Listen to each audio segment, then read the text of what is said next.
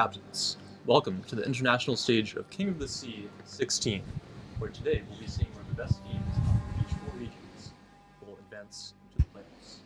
I'm your host for today, Gaishui Shoku, one of the NA community managers and two-time second place COTS champion. I'll be joined in our Belgrade studio today by our analyst, Bazinga Flux. Hello everybody, I'm Baz, also known as Bazinga Flux. I've played for the clan Rain. I've won COTS, WMI, and multiple clan battle seasons. I am a European COTS veteran as of now, and our casters for today will be the Sailing Robin and Zuikatsu. Hello. Good afternoon, good evening, wherever you are in the world. My name is Robin, aka the Sailing Robin. I play for the Wargaming clan. I never won King of the Sea. And I'm happy to be your caster today, along with Zuikatsu. How are you doing? Hello guys, I'm Zuikatsu. I'm from the NA server, like Gaishu is. I play for the clan formerly known as Yikes. We have no notable accomplishments in King of the Sea, but multiple clan battles wins. And I'm excited to be in Belgrade here, bringing you the action in the International King of the Sea finals. All right, gentlemen, we've seen a lot of games so far in the NA and EU regional stages. How are you feeling about our matchups today? I mean, to be honest, last weekend was really, really good. We've seen amazing games, amazing teams actually fighting nails and teeth, to be able to participate into this weekend. Today's stakes are also higher. I mean, both. Every time teams manage to get near the finals in King of the Sea, the stakes are always higher anyway. But I'm expecting some good matches today. This is all we can expect. Maybe not as crazy as last weekend, but definitely some good stuff happening. I mean, for the EU regional finals, we saw a pretty surprising result. Oh yeah. 3x being defeated by Rain was, I would say, something that nobody really expected, but we're also impressed to see. That best of 5 turned out to be something to remember for a long, long time. Yes. So. Yeah, and then for NAs, we saw Elsr be pretty... Yeah, I think Elsr was very dominant on the final day of the NA King of the Sea finals. They pretty much steamrolled through that lower bracket as soon as they were knocked down by Bonks earlier in the tournament, and then came back with a vengeance to defeat NoCap Resin and then take their revenge on Bonks in the finals without much mercy. I think they were all quite one-sided games out of Elysian Realm, so very clear strongest team in NA, and they'll be representing us hopefully well in the internationals this weekend. Right. Well, out of today, we'll have 10 teams playing. Only 4 will advance to the second day. Why don't we go ahead and take a look at the schedule that we'll be going through for today's matches. We'll see you gentlemen in the games. All right, so for today, our first match, we're going to be looking at the first place of the Chinese server, TSYMQ, facing off against the third place from the Asia server, Stcn. Seeing both these teams play, we've done a little bit of research. How do you feel about this? It's going to be an interesting game. Obviously, both teams that are now comfortable playing in King of the Sea and making it to the internationals is obviously a pretty big accomplishment. Yeah, and I think in general, we've actually seen a pretty big shift from the Chinese teams, especially of when they were first introduced to the King of the Sea environment. We saw a lot of really strong push strats. Absolutely. That ended up not working too well into the more practiced teams. Yes. And watching the games from the regionals this time, it looks like they've adopted a much more traditional control strategy, so we'll have to see how it works out for them this time. Later on in the day, we're going to be looking at a couple of EU teams, Rain versus Shaft, which you had a pretty exciting series between these two teams in the regional finals, so I'm expecting this to be a pretty juicy matchup. Rain versus Shaft. We had a best of 5 that went all the way with some very close matches. It really could have gone either way, but Rain pulled out in the end and got the win, and then went on to the grand finals and defeated 3x. So high expectations for the game again. Hopefully a good series. Yep, definitely very excited for that one. We'll be moving on from that. Seeing Shaft again, this time playing against an NA team, Bonks, the second place for NA King of the Sea. We'll have to see if Bonks will be able to pull out a win here. Then we'll be moving on for Elsr versus 3x. Traditionally, 3x generally takes first place on EU, but again, we had that upset in the regional finals where Rain came back quite surprisingly. So both of these quite strong teams. I would say 3x is probably favored for this one. I would agree with that, yeah. Yeah, Elsr looked very dominant for NA, but in terms of total strength, I would say this is definitely favored for 3x. Then for our last match of the day, potentially, we'll have Rain again versus Prana. And Prana this time being a combined team from, I believe, Cats and... Oh, God. Yeah. So, very strong Asia team. They did a pretty convincing run through regional CCOTS, Asia COTS. So this should actually be a pretty close matchup. The second team, in fact, was IAEON. So kind of the best of both worlds there, very, very strong. And then potentially we'll have a tiebreaker at the end of the day, since again, only 2 teams from each group will advance. So there may be the need for a tiebreaker game at the end here, and we'll see if that happens or not. Why don't we go ahead and take a look at the rewards that the viewers at home can earn by watching the King of the Sea stream today. So, at home, you guys, by watching the stream today, will be able to earn a mission chain for a set of green boosters. There will be a final reward at the end here, which will give you a chance at a mystery drop, which has a pretty good chance of giving you some community tokens, some of the former COTS skins for our previous COTS, which are for the North Carolina, the Hipper, the Holland, a small chance at some of those wonderful space camouflages for the Moskva, the Hakuryu, the Des Moines, the Republic, and the Shimakaze, and then a small chance at a Tier 8 premium ship, the Mines or the Borodino.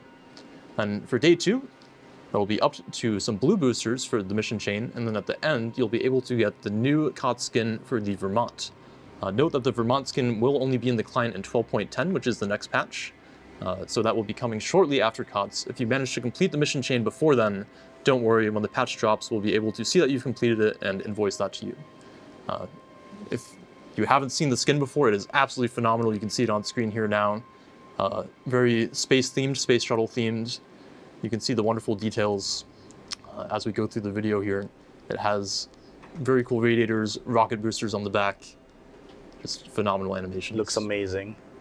And we've seen a lot of Vermont this COTS, haven't we, Max? Absolutely. It is one of the only battleships that is unrestricted that also has the 457mm guns. So it overmatches 30 mil.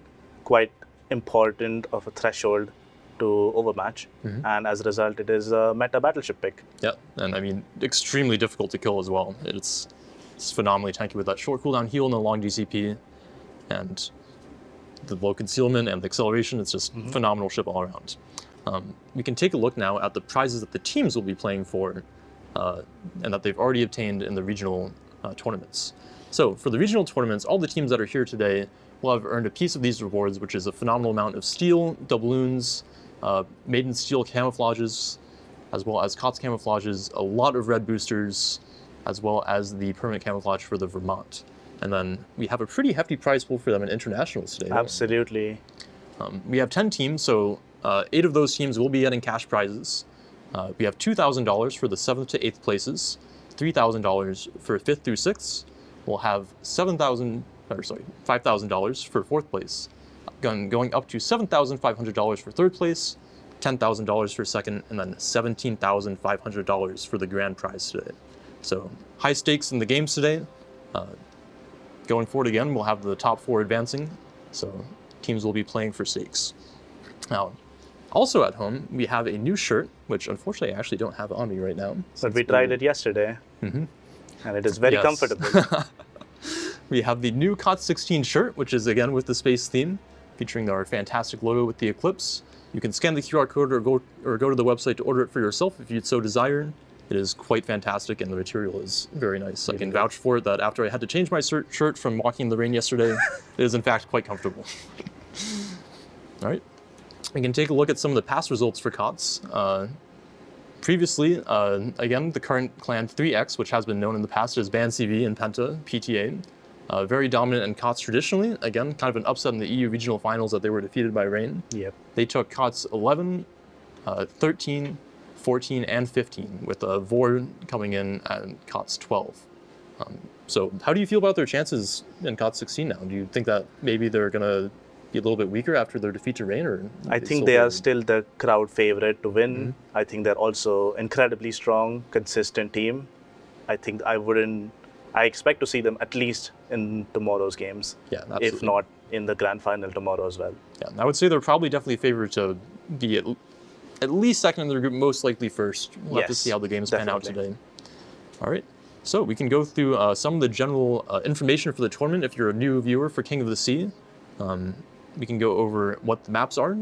So we'll be seeing Estuary, which is new for this COTS iteration. It's the first time that we've been seeing it. We have Shatter, which has a different cap layout than you're usually seeing in randoms. The caps have actually been moved from the C cap. It's been moved further east, so there's no massive rock in the middle. Makes it a little bit more difficult to contest. We have Sleeping Giant, which has 2 caps moved actually. Absolutely, And yeah. What's important about the caps being moved on Sleeping Giant, Baz? The Thunderdome cap that was previously very strong to just sit a ship inside is now no longer inside the Thunderdome. Yeah, and as a result, that position becomes way harder to actually utilize well. Usually ends up the ship being stuck in there for quite a long time, not really doing very much. Yeah, in the past, that A cap on the far west there being actually inside that island circle made it very important for teams to use fast ships like Henry's, Marseille's, Clever's, of course, to get that cap early and sit in it. And now it's become markedly less important and is actually somewhat of a disadvantage sometimes. Yes. If teams don't have a clear plan can for what be they're a going to do. trap. Yep. And then on the east side, that cap has also been moved further east so that that set of 4 islands doesn't provide very easy spots to contest from. We also have Warrior's Path, which has seen a little bit of an adjustment as well. Why is the cap been moved further west for A cap here? It is essentially involves having more cover for the radar cruisers that want to sit around it, as well as it becomes a bit more open. Previously, we used to see destroyers just sitting inside the island on the cap, and it would be a contest for most of the game. Usually wouldn't be flipped. Yep, so we'll be seeing a little bit more active play on the west side there, generally a good spot for smoke cruisers and the such. We also have Faroe Islands, which is another new map for this COTS.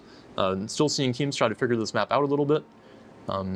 It is a diagonal map, which is usually means there's more space, but of course the corners are blocked, so it's somewhat interesting that it doesn't play exactly like most other diagonal maps. What have we mostly seen from teams on this map so far?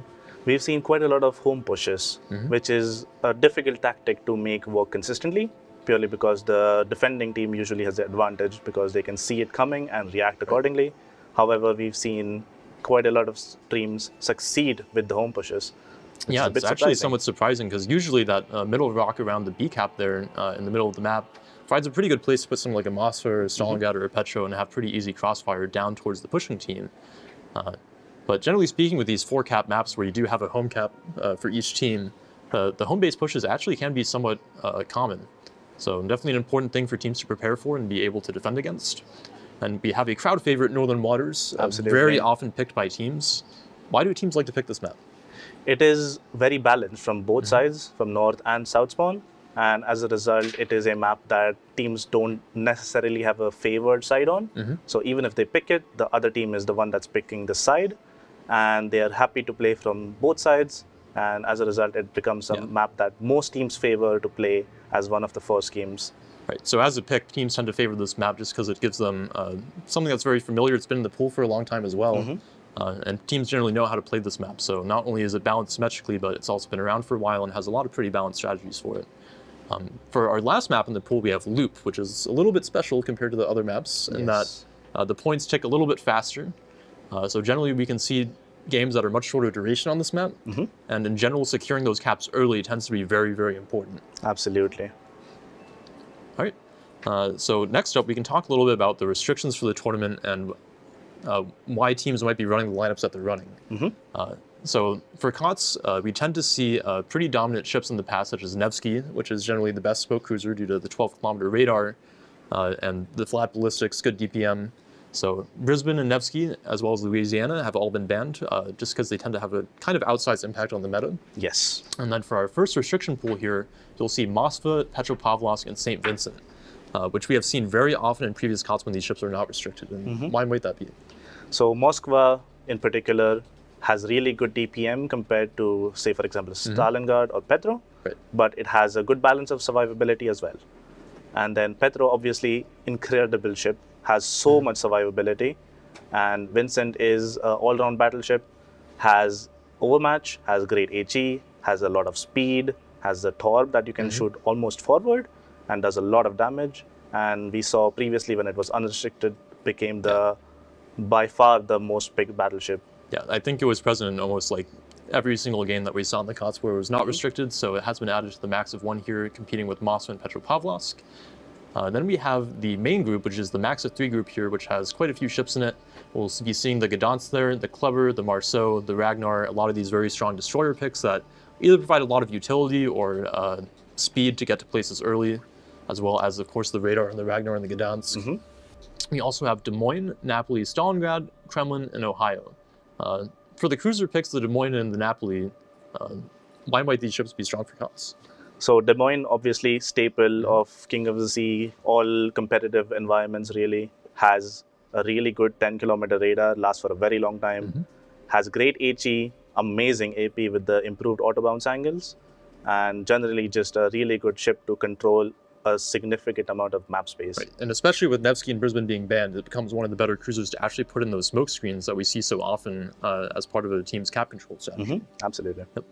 Napoli, of course, you'll also see this later in the bottom restriction pools. It is very tanky, very hard to kill. It can do a lot of damage, especially with the secondaries. Absolutely. And is just in general one of the best choices that you can have for maybe a weaker flank, where you need a ship that can survive a push and then maybe be able to repush later in the game. Absolutely. Stalingrad also providing that 12-kilometer radar.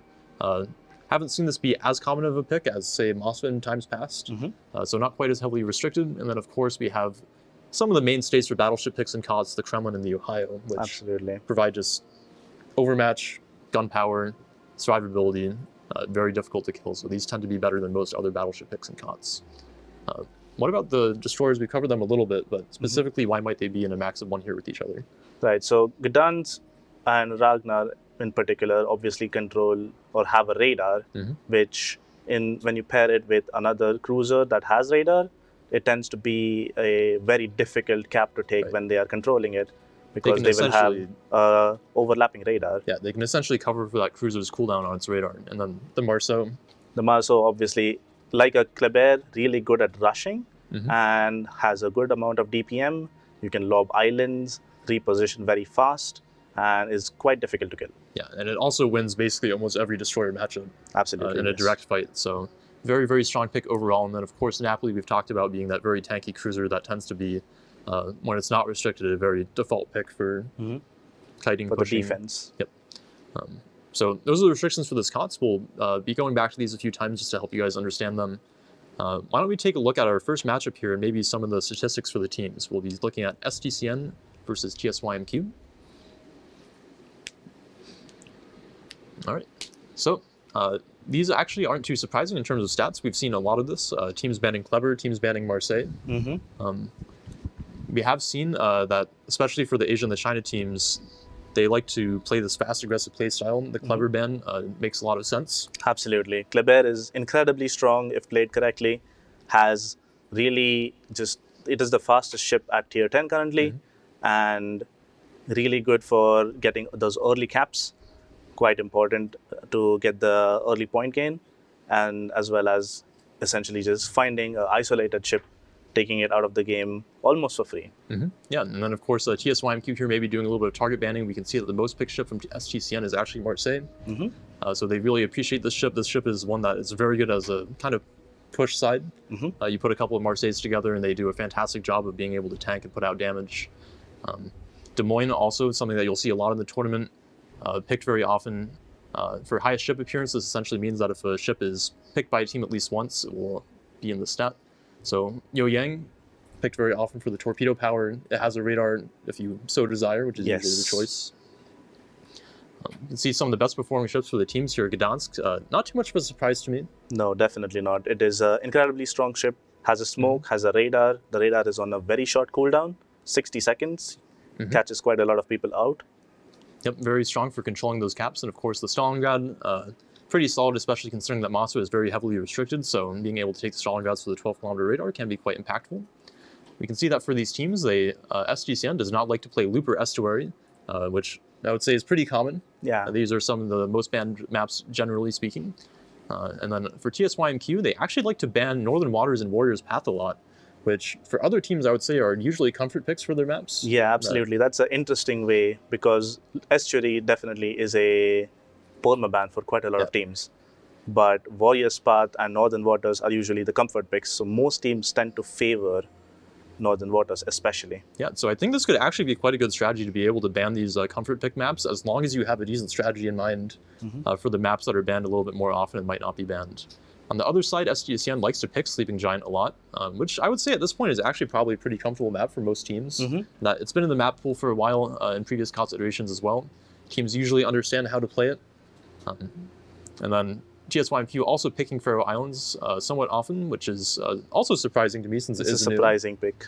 And the Northern Waters, when they're not banning it, they're picking it, which, I mean, it does make sense. All right. So those are the stats for our ships. We can take a quick look at the overall groups for today before we head into our specific matchup. So just so you guys know, we'll have 2 groups of 5 teams today for a total of 10 teams. They have been sorted into 2 different groups. The top 2 teams from each of these groups will be advancing today into the playoffs tomorrow. So in Group 1, we have Rain, of course, EU number 1. We have Prana, which is Asia number 1. We have Bonks, NA number 2. Then we have Aurora, which is the China server number 2 team. And then Shaft, which is number 3 from EU. Then why don't you take us through Group 2 here, Bess? Sure. The number 1 from NA, ELSR. TSYMQ is also China, number 1, I believe. Yep. 3X came second on EU, which was the upset. YYUT is the Asian clan. I'm not entirely sure what seeding they placed in. I believe they got number 2 on Asia. Okay. And STCN is also NA. They're Asia number 3, I believe. Oh, sorry. Yeah. And then for our first matchup today, again, we'll be going back to SGCN versus TSYMQ in a best of 2, which is really just 2 consecutive games since there is no best of in a series of 2. Can't do a best of 2.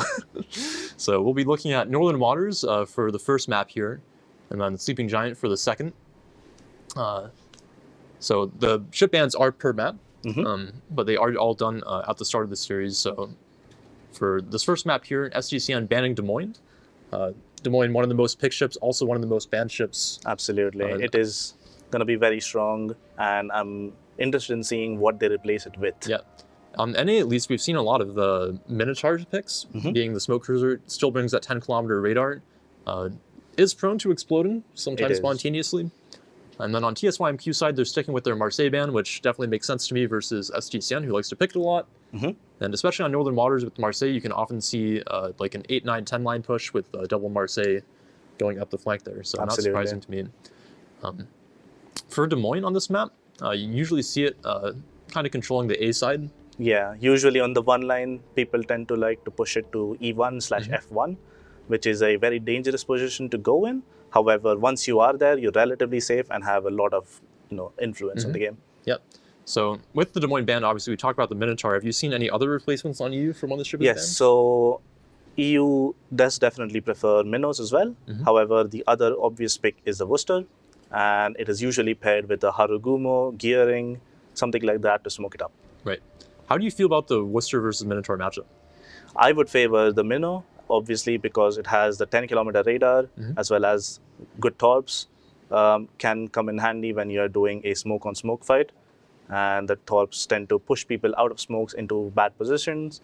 You don't really want to go out of the smoke and get caught by a battleship salvo. All right.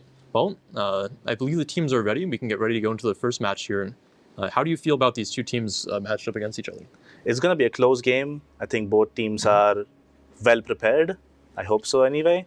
And should be a absolute amazing game. All right, well, why don't we go ahead and take a look at maybe the map intro video, and then we'll throw you guys to our casters, Zuikatsu and the Sailing Robin, for our first series of the day.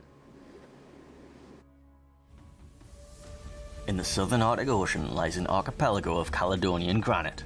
Frigid and foreboding, these frozen rocks and sparse fauna will shortly become unwilling witnesses to the rigors of naval combat. This is Northern Waters. Northern Waters is a 42 by 42 kilometer domination style map with 3 cap points running in a line from west to east. The A cap is on the left, the B cap in the center, and C is on the right.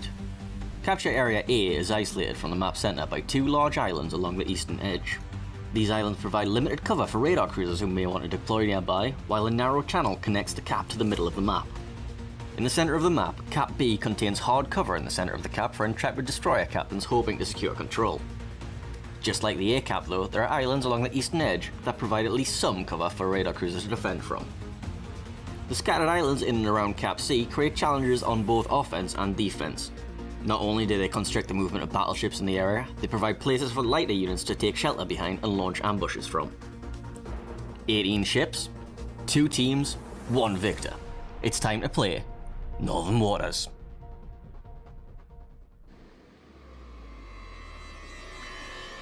Alrighty, welcome to Game 1 of Stcn versus TSYMQ. Spawning on the Alpha side in the north, it is going to be Stcn. They have brought a Vermont and a Conqueror as their 2 battleships, a Salem, Moskva, and Napoli as their 3 cruisers, a Haragumo, Daring, Yuying, and Ragnar as their 4 destroyers. Over on the south side, it is going to be TSYMQ. They're spawning in with an Ohio and a Schlieffen as their 2 battleships, a Worcester, a Petropavlovsk, and a Minotaur, their 3 cruisers. 2 Haragumos, a Delny, and a Ragnar, their 4 destroyers. One of the interesting picks this time, it is going to be that Delny, kind of a fan favorite in the Chinese and Asian servers. What do you think about this ship, Raylan? I have mixed feelings. Delny is obviously a very good gunbow. It has that 50mm plating that can help a lot on destroyer versus destroyer engagements. It has a heel, very decent railguns, I would say, for a DD. I can't say that it's a bad ship. It's obviously depends on what they plan to do with it. It's also very fast, and it seems like TSYMQ is sending it on A very early to try and get that cap control advantage. We're also going to see a Ragnar v Ragnar here on this B cap. In terms of spotting, they are almost both into their own radar ranges, so we're going to pay attention to that cap here. But it seems like TSYMQ, I apologize, I'm probably not going to say that every time. Probably going to say C instead. Will be facing off as well against the Yuyang. This is what happened on a 4 destroyer versus 4 destroyer team. A lot of early action, at least. What do you think about the initial deployments? It seems that Stcn has sort of pushed almost all their DDs next to caps, whereas C is being just a little bit more conservative with them. Yeah, we can see Stcn is here. Yukibot in that Haragumo is actually laying across what we like to call a line of sight smoke between B and A. It's allowing his Moskva to get into position really quickly here. Obviously, Moskva is a ship that has a pretty large concealment radius, so difficult to get it into position early on in the game. And Haragumo laying that smoke screen early allows him to do that. And you can see there, now that he's kind of pushed up forwards, he's able to get a couple of shots into that Delny of TSYMQ, which has been radared. Yeah, he has been. The Delny actually managed to capture A literally a second before the Moskva's radar caught him off guard. Luo here about to dodge some very nice prediction torpedoes here from the Delny. So TSYMQ actually managed to get the A cap first. We didn't really see, oh, here we go, as I'm about to say, the Ragnar engagement is going to start. These ships are going to trade a lot of HP between each other. It seems that both are just going to keep a line of sight of them. When the destroyers engagements like this happen, it always matters which ships are supporting them. It seems that TSYMQ didn't have that much support at the beginning, but now a lot of ships are shooting at Blanquito here. And they're maintaining that fight. They are fighting for it pretty hard. Yeah, TSYMQ is actually doing a pretty good job of trading HP here, kind of in the later stages of this DD engagement. At the early stages, we did see Stcn, because they have that Haragumo and Moskva pushed all the way up in the middle of the map. They did actually win that early trade, but TSYMQ managing to find a couple of nice shells from their Minotaur and the Ohio, I believe. Oh yeah, there was some pretty good support from the C side. Speaking of which, Stcn has reversed their Daring into it, of course caught by the Minotaur's radar, but just enough for him to get away, meaning that once this Minotaur radar cycles, Stcn might have just a free door open to C, which, you know, could try to compensate this early A cap that TSYMQ just got. Yeah, TSYMQ actually using that Minotaur radar to delay the cap actually means a lot this game, because they are still ticking away on that A cap, completely uncontested right now. It looks like Luo Boy's Yuyang is going to be backing up into that A cap fairly shortly under cover of his Moskva, but on that C cap still under the cover of radar, so Alcatel's Daring still going to be just kind of hiding behind that rock, waiting for his opportunity. Yeah. And at the same time, TSYMQ is, of course, using that coverage to send the Haragumo into that cap and basically try to contest that Daring and get the cap started to flip on their favor. Yeah, Stcn actually does not have a radar on this side of the map at all, so it'll be difficult for them to contest against this Haragumo Minotaur combo. Yeah, and Stcn is leaving them with that point advantage. They're not really trying to get their toes into A. I mean, obviously there's Worcester with the Petropavlovsk covering A. So TSYMQ has a pretty good grip on A right now, and I'm not sure how Stcn is going to basically, what they're going to be able to do to try and get that capture point back, especially with the Schlieffen now pushing the one line up. And TSYMQ is taking away C cap from SDCN as well. So with only B cap taking away, SDCN does have to kind of find a push somewhere else on the map.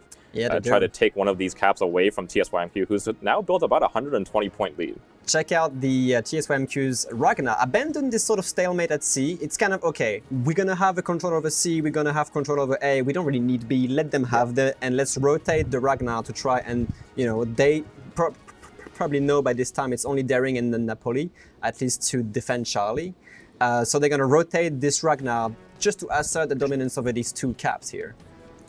Yeah, and SDCN still kind of playing hard towards that B cap, still 2 DDs on top of that B cap that now they do own, so they're going to be kind of trying to claw back a little bit of that point gap there, but with a 1 cap advantage still, TSYMQ quickly building up to a pretty strong position here in Game 1. No, it's going to be awfully risky. I really like this sort of semi-aggressive flank that this Minotaur is doing on TSYMQ's side. He will be facing in Napoli, which overmatches her with AP. Kind of scary to do, but they really want to defend Charlie, and they have Harugumo, Ragnar, Ohio ready to blast that Daring the moment he touches the C cap.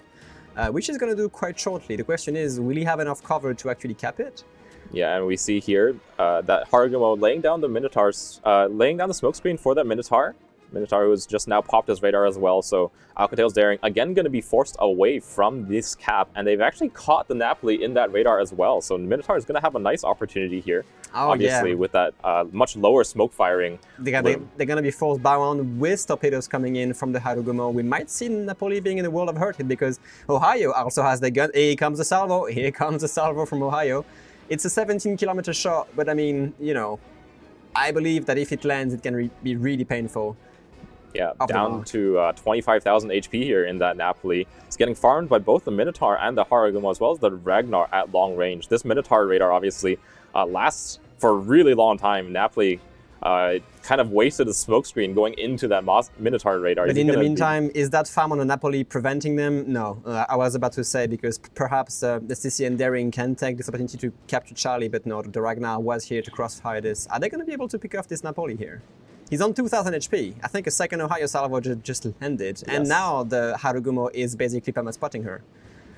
Yes, so that's going to be the first kill of the day today. On top of a cap advantage, this is looking awfully bleak for STCN right now. Yeah. And we see here the Napoli does go down, leaving that C cap completely, pretty much uncontested still. SDCN's Daring is going to try to reverse onto that cap again, but Ragnar should be at the ready with his radar. Looks like he doesn't actually quite cover the range. No, he does not. SDCN might try to flip Charlie, but at the same time, the fight over B is picking up again. Harugumo from TSYMQ rotated back towards Bravo to try and basically assert even more dominance over the caps. Yeah, and he's fought back a little bit. Brought his Worcester along with him. That Worcester... obviously, that 9-kilometer radar is going to allow the Harugumo a little bit of cover for him to contest. As soon as this Ragnar radar goes down, we should see that TSYMQ Harugumo reverse onto the B cap. Though, looks like the fight is picking up kind of everywhere around the map. A cap as well, contested by the Yang of Luoboy. It is true. We were saying that STCN had to get some actions going right now, and they did. They're actually about to secure all 3 caps back right now. Delny trying to contest that Yue Yang, but honestly, nothing he can really do because there's a lot of supporting ships, the Vermont, obviously, the Salem. So right now, STCN goes from owning no caps at all to owning all 3 of them. Yeah, and TSYMQ, do you think maybe there was a little bit of a over-committal to that rotation from the Harugumo and the Worcester over towards that B cap? They've lost their hold on A as a result of that, and Zabayev's Salem is charging up that one line towards the Schlieffen. That is awfully risky. Salem versus Schlieffen alone, I'm not exactly sure how this will go. Salem is a very, very dangerous cruiser, even at close range, but versus a Schlieffen? Yeah, Schlieffen obviously has that humongous secondary firepower. as well as the torpedo threat at close range, and he's going to be backed up here by the Delny as well. Yeah, I mean, the Delny would be the least of my concern if I was in this Silence position. So we will see. Perhaps what he's trying to do is ram the Schlieffen. This could be actually a very good play from this Salem. If he's running the ram flag, he could take out that Schlieffen with a ram. That's a guarantee. Yeah, it looks like Revenge, though, in the Schlieffen is kind of preempting this push. If he comes around early enough, Zabayev's not going to have the time to turn around for the ram. TSYQM might be just a little bit too aggressive on this. They might just have to leave that Schlieffen, but it seems like Zabayev is going to beach himself, and I don't think he can ram in time. Here come those torpedoes. If he can finish him off, that's it. It's going to be the death of the Salem. TSYQ claiming also the second kill of the match, and now that they have this control of the one line, should be able to retake that A cap. Yeah, they're going to be forcing the Moskva into cover. STCN's Moskva actually has been greatly suffering, I think, from the Worcester Harugumo smoke train. And, you know, TSYMQ has captured B again, meaning that they are, you know, maintaining their point advantage, but they still sort of need to stay in the fight. They can't just sit and do nothing, because in terms of counter, they are pretty close in terms of when each teams are going to win. Yeah, just a hair's width between these two teams in terms of the cap timer. Vermont showcasing why the battleship is being picked in this. Schlieffen doesn't have the best armor at all, but that was like a pretty decent 25k salvo here on that Schlieffen. And you can see the SCCN BBs are starting to kind of make their influence felt across the map. Vermont, obviously, having to fall back away from this flank. But the Conqueror of STCN actually parked himself inside that C cap. That is very interesting, because right now TSYMQ is pushing Harugumo, Minotaur, Ohio in a smoke to try and, I guess, flank hard. We see the Moskva from STCN being taken down after all this farm from the Worcester. But somehow TSYMQ loses their Harugumo. How exactly? I'm not sure. Yeah, I'm not sure exactly how this happened. Strange loss there. I don't believe there was a radar cover on him or anything. Yeah, it is. I mean, they still have the ship advantage. It's like actually the first ship they've lost that game. And now that they're pushing, obviously, the Schlieffen and the Delny in A, they're going to assert the cap dominance again and put even more pressure on STCN. Yeah, STCN's Conqueror over on that C cap, not doing too hot himself. Goodness me, this is ridiculous. When you see focus fire like this, you know teams know what they're doing. It's looking awfully bleak for STCN right now. I don't know exactly how they can actually come back from this. Yeah. They have no way of getting Alpha. They have absolutely no way of getting B either, and C is about to fall. If they don't win in 2 minutes anyway. Yeah, so. And TSYMQ, after a kind of a disappointing performance last King of the Sea, looking much, much more practiced and a lot more kind of in tune with what the other regions are doing this time around. TSYMQ has obviously learned from their losses last time in the King of the Sea, and they've brought kind of their A game here. It looks very, very dangerous for This other is a best clients. of 3 today, right? We are playing 2 games. We are playing 2 games, I see. So no best of 3, yes. So yeah. So this is a clear and clean win from TSYMQ on this first game of Northern Waters. Yeah, I think TSYMQ really played their flanks really well. They conserved a lot of HP early on in the game while taking those caps away early on. And then forcing SCCN to push means that kind of TSYMQ has the opportunity to react more so than STCN, who's kind of playing from behind the whole game. Obviously, when you're the pushing team, you're naturally kind of at a disadvantage. I have to admit the response time from STCN was a little bit lacking. Yeah. Maybe like some earlier answers to that early caps, or just knowing that B was completely clear and acting upon this sooner may have changed a little bit of the outcome. But, you know, or perhaps even trying to get their battleships a bit more involved, because we see the Vermont ends up with basically all its HP kiting away from the rest of the map and everything. So a decent game as a starter, as a warm-up for this stream, I guess. And if you have nothing else to add to this on your side? Yeah, I think just one thing to note is that I feel like TSYMQ's battleships kind of got themselves into the game quite early. The Schlieffen and the Ohio both making plays in and around the map, whereas you saw the SCCN battleships kind of were forced into their positions. Yes. I mean, the Conqueror did try to make a play at sea, but got pushed out very, very hard by it. So let's give it back to the studio. Yeah. All right. Baz. Super strong performance there from TSYMQ. Absolutely. Did you feel like it maybe had a lot to do with the initial deployments? Likely, yes. Obviously, TSYMQ had a clear plan. They set out with going for the A cap and the C cap from the start of the game. with B cap being one of the neutral caps, they would contest it, but not as hard as they would for A and C.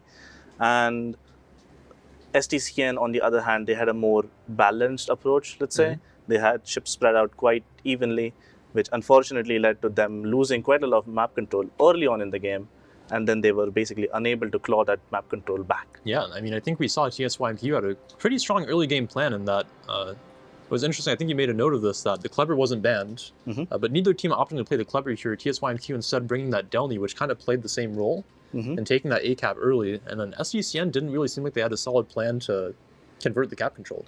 No, definitely not. They had an interesting play, obviously, with the Haru smoke, letting the Moskva go into the aggressive island position near the A cap, having radar coverage over A. Unfortunately, he was slightly too late for the radar to actually catch the Delny during the cap.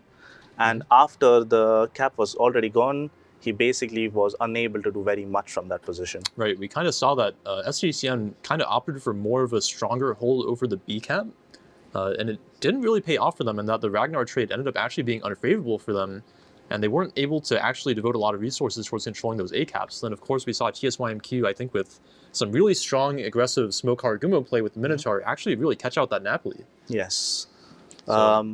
It's also interesting to note that due to the Des Moines ban, both the teams obviously had to play different radar cruisers. STCN picked Salem and a Moskva, and TSYMQ picked a Worcester and a Minnow instead. Right, so we kind of saw like a mismatch there in that SGCN didn't really have any cruiser that really wants to play in a smoke screen, whereas TSYMQ kind of opted for two open water smokes, and that they had the Minnow and the Worcester, as you mentioned. So SGCN didn't really have like a matching play, for example, to really contest the Minotaur over C. And I also felt like they really had less of a strong hold over A, since that Salem ended up not being very relevant in the early stages of the game. Yeah, absolutely. Course, the Schlieffen going to the one-line island relatively early in the game, I would like to say. And he was just waiting for something to happen. They find the Salem actually trying to make a play, go to the same island. And he picked a really good timing and, took him out of the game, basically for no HP loss. Yeah, he essentially just let the Salem commit as hard as possible to the rock. And then once the Salem is there, he's not really going to beat a Schlieffen in a 1v1, so he can just come around and kill him there. Absolutely. So quite strong performance there from TSYMQ. I'm not sure if we'll be able to get the render in time, since I believe we'll be moving through our matches pretty quickly today, but if we get the chance, we'll go over it. How do you feel about the next game of the series here now? I haven't seen this. The next map is Sleeping Giant, yes, I believe. I believe it will be Sleeping Giant. On Sleeping Giant, the banned ships are Marseille and Des Moines. So same bans. Do you think the DM ban will be more impactful on Sleeping Giant? Given the islands on the A cap and the C cap, I feel like Des Moines is a very strong ship for this, as well as having it smoked up in open water. It will be a really good ship. However, obviously not being the case in this game in particular.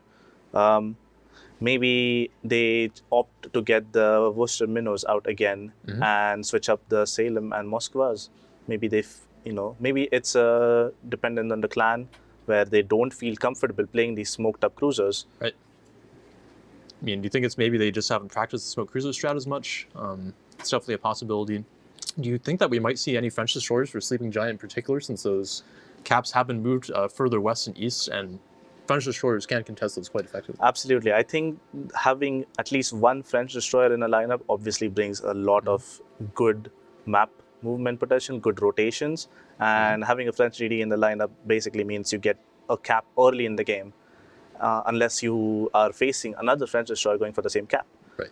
Which, obviously getting a cap early will give you a points lead, put some pressure on the enemy team to make a play, and I would like to see at least one French destroyer in this game. Yeah, it is interesting that we saw TSYMQ basically use Delny for that role. It can be a little more survivable with that 50mm plating in the heel, of course, but it lacks that French saturation mechanic, which means it takes less damage from shells once it's been damaged.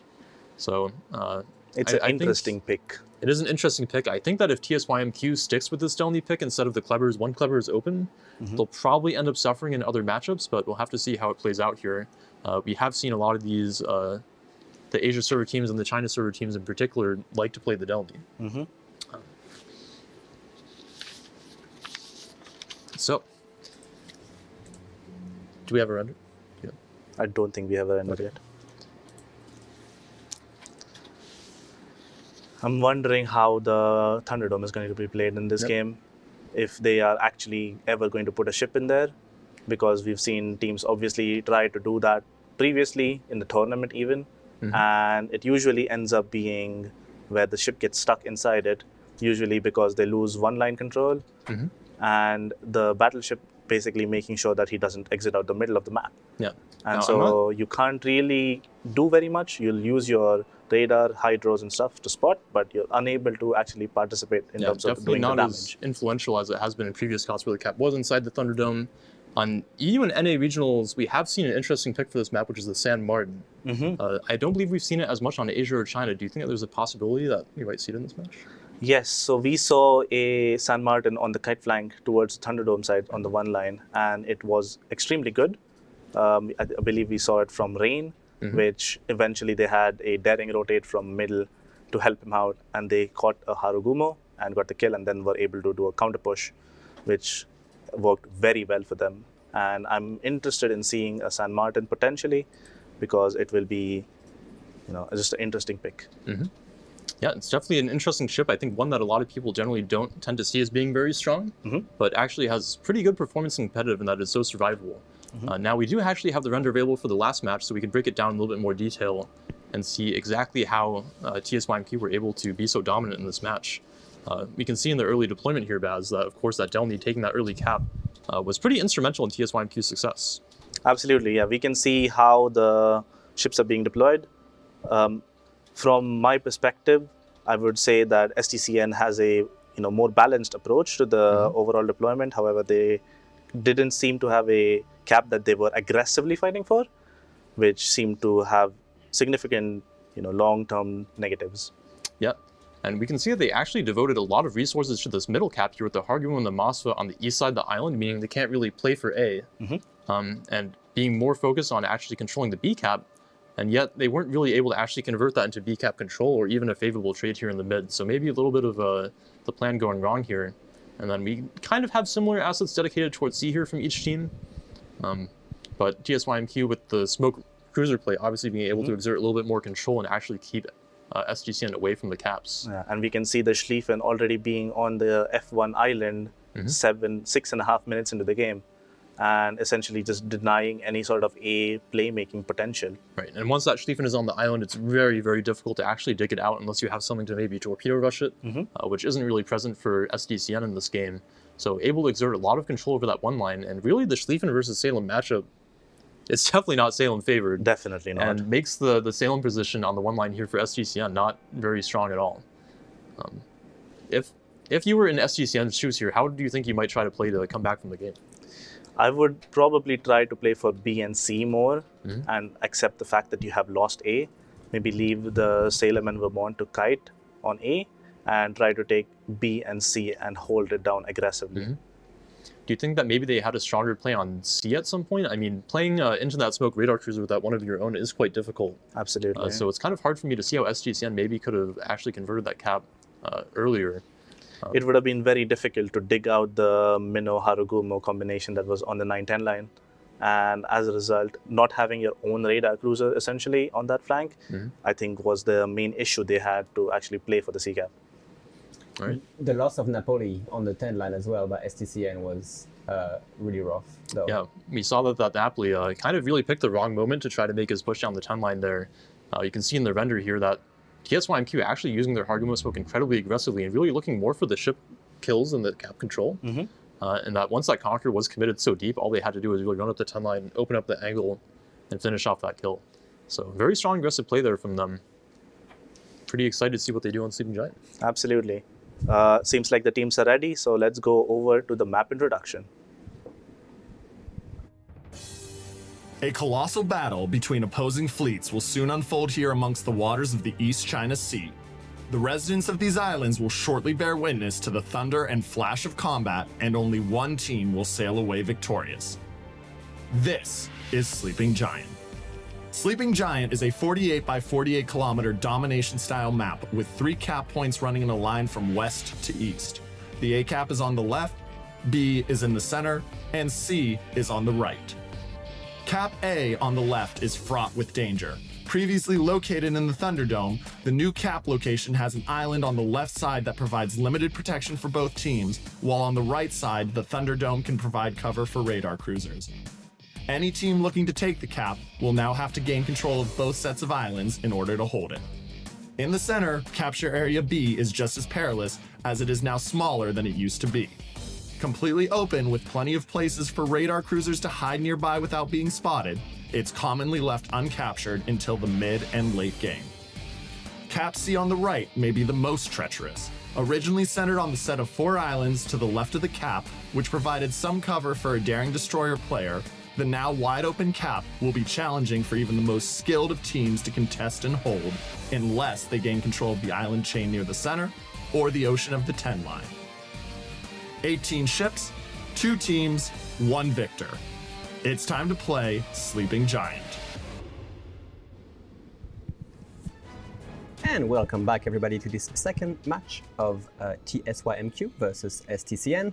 Sleeping Giant this time, and I mean, let's just address the elephant in the room here on the lineup of TSYMQ. Only one battleship, only one Ohio, which can work both in their favor and in the defavor, because you have one less battleship, meaning you have one more cruiser or one more DD, which can assist more radar coverage and everything. Why do you think they only took 1 BB here? Well, this is a map where battleships can tend to get isolated from the game. Obviously, the Thunderdome offers a lot of cover for cruisers and destroyers behind that cap, and as well as the kind of the tall-ish mountain range between B and C can kind of cut the map in half, so to speak. So they've decided to bring just that one Ohio, and maybe they're kind of favoring bringing a lot more utility. Sorry to interrupt, but very, very aggressive start here from STCN, bringing a daring and a Gdansk to counter the other daring. Unfortunately, they don't really act as efficiently. Much more focus fire needs to be dropped on this daring here. Yeah. But that's very, I'm surprised that Musuki here got away with so much HP, because that was an actually very, very dangerous trap from the Gdansk and the daring here. Yeah, and he needs to be careful, though. A lot of maybe TSYMQ especially, having not had experience against the other regions, maybe not quite respecting that really quick cooldown of that Gdansk radar, because it is pretty close to being back up 20 more already. seconds, yeah. I mean, they do have the Moskva. This could be really dangerous for Alcatel here, daring versus daring action. But the Gdansk will have his radar as well ready to recounter that daring, or at least assists on that duel. No radar being used by TSYMQ, which is surprising. I assume they simply don't want to get a hold of B, or at least they don't want to contest it. Never mind. Stalingrad burns the radar and gets eyes on Alcatel here. Yeah, it's going to be up to his daring, though, to get that return fire, and it looks like no one else really has shots over that B cap, so as long as he gets those resets and forces the daring out. Which happens. Crossfire from Ohio, Moskva, the daring itself. Yeah, Musuki, though, is trading a pretty decent amount of HP for it. Didn't lose too much to that first Gdansk radar, but he lost about 3,000 HP trading with the enemy daring. Looks a little bit more this time, yeah. Over at C-Cap, that TSYMQ aggressive Haru Minnow smoke starting to kind of take shape here, as their Gdansk also takes that C-Cap. Looks like he's under that STCN Minotaur radar now. Won't be able to get the cap in time, unfortunately. That's going to be a reset. Yeah, definitely. So, surprisingly, that STCN double DD push on B didn't work at all. They actually managed to trade like a little bit of HP between both darings, but nothing crazy.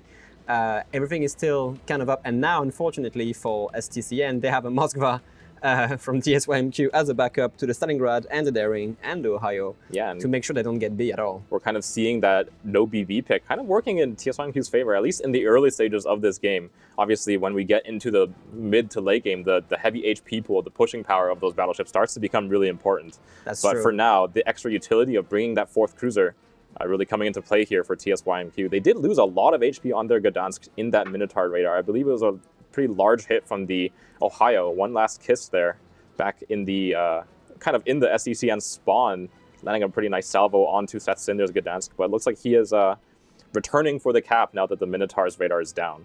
Indeed, we might actually see both the Harugumo and the Gdansk trying to get Charlie. The Minotaur's radar is on cooldown for another 87 seconds, but look at what's happening at A. They only have the Worcester on and the gearing, which is spotted by the Worcester's radar from Stcn.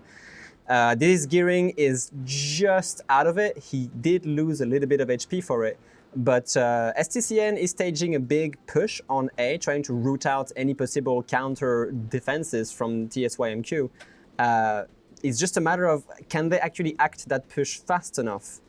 They have 4 ships versus 2 on that 1-2-3 line. Yeah, and unfortunately, their HP trade not going super well here. No. They got about 4,000 damage off of the gearing, but Worcester, in the meantime, did eat a gearing torpedo or two. Lost a chunk of his HP there in the smokescreen.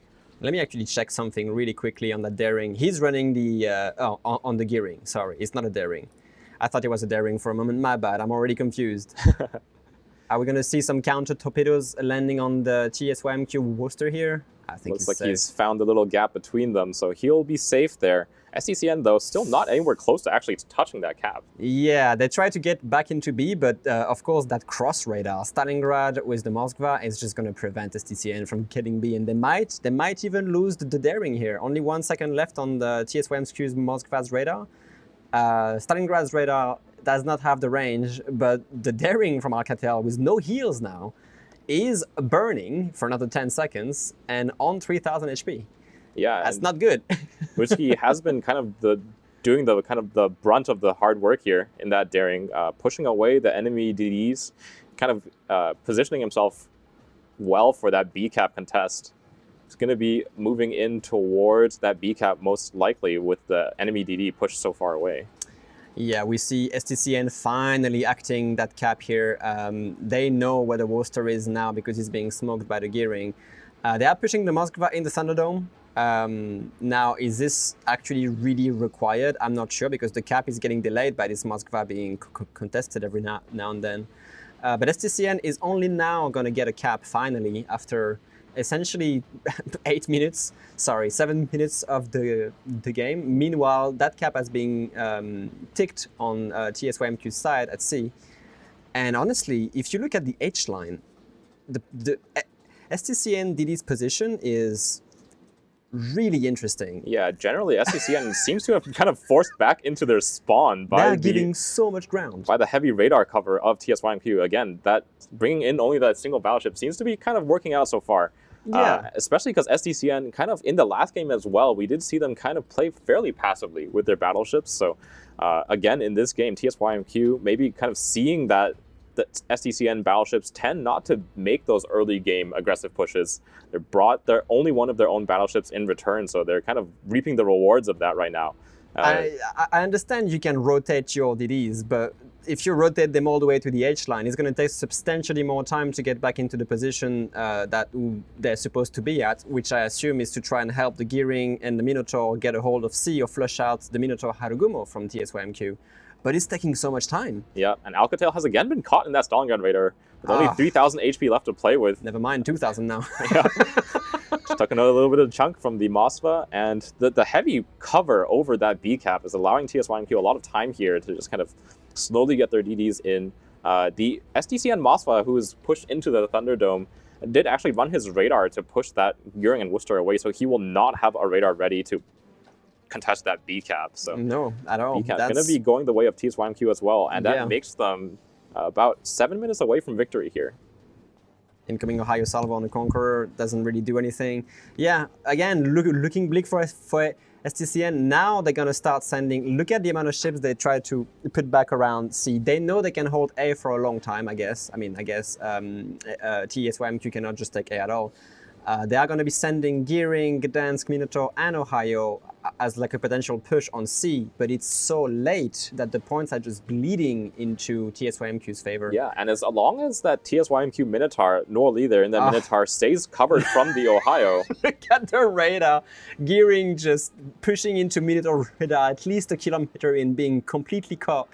And probably it's going to suffer a lot because even Stalingrad, I think, from TSYMQ is going to add the guns to this and try to get that Gearing away. Yeah, and this is kind of the strength of the Harugumo over the Gearing, right? While Gearing does have kind of more of a consistent torpedo threat and is a little bit stealthier itself, the Haruguma of TSYMQ can add so much damage output during the radars. Oh yeah, as well, and has much more HP as well. You're looking at almost 30k HP if you take Survivability Expert. So we're seeing again STCN just struggling to take ground and kind of being pushed on their their home cap, their home spawner as well, and losing a destroyer as well on that one line. It's like they're gonna try to trade away the Worcester of TSYMQ, but STCN's Worcester not doing too hot himself. Yeah, not at all. This is interesting because STCN, all they had to do was to defend A, and I don't know why they tried a smoke train push against another, smoke train gearing Worcester when they know they're going to be kiting on A anyway. Yeah, like we said before, usually the kiting team has a bit of an advantage in terms of firepower and trading HP well. Definitely. And STCN, they already kind of owned that A cap, so they did, yeah. Not really any reason to push all the way through it, but that puts them on a pretty heavy disadvantage now that both of their ships actually have gone down on that A cap, and with the TSYMQ gearing and Gdansk fairly close by, they can claim that A cap now. They can claim the A cap. They will only have the Moskva, I guess, to contend with. But I mean, when you know where Radar Cruiser is, you can contest it very easily. And that Moskva from STCN is sort of stuck. Finally, now they're acting a push into C, but they are pushing into so much crossfire and so much pain. Yeah. Trying to take out the Minotaur with their own Minotaur these torpedoes radar. are looking awfully bad. STCN just completely messing around. I don't know what to say, but this Gdansk, if he cannot accelerate enough, is going to go down from these torpedoes. What is going on? Yeah. That is unfortunate. That hold of TSYMQ is just too strong here. As long as Minotaur stays covered behind that island, the Ohio cannot shoot him. No, I would also say STCN making a lot of mistakes here in that smoke push. They have the advantage, they had the advantage on that C push until they rotated the Daring and the Ohio to try and counter it. It looks like TSYMQ has just a complete advantage. Ohio being completely farmed down by Harugumo, Daring, like nothing they can really do at this point anymore. They're going to lose kind of a nightmare situation here for the Ohio, firing back at only 2 destroyers. Yeah, even the gearing now being caught again by the Minotaur's radar.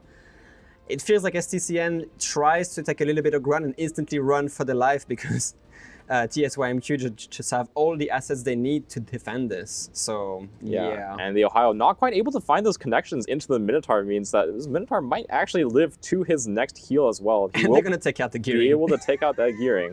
That's unfortunate. All right, well, it looks like a decisive victory here. Minotaur, even an AP Conqueror Salvo is not able to finish her off. Yeah, it looks like another clean win for TSYMQ here. Yeah, SCCN's battleship's not quite able to find the connections on that Minotaur. And he goes still alive, and he's being actually smoked by both the Daring and Aharu. Will finally go down in this match. SCCN is buying themselves a little bit of time, but they only have 2 minutes to play out the rest of this game, and their Ohio is dropping low very quickly. But I mean, look at the price they are paying for these just puny 2 kills. It's just not happening. I mean, somehow STCN denied the A cap from TSYMQ, but I mean, with what's going on around C, they don't even need the A cap anymore. They can just farm down the Ohio, switch to the Conqueror after this, the double battleship not working out in STCN's favor, and the single battleship pick on TSYMQ just working as intended, because every time STCN tried to get a hold of a cap, they got punished so heavily. Yeah, so much radar cover on the side of TSYMQ. All 4 of their cruisers, actually, radar cruisers, along with that radar coming out of the Gdansk as well, just completely covered up the map with their radar cover. And SDCN's battleships not able to take out the radar cruisers or push them away far enough for their DDs to kind of play the game. Stalingrad AP just slamming into the Conqueror for almost 20k. I love to see it. Yeah, this is a definite domination here by TSYMQ, 2-0 on Northern Water and Sleeping Giant. Conqueror going down. Yeah, that only leaves about a minute left for SDCN to make some kind of miracle happen, but with the ships they have left, I don't think it's possible. Minotaur, not a ship that can instantly kill another ship. Sure, the Moskva eating a double torpedo from TSYMQ's gearing here. Yeah, I don't think there's anything they can do. The win is in 40 seconds. STCN is about to lose the Minotaur, which might even shorten that. Yeah, but that will be the win for TSYMQ. A 2-0 victory over SDCN coming out of the Chinese #1 seed. a much stronger performance this time around than last time. Yeah, and Stcn knocked out on these on this 2-0. I mean, I don't think there's anything very special to say about that game. I would say a few mistakes done by Stcn, a bit of a slow reaction time, and of course TSYMQ just emphasizing on these mistakes and absolutely preventing them any sort of push moves or hope of winning that game on Yeah, and Giant. TSYMQ, I feel like it's the first time we've seen that one battleship play actually work. Yeah.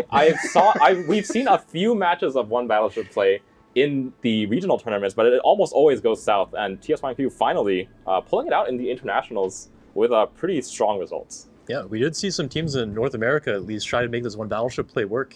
Did not end up too well, but TSYMQ in this case actually bringing out 4 radar cruisers for that extra control. In particular, the Moskva and the Stalingrad able to have that double radar over B, giving them a lot of control, even though SGCN devoted the Gdansk and the Daring versus only the one Daring from TSYMQ. So very strong play from them.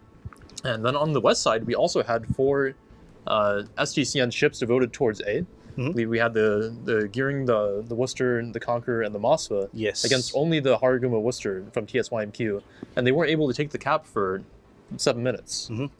Yeah, they eventually did end up pushing and maybe even over pushing, getting caught, and then they traded both of them, their ships, the Worcester and the Harugumo, for the one Worcester from TSYMQ. And if the game probably progressed long enough, the Gearing would have taken the A cap back. Yep. And we also saw the Moskva going into the Thunderdome. Yeah, we had discussed this when we go over Sleeping Giant, that oftentimes actually going into the Thunderdome doesn't really give you a meaningful advantage, and that the ship that you sent into the Thunderdome is usually trapped there for most of the rest of the game. And of course, the islands kind of block your firing angles, of course, quite heavily. It does let the Moskva get his radar closer to B, but its guns actually can't help in the trades there. Exactly, yeah. Given Moskva's amazing arcs with the ballistics as well, he has significant issues getting his guns on anything, really. Yeah, definitely not the best ship for actually arcing over those islands. Then, of course, we saw SGCN try to push through with the Gearing and Worcester. And pushing into a kiting smoke train is very difficult, obviously. Yeah, TSYMQ definitely getting the better of that trade, managing to pick up both ships in return for only losing their Worcester. And even the Gdansk was there to help, and he had kind of an interesting journey throughout the map. I believe TSYMQ started with the Gdansk on C, took the cap control with that, moved it over to B, although at that stage I don't think it was very necessary. No. And then all the way over to A. So pretty strong rotations from TSYMQ here, very strong control setup. I mean, do you feel like this is maybe another initial deployment favored match for TSYMQ? Yeah, probably. I think they definitely had a better plan going into the game, and they clearly demonstrated why they are Chinese #1 team here. They had a good plan, they executed it well. We didn't really see any mistakes coming out of them either. It was just a very clean game. Yeah, and definitely interesting to see them being able to put that one battleship strat to work. I have to say, I'm not a huge fan of the Conqueror pick for battleships from SGCN. When you bring the 2 battleships, of course, you have to get value out of them, and using that HP to tank, being able to exert a lot of pressure on the map with the Crossfire. And I think Conqueror, while being relatively tanky if you can get those super heals off, doesn't really provide enough pressure, especially with TSYMQ having more of that radar control and not really being able to get the most out of their battleships. It really came back to bite them, I don't think he was really able to have a big influence in the game. Conqueror really, shows how strong it is when it's under focus, but it gets his heals off. But it also needs like enemy battleships being spotted the entire time to then have its HE power, essentially. And when the enemy team only has one battleship, of course, the number of good targets for the Conqueror is quite limited. Do you think there were maybe key moments as we go over the render here where SGCN had the chance to get back into the game? There definitely was a potential. However, I couldn't point it out. So let's go over the render real quick. All right, let's take a look. All right, so with the initial deployment here, you can see that TSYMQ opting for, of course, that very heavy control strat. We can see, of course, that there's putting the double radar cruisers over the B cap here. They do only have one destroyer contesting the Daring here, but he makes a quite aggressive play to actually go into the channels here. And of course, with the Stalingrad as well, not being the most tanky cruiser, in that it takes the full duration fires, it's quite vital for TSYMQ to actually be able to control the C cap here, which they managed quite effectively by having the Gdansk, the Harugumo, the Minotaur, and of course the Ohio if necessary. So Pretty strong setup here from them. Of course, this Mosso is going to be able to move down to cover the cap from here as well. Yes. So the moment for SDCN to actually take the B cap is probably at the start of the game before the Mosso gets set up. Yeah. And unfortunately, they're not really quite able to convert that advantage. No. I mean, they had a potential trap play set up as well with the double destroyers. Right. However, they had a bit of a mishap possibly. They were unable to do much damage with the initial raid of You the can see that with the Gdansk positioning kind of being along these islands here. If TSYMQ had tried to contest with the daring from this area over here, it probably would have been fatal for him since the Gdansk would have had his full firepower available. Absolutely. But taking instead a very smart line here, just again playing towards his strong seaside, able to keep himself safe and not really take a lot of damage here from the radar trap. No, definitely not. Do you think that they probably could have gotten onto A earlier in SGCN's case here? Again, kind of devoting 4 assets here on this side into TSYMQ's kite side. You definitely want to get something out of that a little bit earlier. It is possible they could have gotten it earlier. However, they definitely did have 2 radars on it as well. The Moskva from mid would have had a good amount of coverage over the A cap, maybe if not all of it. The Worcester definitely did have radar range over the A cap, so maybe 1 radar bait and then taking the cap was definitely possible. They could have also put the Conqueror inside the A cap quite early on, because it's only a Worcester really that is going to be able to do damage to him. And Conqueror obviously is fine taking AG It can be quite tanky. I think in this case, TSYMQ probably showing why the Mosso position in this position, being able to point towards B, is actually probably a little bit stronger than pointing it towards A, and that it can still radar for A, and the gunpowder isn't really necessary when you have a Worcester there. Absolutely. And usually a little bit more vital to actually be able to force the destroyers out of this B cap with the Mosso gunpowder, since in general it's actually quite hard to have enough ships in the middle of the map to shoot towards B. It's usually just your destroyers and then maybe like that one Mosso position, for example. So SGCN, even though they're devoting 2 destroyers towards contesting this cap, they don't really have a lot of pressure. Absolutely. And once the radars are set up, even though there's only a Mosso and a daring, they're really not able to tank the damage. And no, definitely the not. cap. Moskva radar obviously has incredible range, has a good amount of duration as well. Right. We can see as the game advances here, of course, SGCN kind of looking more towards the A-B side for their strategy. The Gearing Minotaur kiting quite far away, opting not really to play into that crossfire up here. Since the Stalingrad, of course, in this position, it can shoot towards B again, it can shoot towards the 10 line.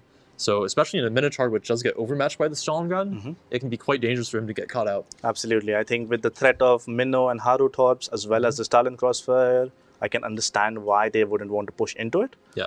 However, them giving them so much space, I think ended up costing them quite a lot of time when they were eventually wanted to make a counter push. Yep, definitely not what you want to see. And again, so you can see that just with the setup on A here, with the Mosso being able to radar, and of course the Worcester putting out so much damage, it is very difficult for STCN to actually take that cap. And in the meantime, TSYMQ is able to convert the C cap for that early lead. Absolutely, yes. So in this case, the STCN plan of actually being able to control AB doesn't really work out, since TSYMQ is able to stack that radar cover a little bit more effectively across all 3 caps again. Seeing why 12-kilometer radars are so heavily restricted, being able to play them in these central positions and then have overlapping coverage over the caps is incredibly, incredibly strong. And even though Moskva is in that most restricted category, that's why it has the value Right. that you have to bring it on that island, and then you just deny the B cap.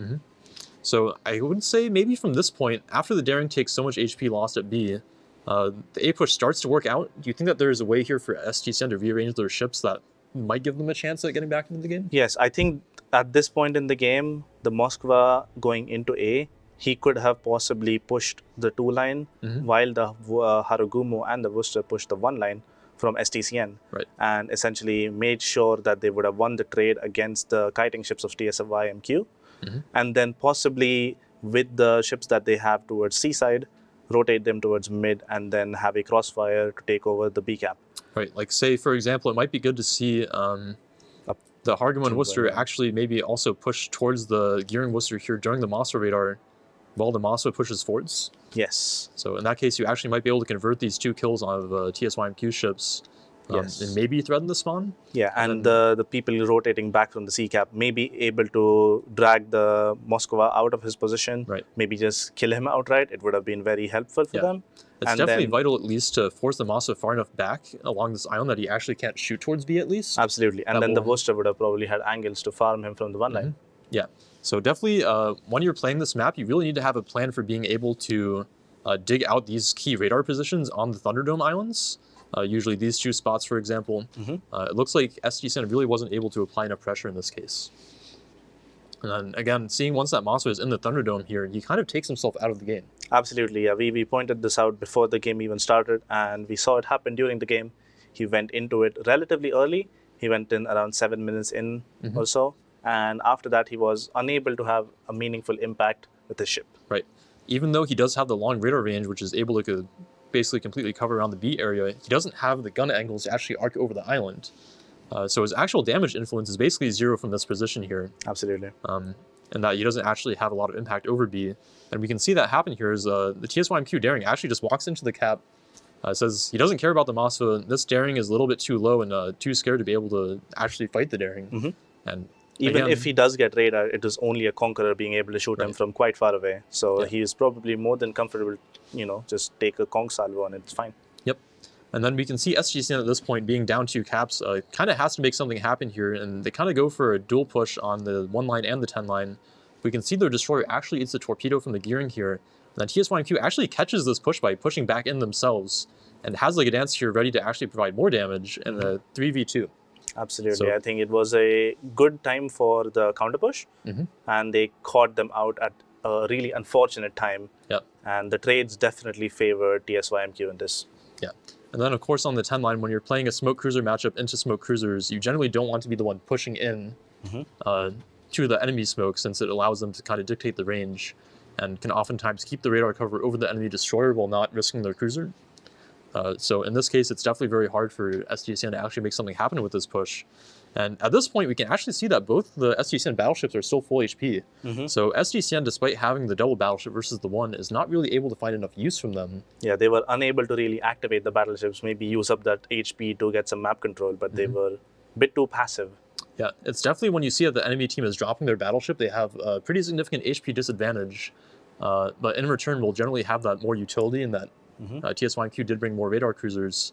So you need to find a way to get that crossfire in action, maybe use the HP a little bit more aggressively, and really be able to put those battleships to work. And unfortunately, I don't think SGCN was really able to find that angle here. And once the ships start dying, it's basically too far gone for SGCN to be able to bring it back. Absolutely. So the next game that we're going to watch is Rain versus Shaft. Yes, why don't you tell us a little bit about this matchup? So Rain versus Shaft, obviously, the number 1 and the number 3 team from the European region, and we saw them play against each other and have a really amazing series that went to all 5 maps. Yep. And both teams played exceptionally well. Yeah, we almost saw Shaft almost reverse sweep Rain in that series. Absolutely. So Rain won the first 2 maps, then Shaft came back, won the second 2, and then Rain clinched it out by winning the last one. Yep. You've obviously casted a lot of games from these teams, and of course, I believe you're actually from Rain. Could you tell us a little bit about the playstyle of these 2 teams, perhaps? Absolutely. So Rain obviously favors the French DDs, going for early caps, making up some point gain, putting the enemy team under pressure, and then trying to exploit these things, playing control later on in the game. Whereas Shaft, I believe, is a more control-oriented team. They like to set their pushes up from the start of the game and then slowly work throughout and just deny map control, essentially. Right, and of course in that final series versus 3X, we saw Rain put those fast, aggressive clevers to excellent use. I believe the teams are ready, so why don't we take a quick look at Estuary and see what ships each team has banned. Go over that quickly, and then we can get you guys into the game. All right, so Shaft, not making any mistakes here, banning out the clever, of course. A pretty strong ban versus Rain, I would say. And especially on Estuary, why might that be impactful? The mid plays essentially where you have potentially, a Schlieffen, maybe some sort of hydro destroyer playing middle. You could maybe also have Moskvas or Stalingrads playing middle with the radar coverage over both caps. So Kleber would be really good to essentially rush them out, make sure you win the mid control. Right, you can kind of take out those key positions with a torpedo rush, and then of course also being quite fast to get towards those side caps and being able to rotate towards the middle later. So definitely a very strong pick that Shaft is looking to take away here from Rain. Then Rain opting for the Gdansk, which we've seen be quite strong in these matches that even we saw today. It is a very strong ship. I assume they're playing into it because they have seen Shaft play it and they don't want to really deal with it. They probably would prefer a Haru-Minnow combination, maybe a Des Moines as well in the smoke, instead of a Gdansk that has the smoke and the radar. All right. Well, I think Shaft will be looking for vengeance in this series. Why don't we throw it to the map intro video, get into the game, and see if they can take their revenge? The picturesque waterfalls and broken cliffs of these narrow straits fuse to create a grinder that does not distinguish between meat and steel. Soon, seagulls, dolphins, and whales alike will find their lives interrupted by deafening explosions and brilliant flashes of light as two fleets do battle. This is Estuary. Estuary is a 42 by 42 kilometer domination style map with 4 cap points splitting the map into north and south. A cap is to the left, B cap is to the left center, C cap is to the right center, and D cap is to the right. The A cap in the west provides a natural playground for maneuverable and quick-firing ships. Large islands to the north and south provide natural cover for radar cruisers, and an island in the center provides a safe haven for bold destroyer captains. The small B and C caps lie in the middle of the map and provide valuable resources to the fleet bold enough to take them. A large island between them guarantees protection for radar cruisers, ensuring a high cost for any attempts at capture. The D cap in the east is rather easy to enter and leave, as there are few islands to restrict movement. Smoke screens will have to provide cover for teams as they attempt to capture this key area. Teams on Estuary will look to take advantage of the diagonal firing angles provided by the narrow islands and areas of flat land. Experienced captains will know not to expose their broadsides while sitting near low-lying settlements, and will look to take advantage of gaps in the mountainous terrain to land unexpected salvos on enemy ships. 18 ships, 2 teams, 1 victor. It's time to play Estuary. Hello and welcome to our first match between Shaft and Rain here. On the side of Shaft, spawning in the north on the Alpha team, it is going to be an Ohio and a Schlieffen, their 2 battleships, a San Martin, a Des Moines, a Salem, and a Petropavlovsk, their 4 cruisers, a Haragumo, Daring, and a Ragnar, their 3 destroyers. In the south, Rain bringing in the big Chungus, 2 Vermonts as their battleships, 2 Des Moines, a Petro as their 3 cruisers, a Haragumo, Gearing, Daring, and Marceau as their 4 destroyers. So Rain opting for 1 fewer cruiser here. And also, I think a slightly more conservative lineups on Rain's side. But I mean, you know, it's going to be the first game of the weekend for both teams. Rain showed exceptional mettle on the previous weekend versus 3X. They are rested, they are good to go. And also, I think they're very motivated, you know, to just claim their victory. Yeah, for the first time, Rain taking that win over 3X, giving them that first spot. Some early radaring, yeah, from the Petropavlovsk, catching Antaro a little bit off guard. Is he going to take more damage than this? I don't think so. And it's going to be returned by the Petro of Rain as well. Interesting early radars here being sent out, spotting the Schlieffen from Shaft here. And yeah, this is going to be interesting because Schlieffen getting, of course, that close to an island early game is going to really hamper that Daring Petropavlovsk position. Yeah, I think as Baz pointed out before we got into the game, that Schlieffen position, allowing him to kind of have the hydro cover over both the kind of most of the B and the C caps, as well as kind of putting those secondaries to use.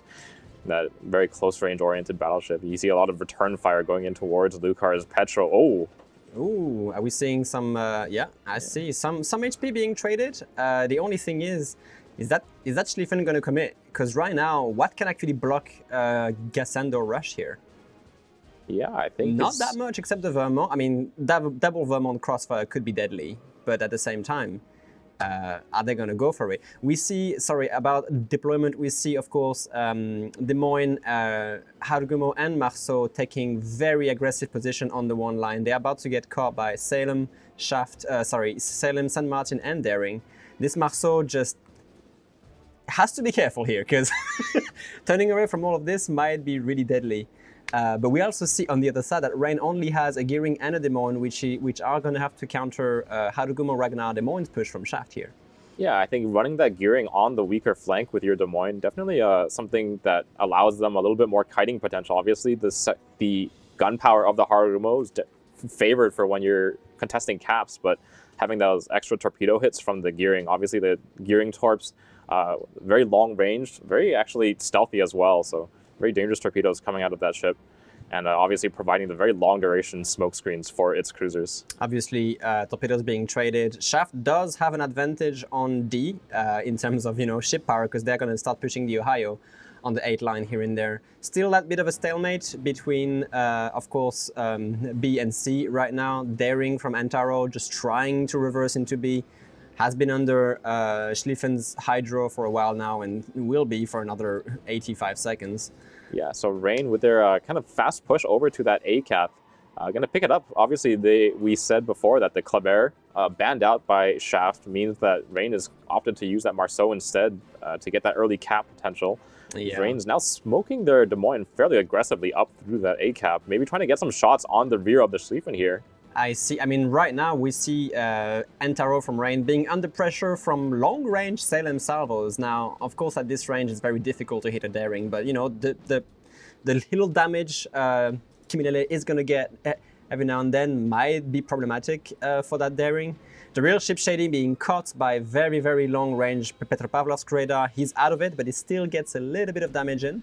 Yeah, and I think Rain is just trying to use that aggressive Harugumo smoke along with the arcing shells from the Marceau to kind of dig out this Schlieffen, but Gangbarang took a little bit of a hit here. I don't know exactly from who, but look at Vermont here. Gunadaster here just pushing his ship in here. He will be facing a lot of spam from Salem, San Martin, and Daring potentially.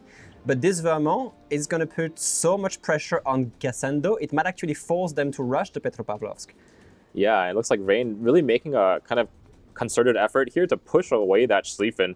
That middle position is so important on this map because it kind of gives you control over 2 caps rather than just the one that it would on most other caps or most other maps, right? Yeah, this is going to be interesting. Antaro obviously reversing the Daring into B, instantly being contested by the Daring actually opening up. They do not want Rain to get any additional cap control right now because right now Rain is the only one holding a cap. Yeah, they built about a 100-point lead. Shaft has been sending the Ragnar into D. Unfortunately, Des Moines will not have a radar range on this to contest it, so Shaft will get a point finally. But Rain has been pushing the Vermont in there now, like aggressively pushing the battleship into Bravo, saying we want that cap and we will get it. And Gassendo is under tremendous pressure. Yeah, as soon as the Vermont comes around his rear, obviously Schlieffen, one of those kind of lightly armored battlecruiser ships, does have an overmatchable section, at least, on the bow and the stern. Yeah, the Vermont salvo might be really, really painful, especially because Gangbarang in the Marceau is able to just freely farm him. We see some torpedoes from the Daring about to land on Gunadaster. He has the HP to take them. Here comes a salvo on Gassendo, 20,000 or more, asserting that Rain really wants the Schlieffen away from that position. I think Gunadaster only took 1 torpedo here. And Gassando is going to be forced to kind of get out of the firing angles of this Vermont. He cannot hold his position there, especially with the supporting fire from Gangbarang's Marceau. And look at Malimu. Malimu with the Vermont just waiting patiently the whole time to get that one salvo. Here comes that shot, but it looks like he beached at the second Malimu took that shot, so the salvo lands a little bit early here. Lucky, because that could have been actually Gassendo. And actually, Daster not doing too hot himself now. Yeah, he's facing Salem, San Martin, and Daring here. I'm not sure exactly if he's going to be able to survive this, but even if they trade the Vermont for the Schlieffen, I believe it would still be in Rain's favor. Yeah, because that Schlieffen holding down probably the most crucial point in the map, right? Right in between the B and the C cap. So as soon as he goes down, Rain's going to be able to take away on 3 caps to the 1 of Shaft. I mean, Gunadaster might be able to survive a little bit longer because he has a heal coming in 3 seconds, and since he's only been taking HE damage mostly, he is going to be able to heal a bunch of HP more, actually. Yeah. So far, though, Kimilele's Salem not actually joining in the fight here. It has just been the San Martin and the Daring doing all this damage to Dastert's Vermont. As soon as Kimilele kind of clears that island, we should see the firepower of the Salem added to this farm. Yeah, Gassendo going down from the fire here. First kill bagged by Rain, and finally clearing that middle section of the map from this Schlieffen. I have to admit, Gassendo actually survived a long, long time. Yeah, and he actually bought enough time, I believe, for Shaft's own push on that C cap. Look at this. Look at this great reaction from Shaft, sending the Ohio versus the Petropavlovsk here. Now, you know, Ohio versus Petropavlovsk can go both ways. Petropavlovsk is an insanely tanky cruiser. Very nice salvo from Malimu here in between the gap on the Ohio. Yeah, I'm not exactly sure how this is going to work out for Shaft. They are actually reacting pretty well to Rain's a very aggression. quick reaction to the push, but Deepest Dungeon is actually not super well angled here in his Ohio, and Petro does have the pen to punish that. He does have the pen, plus the daring torpedoes from Entaro. This could be really bad for the Ohio here. He is firing. The Petropavlovsk is actually in the daring smoke, able to just stay hidden a little bit longer. Yeah, and Deepest Dungeon actually fired like, all the way across the map. He's looking to get that very long-range crossfire onto Lulu Snail's Des Moines. Will he find any big hits? That's actually Ooh. exceptional salvo right here on Lulu. Did not expect that coming from, what, 22 kilometers away. And that's why we like to see these teams play at such a high level, because you see these insane salvos across the map right now. Yeah, and that Ohio took one of those daring torpedoes, and he's now trying to at least get the Petro low enough for his team to kill. Oh, but inting on purpose. Sorry, I shouldn't have read the name, maybe. About to take a couple of daring torpedoes here, I believe. A very fitting name, maybe. Just about two, because the third one died off. That's not crucial, but still a little bit of damage being. And Deepest Dungeon is now just doing circles in C cap. He's been spinning around in circles. So now he's turning away from it, waiting for his team to kind of get in position to support him again. Simultaneously, though, the Petropavlovsk from Shaft has been put into Bravo. He is spotted, but at the same time, Shaft has been doing a very good counter push on the A side to try and root out that Rain positions on A. Very, very, very good rotations on both teams here. Deepest Dungeon managing to survive, actually, for quite long. Yeah, he's under fire from a Des Moines, though, now. Are we going to see in that smoke screen? Are we going to see a daring rush on the Petropavlovsk? I think he's going for it. I think he's going for it. I don't think the Petropavlovsk can reverse in time. They're going to root him out. Yeah, and his supporting fire, the San Martin and the Salem, much too far away to really get any sort of effective fire onto this daring. Yeah, I mean, if Entaro can survive here, it would be even better. But even if they trade, that is going to be ridiculously good for Rain here. And yeah, like the Congo line, obviously not missing its target. Yep. Shaft taking all these torpedoes on the Petropavlovsk. Oh my god, and the gearing surviving. He actually almost survived the torpedoes. That saturation on the bow almost saving him there, but they will take out the daring in response. They will, of course. Shaft not letting that rush going unpunished, but they managed to. They also managed to defend B at the same time. The only thing is, Rain has an opening right now on Bravo, even though Lucar is only on 7k HP. Yeah, they have an opening on B, and Malimu now finally making his move into Vermont, lumbering into the middle of the map Full with HP a as well. heavy HP advantage on this side. We have some heavy trading going on for the fight for A. Both teams have closed up the distance on A. 3v3 right now. Lulu being smoked by the Harugumo. Actually, Deepest Dungeon finally going down here at Charlie. But a lot of shots being traded at Hay. Meanwhile, daring from Shaft taking that torpedo from the Marceau. These torpedoes are slow, but they're also stealthy, I assume. Yeah, and daring is danger close here to that Marceau at only 10,000 HP. Yeah, that's not great. He's not into Lulu Snail's radar. Is he though? He is, but the radar is on cooldown. So, yeah. Gamering managed to get one salvo into the daring before he went dark, and now they're not quite able to find him in the smoke. I'm not sure what happened here, but Shaft made a pretty substantial push on the one line here, managed to finish off amazing in the Des Moines. We missed that. Shaft asserting the dominance as well on Delta. Malimu can, sort of have to cancel that. I don't think he has the turning circle to actually get away in time, but he's going to lose a bunch of HP making that C push now. He is the sole target out of all these ships from Shaft on D.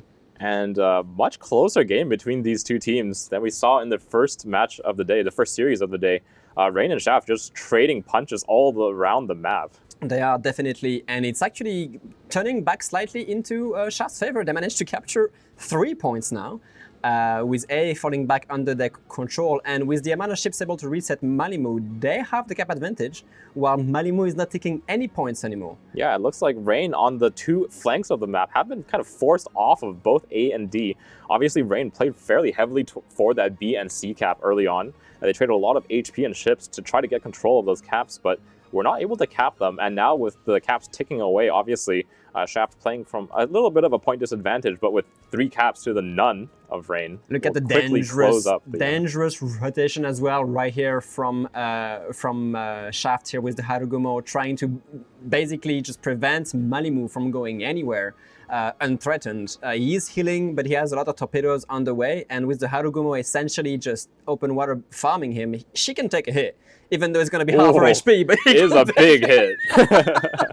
He's not going to die outright. Now I think he has to probably just take some cover. And Vert's Harugumo does have a smoke ready, so as soon as that Vermont second salvo comes through, probably we'll see the Harugumo either duck behind the island. Malimu with the dodge! Would you look at this? And there's kind of an unfortunate gap in that second salvo as well. So that Harugumo kind of being punished for this. Now, is he going to get ready and turn away from it, take a top or two? I'm not sure. Lucar just running for his life on 9k HP as well, while Gangbarang is going to actually go into Bravo uncontested. Yeah, trying to I think Rain does have to bring those DDs close in towards the caps at some point. They've been kind of playing for BNC, using their larger ships for the most part. Finally, Rain's destroyers making their way onto the caps. Lulu's now under tremendous pressure. The Harugumo is a little bit late on that smoke, unfortunately. Actually, does not have the smoke up yet. For another 12 seconds, 10 seconds, he will be ready. So Lulu Snell might survive, but he's facing Daring San Martin. He just have to angle against it. Yeah, and this is kind of where San Martin becomes really strong. Was this a Malimu salvo? I believe it was. I believe it was. Malimu on 13k HP, punishing the San Martin across that little ledge here. Lulu Snell from Rain will be safe, and yeah, they are actually going to try to get both Bravo and Alpha back. Only 4 minutes and 45 seconds left. This is still in Shaft's favor in terms of point. But with these two caps switching, I feel like it's anyone's game still. Lots of low HP ships on both sides. Lulu with no sonar managing to dodge long-range daring torpedoes here. Malimu going down, giving even more point advantage to Shaft is unfortunate, but they are going to get both A and B back. Even though Medusco here is going to go back into Charlie from Shaft and basically have a 2.2 point advantage. Yeah, this is the strange thing that can happen on these maps with 4 caps is that the 2 teams can just split the caps 2-2, and it really just comes down to kills at that point. It does. Nice reset here from Luca. Even though he's on very low HP, he still manages to have an impact on the game room right here. But I think, Medusco, why would you accelerate into Marceau's torpedoes? That's really unfortunate. That is really unfortunate. Does take one of those Marceau torps. Does have a decent amount of HP still to play with in that Ragnar, and against a Marceau, I feel like he's still pretty competitive. It is. I think Gangbarang has to be a little bit careful and not get overconfident here. He landed the torpedo, but he will most definitely lose that 1v1 versus the Ragnar. Yeah, Ragnar has that 25mm plating, and checking the build here on my end, Gangbarang does not have IFHE, so he's not going to be able to pen the 25mm. He's going for the reset. He is going for the reset. We might see a trade here because, actually, Luca managed to land some salvos. Marceau is shooting AP at Ragnar. Big AP hits coming out of the Marceau, and he should be able to take out Medusco's Ragnar. That is unbelievable. But he will lose his life in return. Vert able to trade away that Marceau and hold on to the advantage here for Shaft. Yeah, they do have still the point advantage. They win in 3 minutes, even though the game ends up in at the same time, I guess. Now it's all on Rain to try and make a move to gain the point advantage back again in 2 minutes and 45 seconds. What can they do actually to turn this around? I think Lulu is actually going to lose his life here. He's broadside to the San Martin, trading pretty chunky hits on both sides, but will lose his life to the San Martin. And again, this is kind of the strength of San Martin when it's able to farm cruisers that can't move around like very much. Des Moines obviously trapped using the smoke screens on the islands to play, but that means San Martin's able to consistently land those hits and keep on recharging those combat instructions and just tank through all the damage. I think we're seeing a Shaft win here. They're gonna get A without any resistance anymore because Lulu was the pivotal asset for them to defend A. I'm going to say very good game for Shaft right now. They have reacted to Rain's pushes and counter pushes very efficiently. And they actually managed to, maintain a decent cap control, even though they didn't have that cap control early on. Mid-game, they managed to get all 3 points, A, C, and D. And they managed to hold on to them for a long time. Exactly. Now we're going to see Lucar and Bison being taken out by, Shaft combined Reda and Harugumo.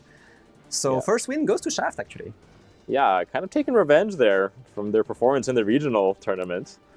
Brain, the #1 seed from EU, is widely considered to be the strongest region. It's going to lose their first game of the day. But still, I would say a very decent fight. We've seen some fantastic plays from Rain here, trying to, also react to what Shaft was doing. And honestly, I think a very good face-off between these both teams. It could have gone either way around the 8-minute markers. When the Vermonts were pushing against the Schlieffens and big hits were traded. But in the end, Shaft was the better team for this good battle on Estuary. Yeah, I think Shaft kind of lost their Schlieffen a little bit earlier than I would have expected. They did make him kind of sit stationary on the middle island, and Rain brought their battleship to bear very, very quickly. Dastard made a very aggressive push in his Vermont between the A and B caps very, very quickly. But I don't think they expected the damage output of San Martin. A little bit underappreciated maybe in this match because that Vermont disappeared. It did, yes. Yeah. So anyway, that's all we have to say, I guess. And let's get back to the studio. All right, thank you, gentlemen. That was actually quite a bloodbath of a game there. Absolutely, it was quite a close one. A lot of kills, a lot of good trades. I think both teams made some very good trades. There was, no real big mistakes, I would say. I like the Schlieffen position from mid that Shaft brought out to begin with. And then Rain's reaction was obviously first to rotate the Vermont and the Des Moines, and as well as the Marceau actually, to try and farm him out. And slowly but surely, they did dig him out and get the kill. Unfortunately, I think they paid quite dearly with the Vermont losing quite a lot of HP. Yeah, Rain actually had quite the strong early game there. I think they definitely expected the Schlieffen to be in that position. They had a pretty good reaction to it, like you said. But the Vermont kind of sailing past, not really being able to keep his guns on target on the Schlieffen, and then the San Martin having his side actually able to apply a lot of damage, even without the Salem contributing. So Rain did have that pretty strong early game. They got the Schlieffen out eventually, paid for it with the Vermont, but they had the 2 caps. Yeah, so I think they traded positively in terms of map control with the kills, even though a 1-for-1 trade is not the greatest. But they did win the middle of the map for a significant amount of time. Unfortunately, I don't think they had the caps for as long as they would have wanted to, which I think in the end was a bit of a problem due to Shaft having a point lead. And then afterwards, all of the trades were even. The Rain would lose the ship, Shaft would lose the ship, and then it would just be a Shaft win eventually, due to the fact that the points were in Shaft's favor after that. Yeah, and it was interesting to note that even though Shaft lost both their battleships relatively early, they actually still had the HP lead for almost all of that game. That is I think that is more due to the fact that the trades on the flanks were definitely on pause, let's say. And Shaft played that extremely well. Yep, and we saw that the Rain east side was their weak side. I believe it was basically just a gearing a Des Moines plus the Ohio relay. They weren't really able to repush. They made a repush attempt later into the game and actually lost the Des Moines for it, which I think was probably the one serious mistake that Rain made. Likely. I would say that is less of a mistake, but more of a thing that they were forced into doing, as they were basically losing anyway. So they tried a last-ditch attempt to make something happen, maybe a desperation play, and lost the ship. But the Vermont from Rain, who was on that side, obviously pushed through middle, dodged those Harugumo torps somehow, magically. That was an absolutely insane gap there for him. And yeah. All right, well, we'll have the replay in just a moment here for you guys, most likely. We are remaking the training room, so it might take a minute to get into the second match. Let's go over the group standings very quickly for all the matches that have happened currently.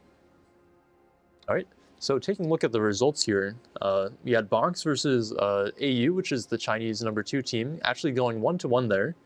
So actually pretty evenly matched lineup. Prana versus Shaft. Shaft, of course, the team that just took a game off of Rain in a pretty convincing fashion. Actually taking both games off of Prana, the Asia #1 seed. 3X taking 2 games over YYUT, and what is probably the expected outcome there. TSYMQ 3X. TSYMQ actually up 1 game over 3X right now. A shocker. Definitely surprising. However, the fact that they are the Chinese #1 seed and the showing that they had in the previous game that we watched, yeah, maybe a surprise, but maybe slightly to be expected. Not sure. It was. I'm curious if they tried the one battleship strat again. Yeah, I mean, they actually had a very, very convincing first series, so very strong performance from them. We have Elsr versus Stcn also ongoing. Elsr actually dropping a game to Stcn. I would say that's definitely a bit of a surprise to me, especially after the first series we watched today, where Stcn looked a little shaky, but maybe just warming up there in that first series and coming back in fashion. Probably. And then Prana now playing versus Bonks. Prana up 1 game in the series. I would say that's not too surprising to me. Prana took the Asia Regional Tournament in pretty convincing fashion. I think they actually almost didn't drop a game at all during the regionals, so very strong team showing why they're here. Awesome. Let's go over the render really quick. All right, so this is definitely an interesting one, and I'm interested to see actually how Rain exactly kind of were able to lose that early hold that they had. So we can bring it through here.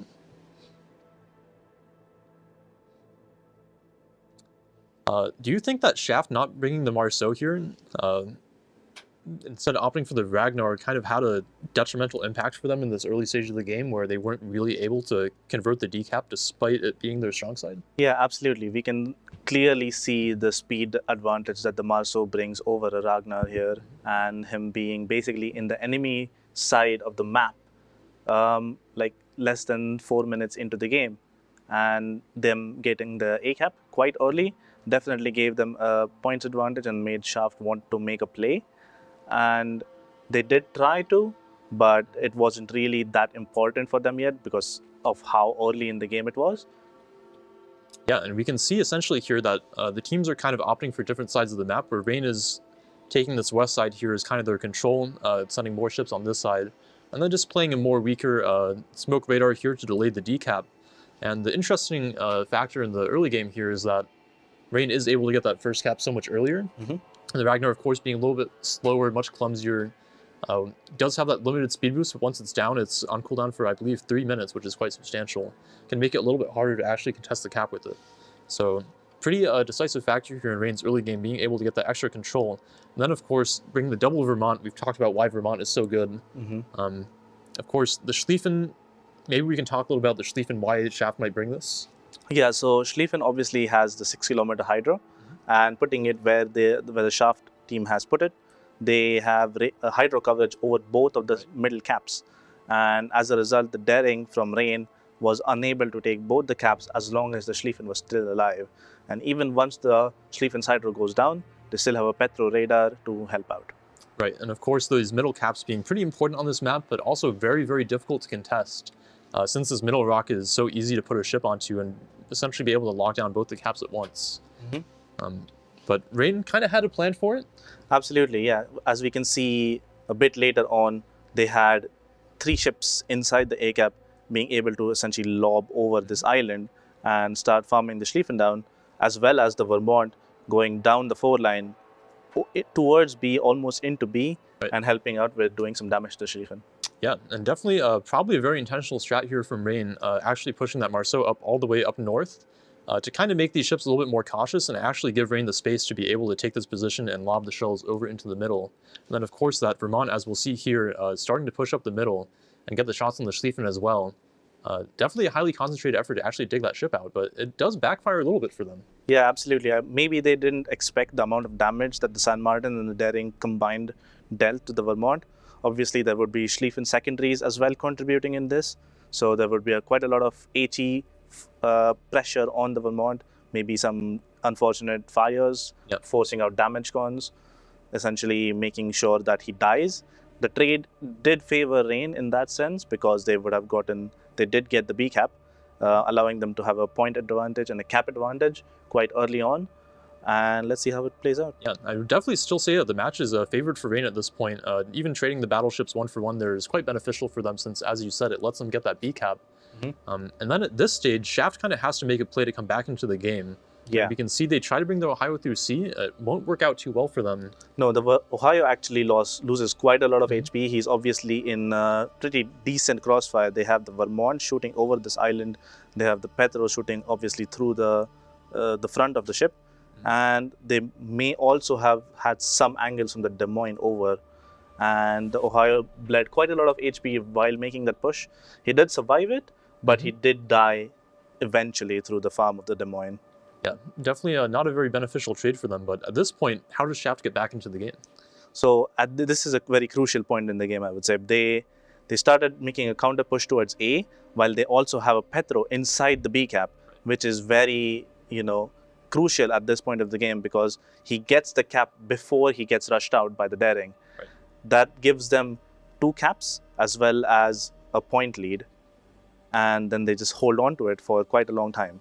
We can see Rain also loses a lot of hit points on their one line here as the San Martin, Salem, and Daring kind of make their play back down towards A. And of course, that Petro being in the middle of the map allows them to crossfire that at the same time, which is quite impactful. And in the meantime, the Rain Petro is actually turned towards the east here and not really able to find too much other than the Ohio. Absolutely. And we can see actually on the 10 line here that Rain Des Moines actually does get caught in the radar here, maybe trying to be a little bit too aggressive for the decap. So Rain kind of losing the HP trades quite substantially here, and of course the San Martin kind of showing why teams bring it. Able to actually just tank the damage output of the Harugumo and the Des Moines, and even the Marceau, not die for it and be able to heal essentially entirely through it. And we can see the Vermont push now happening through the C cap into Shaft spawn, basically, as he was forced to go there because he was obviously getting focused by a Des Moines, a Ragnar, and Harugumo. Quite a lot of pressure to deal with. You don't really want to sit in focus fire from them, and you definitely can't take the C cap, so you keep moving. Yeah, and you can see why that B cap was so impactful for Shaft here, in that even though the Daring was able to rush him, dying afterwards meant that Rain wasn't able to convert it, and their Petro was way too unhealthy, a little bit too low on HP to actually be able to continue to exert pressure over these middle caps. At this point, I would say Rain is probably just down a little bit too much HP to really be able to effectively play for the caps at this point. Shaft's still quite healthy on most of their cruisers. The San Martin is quite low, but has that super heal, will be able to heal back.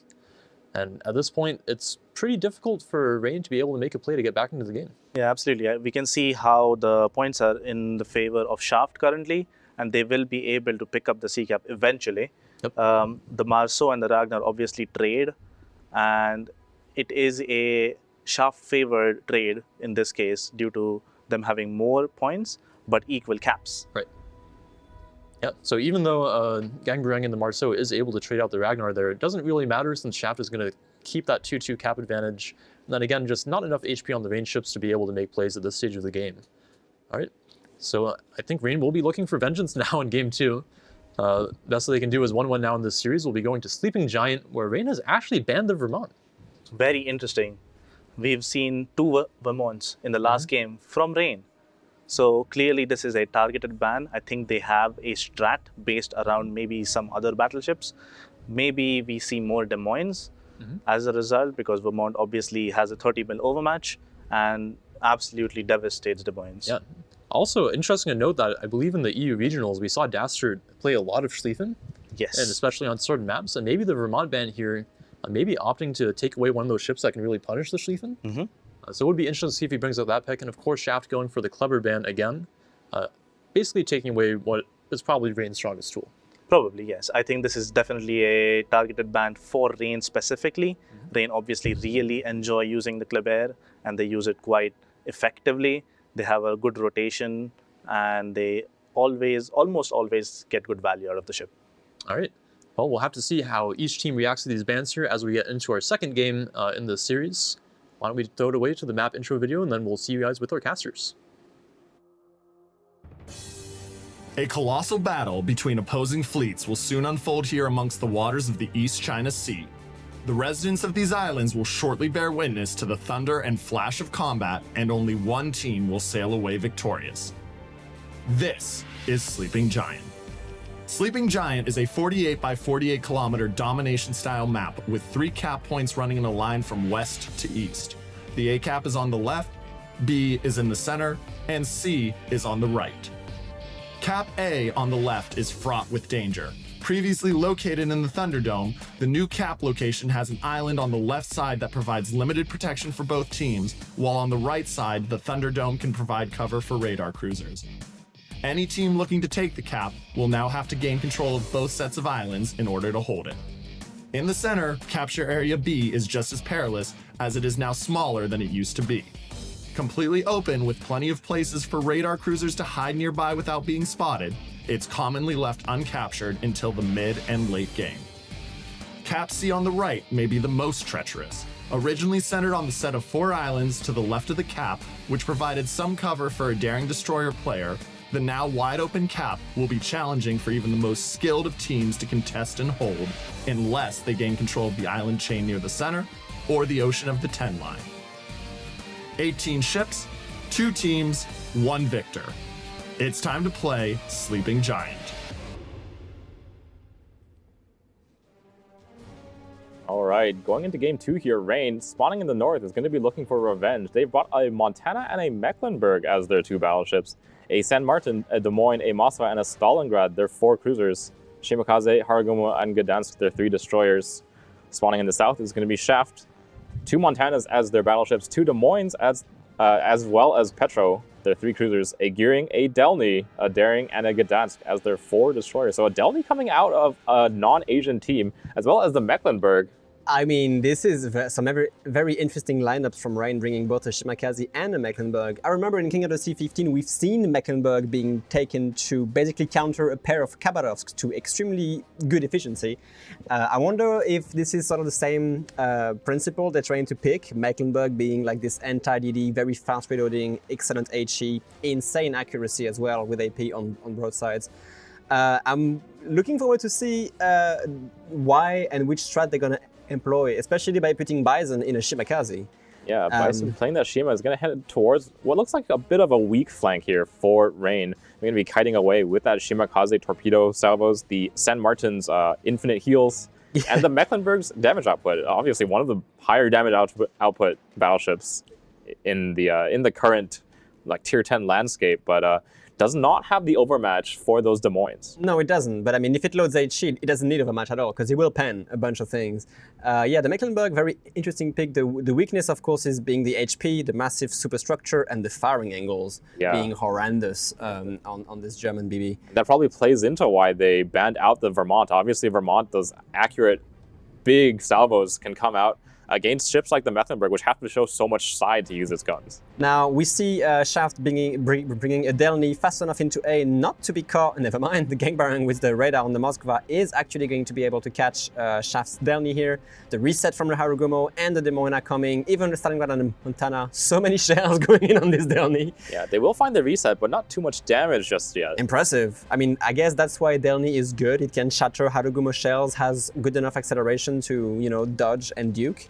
That's a good start. I'm just interested to see the F6, F7 position here from Shaft, bringing a Des Moines so deep already on the F line. Yeah, I think we've seen in the regional tournament so far, these island positions for the cruisers very crucial to playing for that B cap. Obviously, you have the positions around the Thunderdome, very safe positions for those 12-kilometer radars. But for the other side, not really the same level of protection there for your cruiser. Obviously, the Shaft is saving the radar from when the B cap is being flipped. At the same time, they are sending a Gdansk, a Gearing, a lot of ships right now on the 910 line on Shaft, and they're going to get C for free, essentially. Even the Mecklenburg is sort of kiting away already, so Shaft has set up a lot of assets for the BC control. And it's kind of being mirrored right now by Rain on the other side with an AB control and deployment. This game will kind of come down to who can make the right rotations at the right times, because obviously these two teams have kind of just forfeited each one of the caps each. And so one of the weaknesses of those smoke radar comps, the few weaknesses of this comp, is that you have to rotate together with your smoke destroyer and your cruiser together, and it can be a little bit slow to move around the map. That's true. Maybe Rain being slightly delayed here on the A cap. They were trying to chase this Delny as far south as possible, so he won't interfere with the potential cap here. That Delny is spotting the Stalingrad, I believe, still. But yeah, with an early cap done from Shaft, I think Rain is going to catch up on this with the A cap here. Yeah, not too much of a point bleed as Rain finally steps onto that A cap. Obviously, it's going to be the Des Moines doing so instead of the Haragumo. Haragumo kind of chasing. Bit of an issue here for Medusko's Gdansk here. He is catching the Shimakaze with his radar, of course, but we don't see that many shells being put onto this Shima right now. Shaft is focusing on the San Martin, which is very interesting. Medusko losing a little bit of HP here on the Gdansk. Remember that Destroyer does not have a heal, unlike Daring. But now that Shaft has realized that they basically have control over C, I wonder if the decision is going to be to, try to push Rain, San Martin, and Shimakaze as far as possible, or redirect these assets towards B. What do you think? I feel like they should move towards that B cap, because if you're pushing into San Martin, it's able to land the shells on your cruisers very consistently, stay alive using those combat instructions, and it's very quick, fast reloading super heals. Looks like they are doing just that. Vert and Zil going to be turning around here, not going to chase that Shimakaze and San Martin. Obviously, Yeah. Shimakaze can, while it's not a gearing or a Haragumo, does still have a smoke screen. It's not quite as good as either of the kind of the premier smoke destroyers, but Do you see that beautiful diagonal line here in between? Like, look at how these teams have deployed. Basically, right now, Rain has control over A. They have sent the Des Moines into the Thunderdome, which could be really, really painful for Rain because, rooting out the Des Moines out of so much island cover right now. I'll probably take a look over at C, because those Shimakaze torps Oh no. are approaching the two ships of Is there any Shaft. sonar? There's no sonar. There's no sonar at all. Shaft is about to take one torpedo on the Des Moines. Is that two? Two That's torpedoes two. on the Des Moines And and the one Daring on the gearing. Oh my god. Okay, well, I An guess absolutely brutal torpedo salvo coming out of Bison. here's the answer on why you pick Shimakaze. Daring, Shaft's Daring is basically one hit kill at this point. That is really bad. Medusko's Gdansk also seemed to have run into Entaro's radar and took a lot of trade, I believe, from the Montana and the Mecklenburg. Obviously, that just the pure shell output of those two battleships is so high. So even for destroyers, very dangerous to walk into those battleships. So you have a lot of assets from Shaft here being clumped up in just a few square of the map and about to potentially suffer from a pretty nasty crossfire between Gangbarang, Halimu, and of course the San Martin and the Shimakaze. San Martin taking a torpedo here from gearing. He has a zombie heal, so he should be okay. And Bison, of course, keep pouring these 15 torpedoes every time he has them on reload. Yeah, this time Zil's Des Moines does have a hydro up, so hopefully He will see them coming sooner, yeah. hopefully won't have to take those torpedoes again, but being forced around by the Shimakaze's torpedoes. Obviously, Shimakaze is running that leg mod, so it's able to dump out those torpedoes at a quite alarming frequency. Yeah, I mean, does Zil has a unique upgrade? He does, so he's able to accelerate out of this very nicely. Gearing, on the other hand, he's gonna have to dodge them again. Yeah. So he should be fine because he sees them coming now. But this is awfully risky. And I think the torpedoes do kind of make oh my god, Dastard almost just got one-shot, I believe, by the Montana of Gassando. The Mecklenburg losing the majority of his HP over in the back. Wow, we didn't really see that, but I guess the video team can show us a replay of this. Yeah, Shaft is pushing into a whole lot of crossfire, incoming crossfire from Malimo in the Montana. The Moskva is also helping. Zil 2 taking a lot of HP here, and this blind fire from Gdansk may very well hit the gearing actually. Oh my god, and it does! And Taro trying to blind fire the Des Moines as he is smoked up by the gearing. One of the problems with that Shimakaze is while the torpedoes didn't actually connect in that salvo, it did force the gearing smokescreen to be kind of turned away, and I shouldn't have called it, I'm sorry. I should have just, closed my mouth at this point. So yeah, Shaft suffering a little bit, losing the first ship very, very unfortunately as well. I'm assuming Shaft kind of wants to vengeance it by taking care of the Mecklenburg here, but I mean, Mecklenburg is safe. Of course, they push it all the way to A, to the A line, which limits its impact. But at the same time now, it's going to be a bit of a stalemate. We are seeing Shaft pushing back towards A with Delny, Montana, and Petropavlovsk. yeah, and against just the damage output of a Haragumo and Stalin should be pretty safe for them to do so. Stalingrad, obviously, a mostly powerful one, is able to hit your broadside when it's forced to shoot at your bow, using either its HE or AP. The real ship Shady suffering heavily from that Petropavlovsk radar paired with a Delny push. He's on 3,000 HP. And at this point, I feel like Delny can just kind of run at him. Yeah. Does have to deal with the Stalingrad, but it's worth the HP trade. I feel like Delny obviously has a lot of HP to play with. He has to be careful because Amazing in the Des Moines will have shots on that Delny if he decides to push it that hard. It could be really actually dangerous. Yes, they could get the Harugumo kill, but do they need to right now? I guess they do if they want to have a chance at capturing A. Yeah, we see Amazing obviously firing AP at the Delny. He wants this full pen on the 50mm plating here, forcing the Delny away. Delny will give up the chase. He does go dark now. Montana Salvo from Malimu dropping on the Delny for a little bit of damage, but look at this AP from Des Moines, just completely punishing him. Yeah, for Amazing, able to do a lot of damage to that Delny, but no trades on either side, which means that with the Harugumo pushed away so far, I feel like Shaft kind of has an opportunity here for at least Zeno Gaming to step onto that A-cap.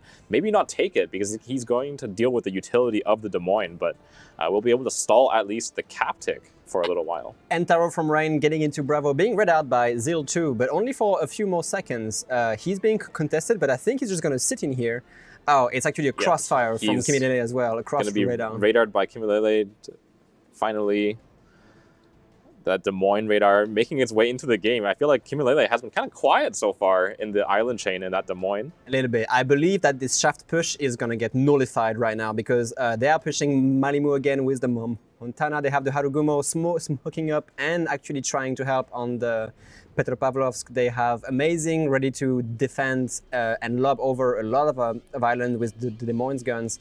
This shaft push on A, is not really going to work out for them, unfortunately.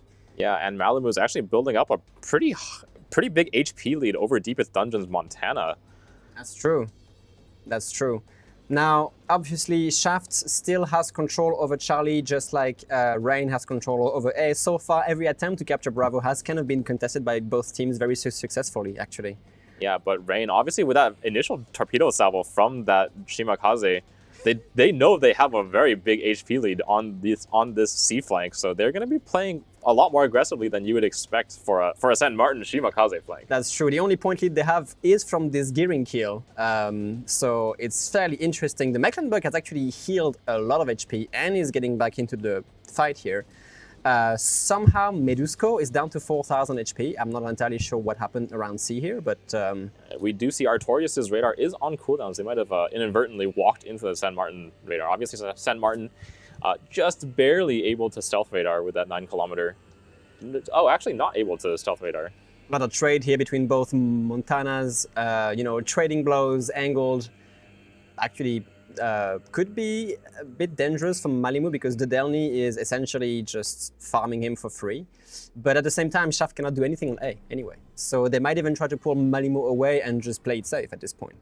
Yeah, Deepest Dungeon was initially at a pretty big HP disadvantage compared to Malimu, but the Delny slowly bringing it back towards their team's favor. It's like Malimu's been opting to fight. Oh, that's going to trade the advantage a little bit. Malimu cannot really turn away now, so he's kind of going to be stuck versus that Delny farm. He's going to have to basically bow into the island and try to hide his ship from the Petropavlovsk and the Montana, meanwhile being farmed by the Delny, meaning Amazing is going to try to help out. He is helping out, even though the shells can't really clear the island at this range. I mean, Shaft has to do something to try and pick back this point advantage. Yeah, I think this push, this is going to have to come from their Daring and Des Moines here. Oh, Stephen. Just barely avoiding a torpedo. That would have been brutal. Just the torpedo output from Rain this game has been absolutely insane. Yeah, he has Hydra ready though. He's just not using it yet. So yeah, it's interesting. And if he backs up now, I think he learned his lesson the first time. Yeah, we see a very good map control from Rain so far. Actually, they know they cannot take C back. They're even reversing Bison slowly but surely towards Charlie, keeping Cassando spotted. Obviously, I think he's exposed to Shimakaze's torpedoes too, but with Gdansk being on 4k HP on Shaft's side, and Shimakaze having the spotting advantage, obviously, they can't really try to spot the Saint Martin, because otherwise they might lose Medusko for that. Yeah, and with only one radar remaining on the Gdansk as well, doesn't really have the kind of the fuel left in his tank to push away the Shimakaze. Shimakaze is actually out of speed boost somehow. Oh, Stcn being right out by the Moskva here, taking a little bit of fire from Gangbarang. I mean, Kimilele from Shaft has been on this position the whole time, but I mean, they have Charlie. They have Gdansk to defend it, but Shaft's Demon is kind of stuck in here just to defend Charlie Cap, and we see just a massive stalemate right now, and the point's still ticking in Rain's favor. Yeah, Rain still holding on to about just a 50-point lead here. One kill might suffice, actually. They do know that they have HP advantage, Delny. and Eobard in the Delny, just a bit too close to that Des Moines in the Thunderdome. Ooh, is this going to be enough? Can Amazing actually pick up that kill? He gets away. That's really risky right now. Really risky. We see even Stalingrad trying to accompany this. Petropavlovsk broadsided to that Des Moines might start suffering a little bit again. Yeah, and Rain's just playing for those good HP trades around the map rather than going for the extra caps. It means that Shaft is slowly getting whittled away and kind of losing their opportunity to re-push onto either A or B. Yeah. Lele's Des Moines probably is going to have to be the linchpin of their push if they want to make it happen. He's got all of his utility ready. He's got all of his HP still. And Shaft they is going to have to find act a way something. to get him off of that island and into the game. But I mean, even if you look at the health pool, of course, the real ship Shady from Rain is low. Entaro is a bit low. The Mecklenburg can survive a little bit.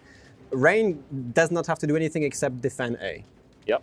And of course, prevent them from capturing B. But with Gangbarangs, Moskva having the radar ready in 40 seconds, and Stepan still dealing with Gdansk torpedoes every now and then, he's having a hard time trying to get B. Shaft has to act in 3 minutes and 40 seconds, otherwise they will lose that second game. Yep. Looks like Zil 2 at Des Moines going to be re-approaching the Thunderdome. I don't know if he should be playing for the Thunderdome at this point. I feel like maybe a bit of a play towards B, use that radar to shove away the Gdansk so his daring can play towards that cap. Might be a little bit of a better choice, but just going to be trading hydros across the island here. Yeah, I guess they kind of want to root out Amazing here from that Thunderdome, but I mean, with that position, could this be a great salvo? Ooh, looks like it was just a little high there. But that could have been devastating for Amazing here. That Montana salvo went right through both rocks.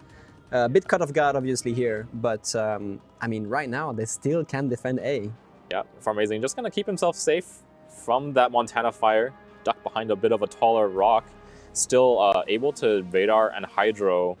Yeah, Kimilele, as you said, making that push, facing San Martin, and now being basically crossfired from the Moskva. This is going to be a very tough time for him. He's kind of stuck in here. If he reverse, San Martin has him under fire, and he's going to have to face Malimu's salvo as well, incoming on Kimilele here. Even Amazing is picking up. Joining in the fun, Kimilele. Yeah. This push, I think, was required to make something happen, but they might just lose that Des Moines. He can't even reverse away with that relief preventing him from doing so. Yeah, the San Martin pestering his rear, and if he reverses a little bit far enough, Dastard in the Mecklenburg also making his way back into the game after having lost most of his HP Look at the on. focus fire dropping on the Kimilele here. That's just ridiculous. He's going to go down. Obviously, nothing he can do about this, and Shaft will lose at this point. 1 minute and 40 seconds with that point advantage is... going to try to pick up the kill on Dastard here. Dastard obviously has run out of heals from that earlier Montana shot, but Shaft's destroyers not healthy in their own right. No. I mean, at this point, even Zil 2 is being farmed really hard here. Stalingrad from Rain having so much HP is just able to brawl it out with the Des Moines. And Harugumo with a pretty decent AR right now with that HP is just completely farming Zil 2. Yeah, Rain asserting very good control over A, preventing Shaft from getting B, and basically just saying, you have C? Cool, we have the point lead anyway. Yep, we have the point lead, and with that earlier torpedo salvo, the massive torpedo salvo, they know that it's going to be hard for Shaft to kind of make that rotation away. Now the question is, does Bison needs to get C right now? Yeah, because... I think so, because Dino Gaming in that Petro is going to step onto the A cap as well, stalling out the point tick for Rain entirely. But with 40 seconds, can they actually gap almost 150 points difference? No. Especially by Cassendo about to eat even more Shimakaze's torpedoes. He's caught turning broadside to them Wait, what happened? Was They it San must have Martin? run out. That was San Martin, but these are Shimakaze torpedoes, and he's about to eat 3 of them. I think he's gone. Oh yeah, he's Yeah. gone. And Bison having the game of his life here in game Yeah. 2 against Shaft. That's true. Rain still cannot win the game technically, as long as that Petro's sitting on that ACAF. Yeah, but I mean, with 7 seconds, they are just Yeah. winning anyway. So congratulations for Ryan for actually coming back from that early defeat against Shaft on Estuary, but actually just dominating Shaft on that hold. We have the point lead, we have the position to defend it, and we are not going to give you an inch of space Yeah. to push and try to get assets towards you. So they didn't even lose a single ship, which Yeah. is And ridiculous. I think it was really actually making good use of the Thunderdome. It's something that we don't see a lot of in the current iteration of King of the Sea, because the cap's not really actually in the Thunderdome. It's not considered to be that valuable of a position, but with Formazing's position in the Thunderdome was actually quite powerful in this game. The Des Moines obviously able to lob shells over the islands, as well as kind of exert utility at a much larger range than you would expect from a Des Moines. a good game, but also quite entertaining. Obviously, the Des Moines and the Gearing taking these Shimakaze torpedoes, and then the Gearing being accidentally killed, trying to smoke that Des Moines again by the Gdansk salvos. Yeah. Very entertaining. Unfortunate for Shaft, I guess, because that Actually really yeah. was the turning point for that game. And Even though they Rain- managed to defend their sea cap the whole Yes, time, yeah. even by losing the Gearing, but regardless. And Rain really actually completely played off of that 40-point advantage that they held the entire game. Just the 40-point Yeah, advantage. absolutely no need for them to even try contesting B. Yeah. They can just lock it down with that radar and control the game. So yeah, back to the studio then. All right, Daz, what about this game? Yeah, what a game. Honestly, Rain showing why they are the #1 seed in this game in particular. The Shima pick, let's talk about it. Shima, not too oftenly picked in King of the Sea, but there's a use case for it here especially. When you're bringing the San Martin, it's not really a ship that needs a smokescreen to survive. The Shimakaze has the conceal to be able to outspot enemy destroyers, particularly if you're playing against a Harugumo smokescreen. So it can kind of provide that support for the San Martin and the torpedoes. Wow, the torpedoes. We have to say, those torps on the Des Moines and the Gearing, they were absolutely perfectly timed, perfectly placed. It's almost like they knew they were going to make that play, and my God, it essentially made sure Rain would win that game purely because of that damage, and the Gearing eventually getting essentially blind fired, even though he was never spotted. I mean, the Gearing basically almost instantly dying there has enough HP left that one shell hit will kill him. And on the Des Moines not being particularly healthy now and has to kind of leave that area and just go somewhere else. Absolutely, yeah. I think it was a matter of the Gearing trying to help the Des Moines live, because he was obviously hard spotted which you by can the see here. Gdansk, and the random shell hitting the Gearing, getting them the kill, getting them the points advantage, and then the points, the caps were basically never touched from either team. They got the A cap, they got the C cap, they just sat on them the entire game. And Shaft had to make some sort of play. The Des Moines we eventually saw rotate all the way across the map towards the C cap, but it was basically too late for anything for him to do. And again, we're seeing that same monster position on the top of the Thunderdome there being so vital for adding control over both A and B. And then kind of the power of the Gdansk as well from Rain's side, being able to cover the Moss radar downtime, means that it's really never feasible for the Shaft Daring to actually contest B. Absolutely. We saw the Shaft Daring get pressured away from obviously the two radars, but also I think at some point when Amazing's Des Moines was inside the Thunderdome, he would also have radar coverage over B. So in case both of the Moskva and the Gdansk radar are down, the Des Moines radar would have been there to essentially make sure the cap doesn't get flipped. Yeah, we've talked about why the going into the Thunderdome can be bad. Why was it good here for Rain? It was obviously good for Rain because it's a Des Moines, has significantly worse firing arcs compared to a Moskva, and the Shaft team actually did want to push for A. And going down the border of the map, the Des Moines definitely did have angles, and we saw some amazing Des Moines AP salvos on the Delny getting full pens, because Delny has 50 mil armor on the side, and the Des Moines can full pen that and get a good amount of damage on him. The extra armor protection actually kind of being a disadvantage there in that scenario, since the DM AP can arm so easily on it and get those nasty full pens. And those gaps in the Thunderdome actually allowing the Des Moines to shoot over it. Mm-hmm. Whereas the Mosfo that also has to play a little bit more carefully since it doesn't have the extra acceleration from the Des Moines unique upgrade, kind of allowing the DM to be a little bit more safe when it's in the Thunderdome and also just play to be able to shoot over it. Yep. So very, very strong hold there. Even though the Mecklenburg from Rain took quite a big salvo at some point from the Montana of Shaft, he didn't actually go down. Yeah. So he got all of his heals out in that game and was still able to put some pressure on the Shaft's pushing force, and eventually was able to help out on the counter push that they made towards that cap. Yeah. And so Shaft were basically unable to make any plays. Des Moines eventually did push forward, but did go down.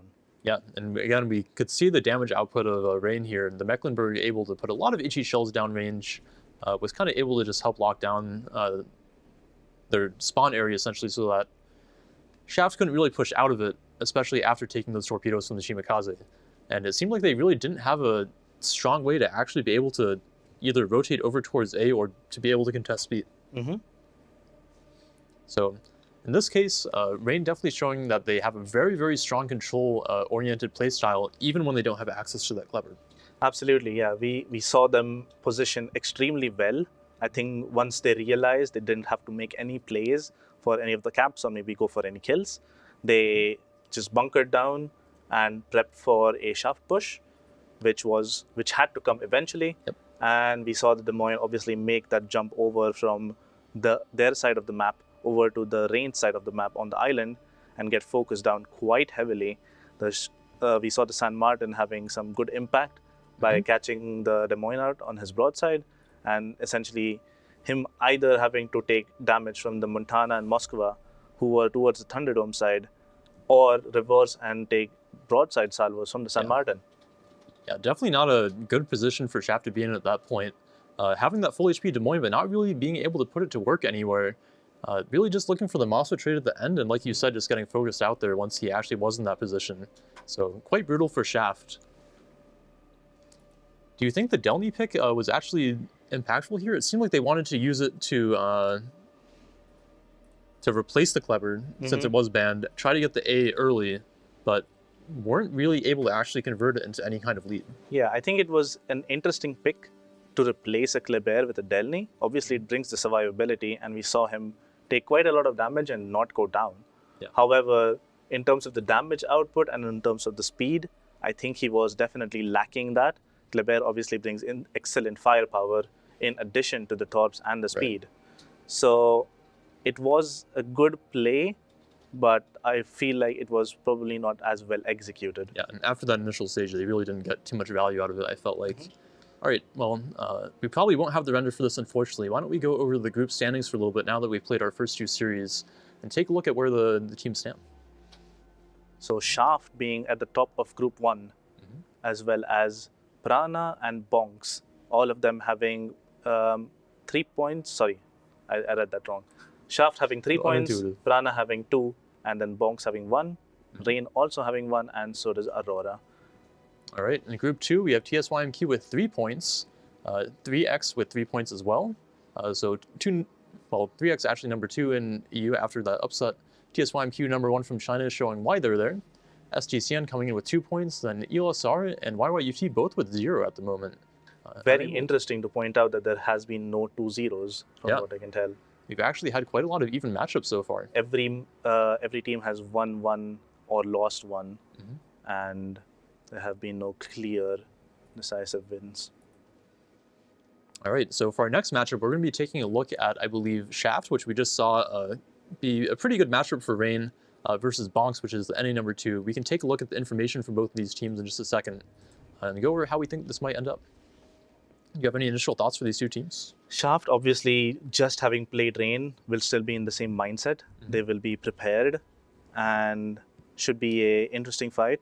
I think I would prefer Shaft in this one.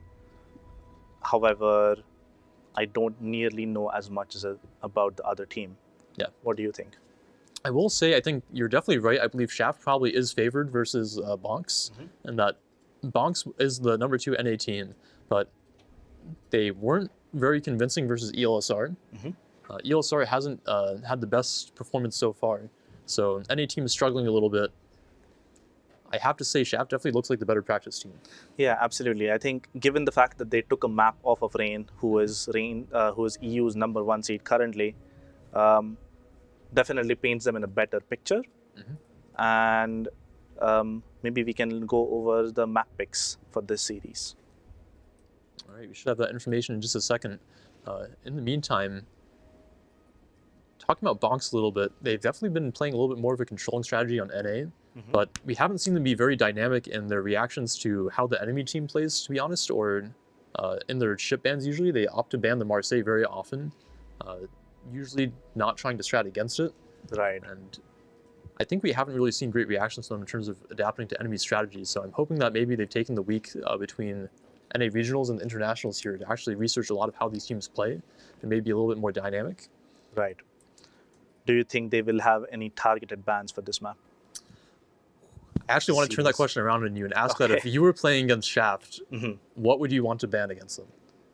That is a good question. From seeing the Shaft versus Rain series, as well as just this match in particular, we've seen the Shaft battleships have excellent impact. Right. They've had some really big salvos that have been game deciding almost, making the trades favored by Shaft. And as a result, I would probably lean towards maybe a Vermont ban. Ooh, that's pretty interesting. We have seen Gasano be quite effective in the Ohio as well. Taking a look at the stats here now for these two teams, we see that Marseille is in fact the most banned ship for Bonks. Again, I believe most of their strats probably are factored around not having to deal with this ship. It can be quite aggressive on a push, very dangerous. Shaft opting for Des Moines as their most banned ship.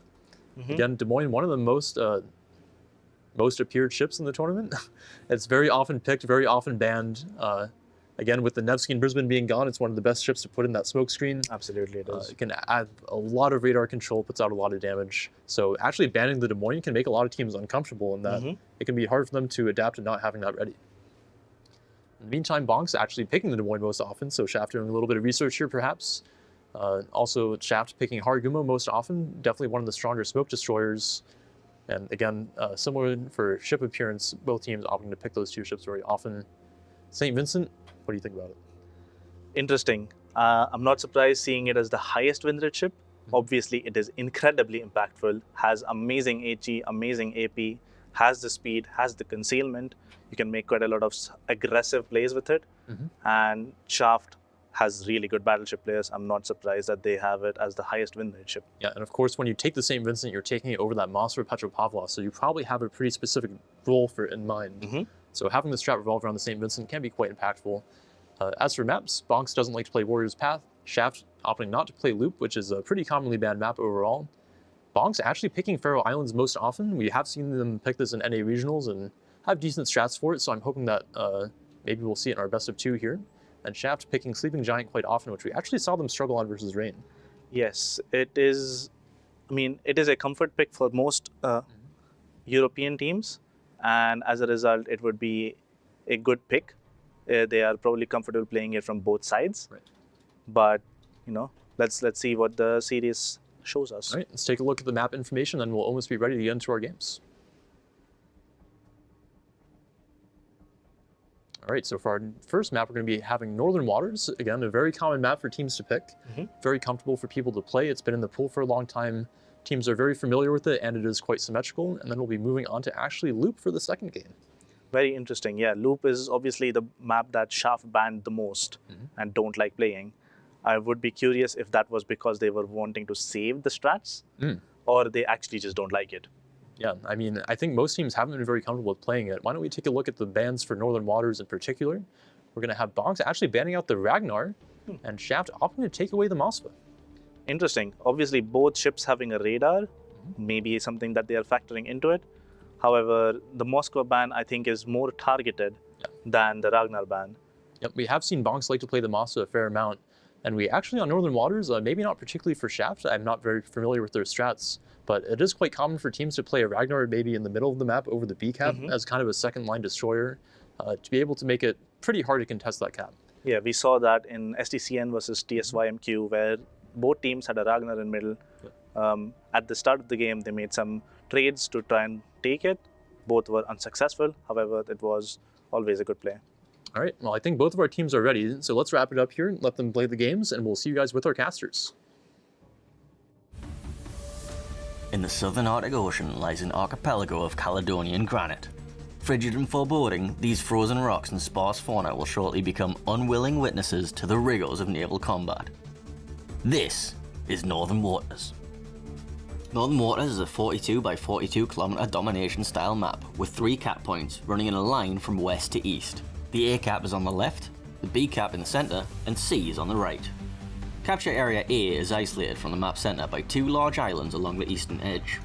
These islands provide limited cover for radar cruisers who may want to deploy nearby, while a narrow channel connects the cap to the middle of the map. In the center of the map, Cap B contains hard cover in the center of the cap for intrepid destroyer captains hoping to secure control. Just like the A cap though, there are islands along the eastern edge that provide at least some cover for radar cruisers to defend from.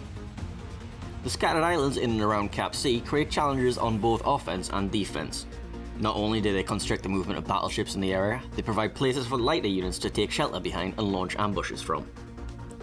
18 ships, 2 teams, 1 victor. It's time to play Northern Waters. And welcome everybody to this Bonks versus Shaft. Shaft is warmed up. Bonks hasn't started yet. We are going to see the lineups that these teams have brought. Bourgogne is, the first appearance of today, I assume. Des Moines, Selem, Petropavlovsk, Stalingrad, lots of radar, of course. Z42, also an odd pick, obviously, with the great hydro and the decent DPM on these numerous 100mm guns, or 105, 105. Meanwhile, another Delny being brought up on Shaft side, Montana, Ohio, Des Moines, Petro, Marseille, Harugumo, and Delny. Now, the bands were Ragnar and I believe it was... Studio? Bands for this map was... Ragnar and Moskva. And Moskva. Sorry about that. So obviously, instead, you're going to see a Gdansk. Naturally. So Gdansk, clear replacement for the Ragnar. In some cases, I feel like most cases actually preferred over the Ragnar nowadays.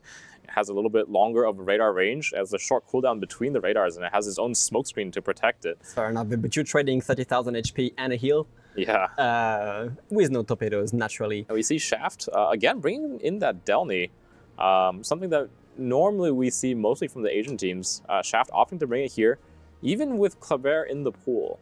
That's true. That's true. Perhaps this sort of wants a little bit more torpedo power coming from the Delny, longer ranges, a little bit numerous torpedoes at least. Probably more serviceable than Kleber's, I assume, for long-range engagements. And one thing you mentioned that was a weird pick, Z42. This is a destroyer that's kind of exclusively picked, I feel like, on the North American and Asian servers. The other servers don't seem to play it all that much.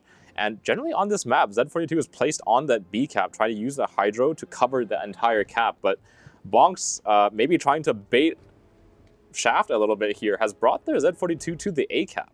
Yeah, it's true. I mean, we are seeing a very aggressive Delny Gdansk push on A, get that cap advantage down. Even though they are in the Petropavlovsk radar, I think the Petro is not even bothering because, at this point, they're going to get A, fair enough, which is the first cap control done by Shaft. On the other hand, Bonks is reversing a Gdansk into Charlie. I don't believe that the Des Moines Zil2 has radar range on that Gdansk. He does not. And here we go. Gdansk burning the radar, spotting the Daring. He's behind cover, should be safe at least. What happened here? You bring a hydro destroyer and you lose it in the first torpedo salvo. So I was saying, okay. We might see a replay from the video team here. Z42 just out of the game. Split in half by Gdansk torpedoes. Yeah, and I feel like when you bring a hydro destroyer, like the one thing that you kind of have to do, right, is use the hydro. Use the hydro, because especially on the when there's a destroyer in the cap. Yeah, obviously there's a Gdansk, maybe a Delny in the cap. Maybe not expecting the slightly faster Gdansk torpedo reload, having the torps up that early in the game.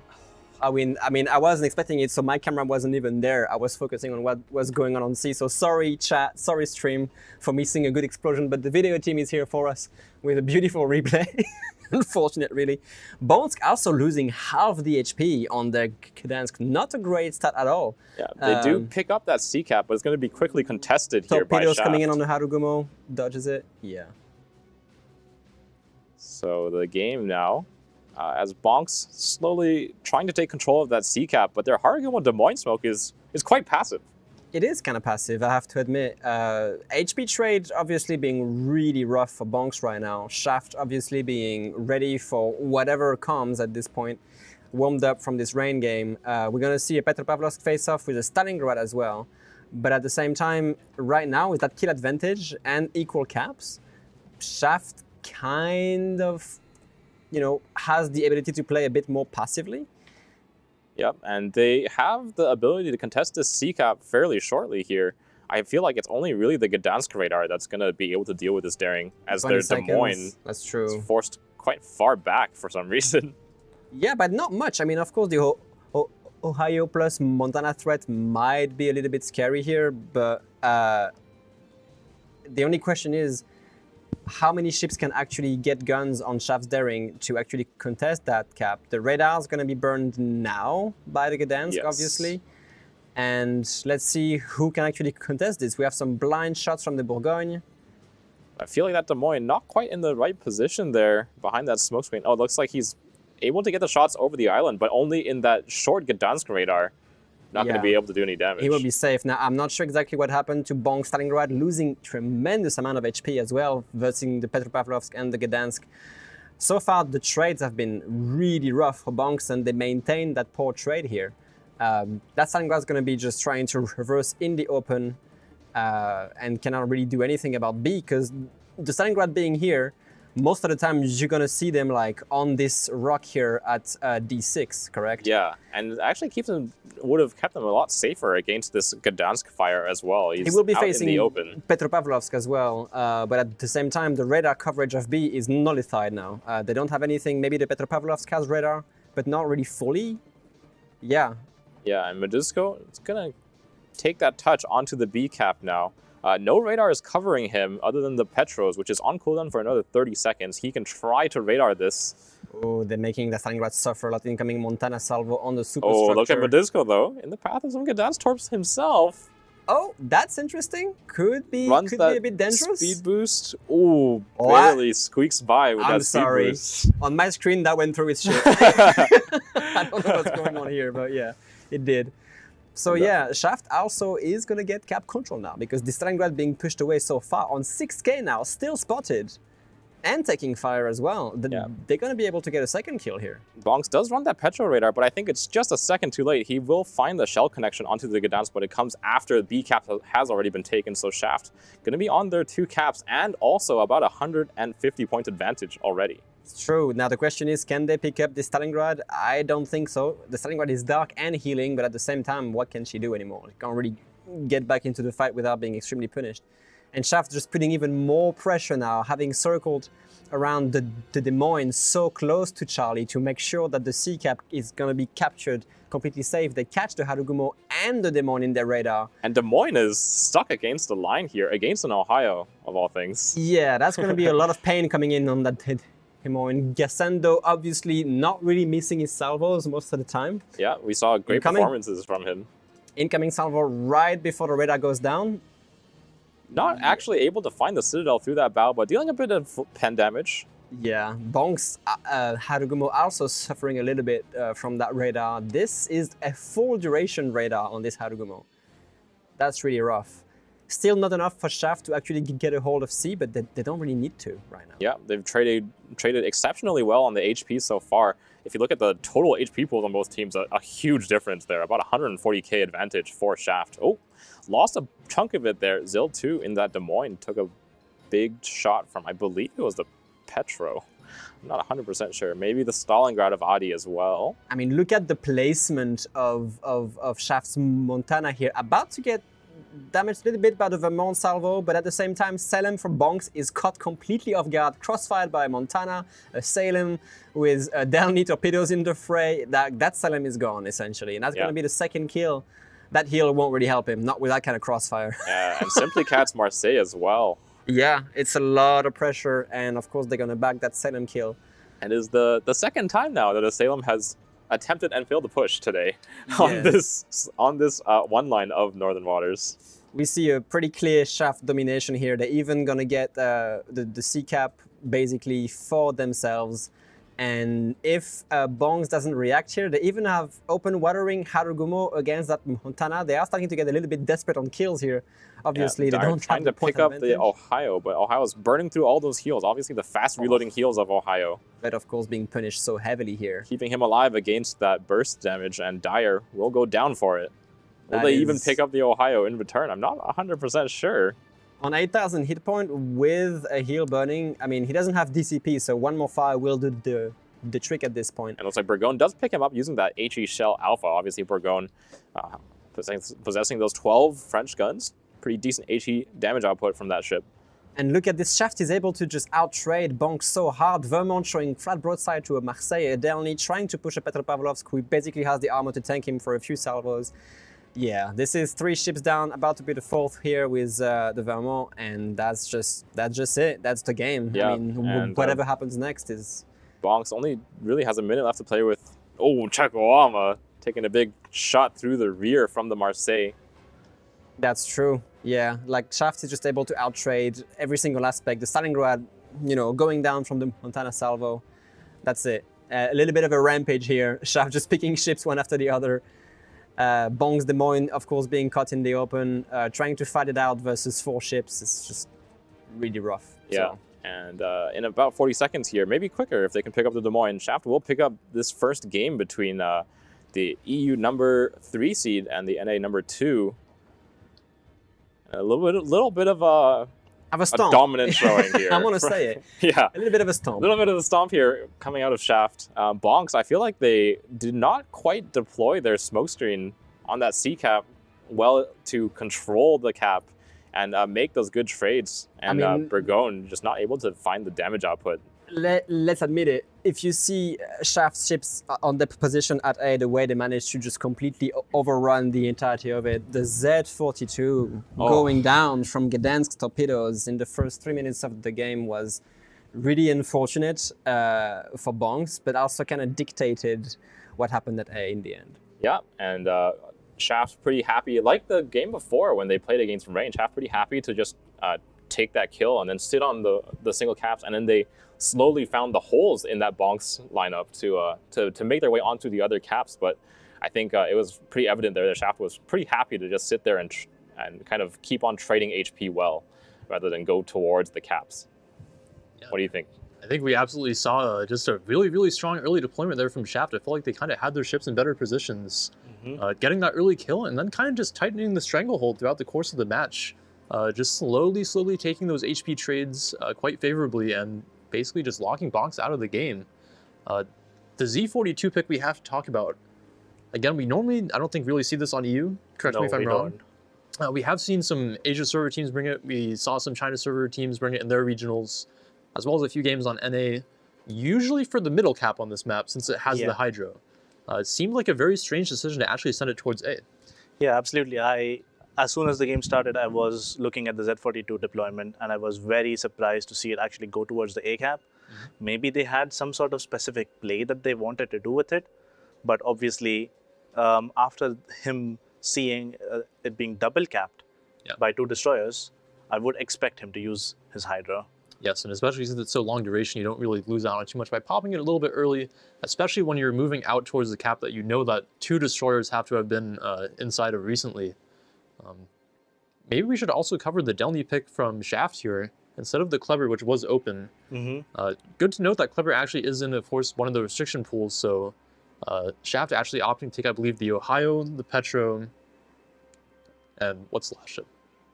Des Moines?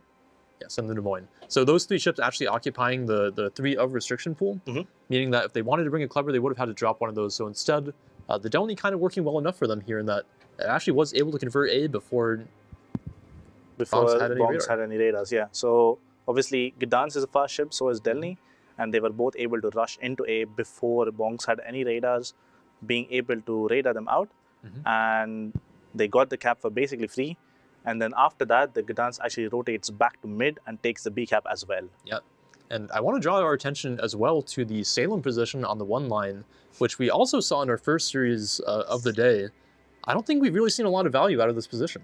No, I think it is obviously very strong if you get to it at the start of the game. However, the later you get into the game, making that push becomes more and more difficult because teams can set up themselves essentially for a crossfire. And we saw exactly that happen from Shaft, where they just pushed the Petro through the mid, in through the channel into the A cap, and the Salem had nowhere to go. Basically, just dies for free. Yeah, we saw that Shaft was able to actually reach the island much earlier given their early A control with the Marseille. And once the Petro was pushed up, it's basically suicide to make that push. So teams bring the Salem to the 1 line here and then leaving it at the top rock, I don't like very much. Basically kind of throwing a ship away in terms of the game impact. Not really a lot of value for them. And then I think we also saw a little bit of odd play coming out from the C cap there where Bonks opted to contest the cap with their Gdansk at first, which is a pretty big ship. It's a little bit clumsy. It does go pretty fast in a straight line, but it's a little rough to contest with at the start of the game with it. And then also the Smoke DM wasn't really able to get a lot of value. Yeah, I think he got stuck at some point next to the border, bow into an Ohio. Obviously, that is very dangerous. He didn't take that much damage, which was quite lucky for him, but unfortunately, he wasn't really utilize his ship to the fullest extent. All right, well, we have the render, so we can go ahead and break down this game in a little bit more detail for you guys. All right, why don't you take it away, Bess? So from the start here, again, a little bit of a weird deployment coming out from Bonks here with the Z42 actually going towards that A cap.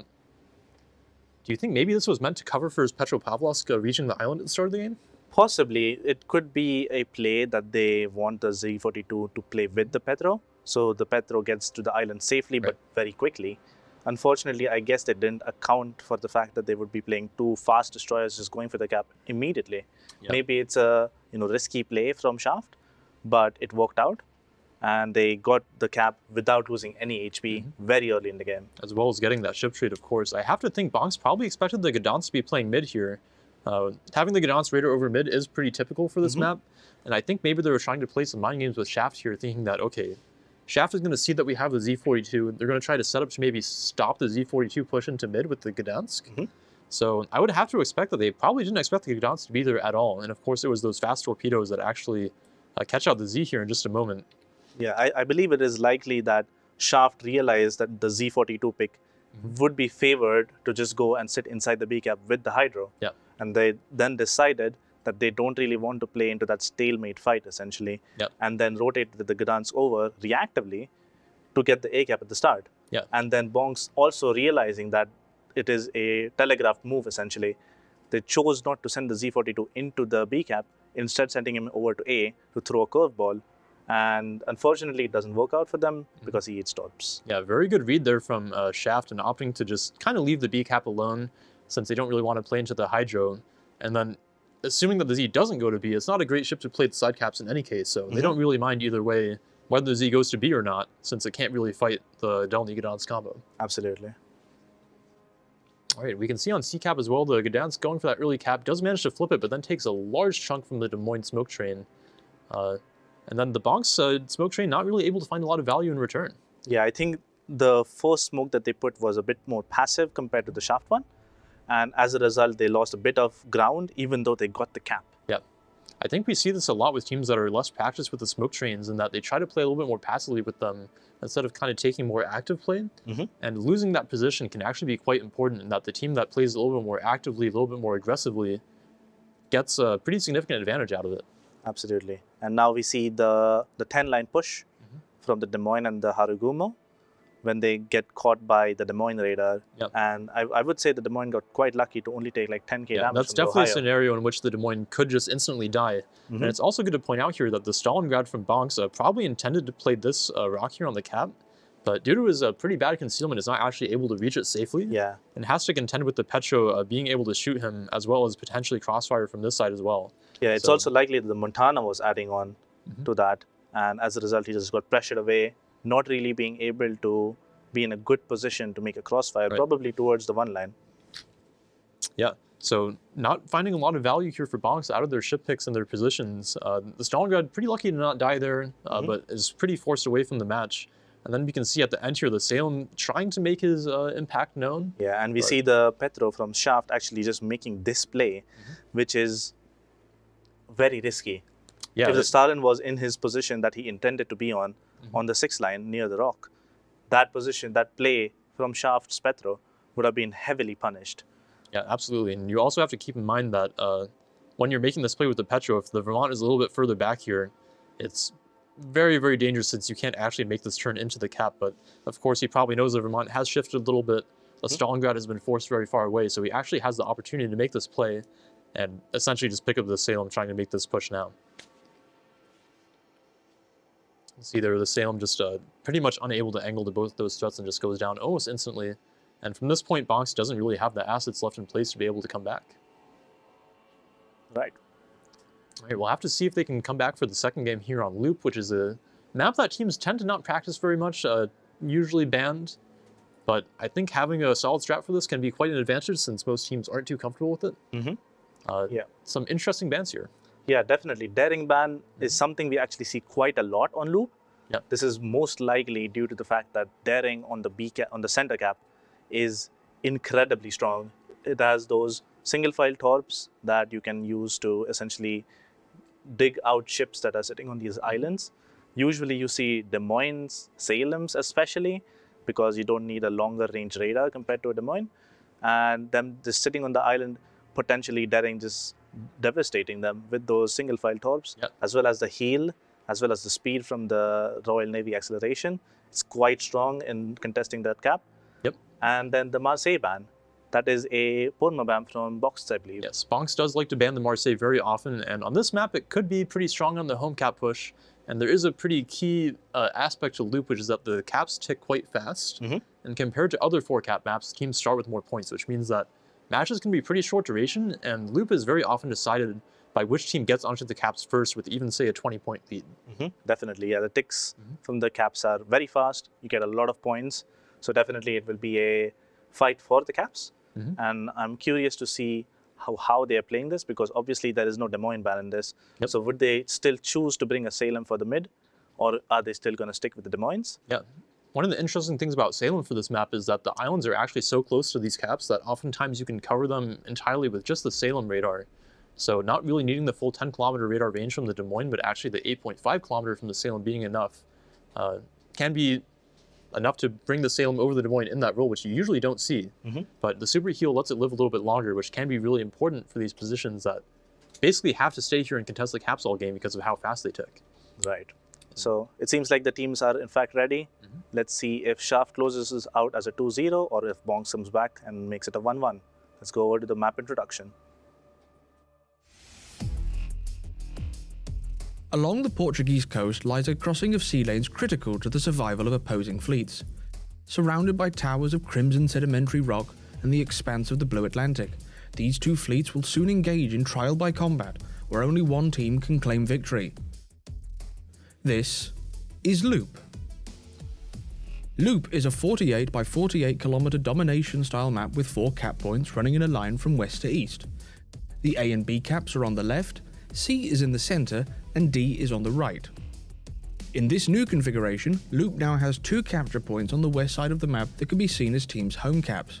Teams will now have to weigh whether it is worth deploying more ships west to try and capture the enemy home cap, or merely defend and attempt to break through elsewhere. In the center of the map, capture point C has been greatly reduced in size. It'll be far more challenging for destroyers to comfortably capture this point without sufficient support from teammates and nearby radar cruisers. On the eastern side of the map, capture point D was moved further east. Destroyers wishing to capture this point will no longer find the safety of the island in the middle of the cap and face the threat of enemy radar or even enemy hydro from nearby islands. 18 ships, 2 teams, 1 victor. It's time to play Loop. And welcome back everybody for this second game of Shaft versus Bonks. Bonks has a chance to redeem themselves. Loop, he's a notoriously, I would say, difficult map to play because of the cap position and the different strategy that you can apply on this map. The lineup is Pretty simple. I think both teams are keeping it kind of conservative. Montana, Vermont, Des Moines, Petropavlovsk gearing. We're seeing another Delny again, but then this time a Grozovoy on Bonk's side. Otherwise, it's pretty standard. Some Des Moines in there, some Harugumos, a Kleber, which could be actually a good asset for Bonks if they play it right. But let's see how this goes. Yeah, you're going to be sending that Kleber alongside the Harugumo quickly over towards that decap, which is quite far away from the spawns. So the Kleber obviously going to give them a little bit of an edge there in terms of speed, but he's going to be mirrored by the Delny. That's true, and the gearing as a backup. So it's interesting to see. We are also seeing gearing here, laying down a very interesting smoke screen. I thought he was going to go for the C cap, obviously, and I was a bit concerned about this, but he is laying down a very nice smoke screen right here for Simply Cats, Des Moines, and Montana as well. Shaft bringing a battleship middle of the map like this is a very interesting start, because a battleship in the middle of the map has some pretty decent crossfires on both flanks, doesn't it? Yeah, and Stepan going to be turning out to lay down those torpedoes as well. He does have full coverage of that gap in the cap there. Simply Cat's going to be safe behind that smoke, but I feel like it's a little bit early to be laying the smoke, right? That's perhaps not, perhaps yes. We will see. Medusko actually burning an info radar and forcing the Harugumo to turn away, not potentially fully laying down the smoke screen the way he wanted to. And at the same time, the only ship that Shaft is sending at A is going to be the Petropavlovsk, with potentially the Gdansk to help. But I'm interested to see what's going to happen here in the C cap.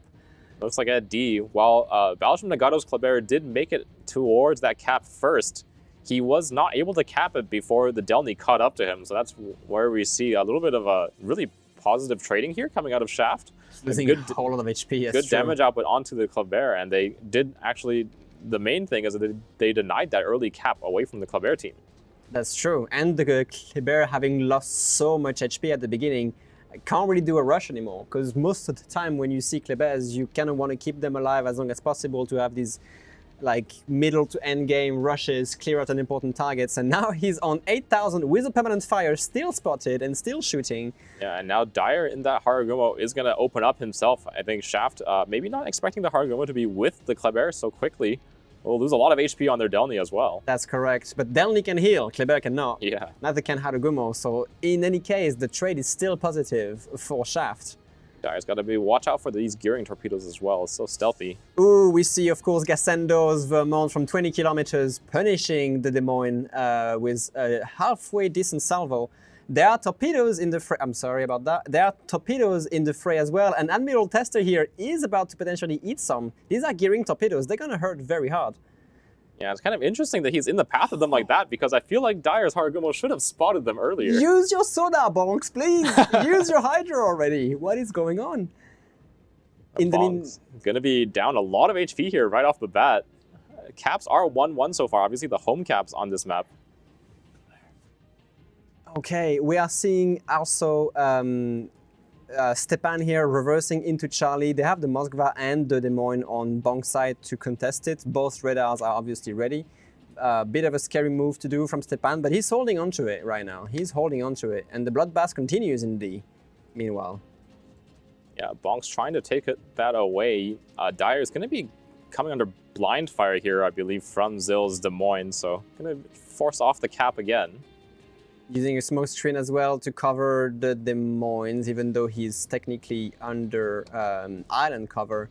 Some torpedo trades being there, but I mean, so far, again, the engagements. Look at the HP that Bonks has lost on almost all of their ships, compared to essentially Shaft only losing HP on the Delny so far. And he's slowly healing that away, so Shaft kind of pulls their Des Moines in closer again to this cap. Admiral Tester pretty much stuck on that island now. Does have good coverage over D-cap with his hydro and radar, but neither team able to get a destroyer onto this cap means that it does really come down to the HP trading, which Shaft has done a great job of so far. It's true. I mean, so far, Bonks has the cap lead because they had the A cap sooner, I assume. But at the same time, this is going to get contested by Shaft. Yeah, we have also a prediction on the screen right now, 85% in favor of Shaft. I think 15% in favor of bonks. Come on, Chad, give a little bit of faith into bonks. You know. I think no surprise there, given the outcome of game one. It felt very one-sided right off the bat. But bonks is a little. I feel like a little bit better situated this time. They haven't lost a destroyer. They haven't lost a destroyer yet. But they've just lost a lot of HP. That's the only issue. Shaft is pushing a Petropavlovsk here, really close to Bong's home cap.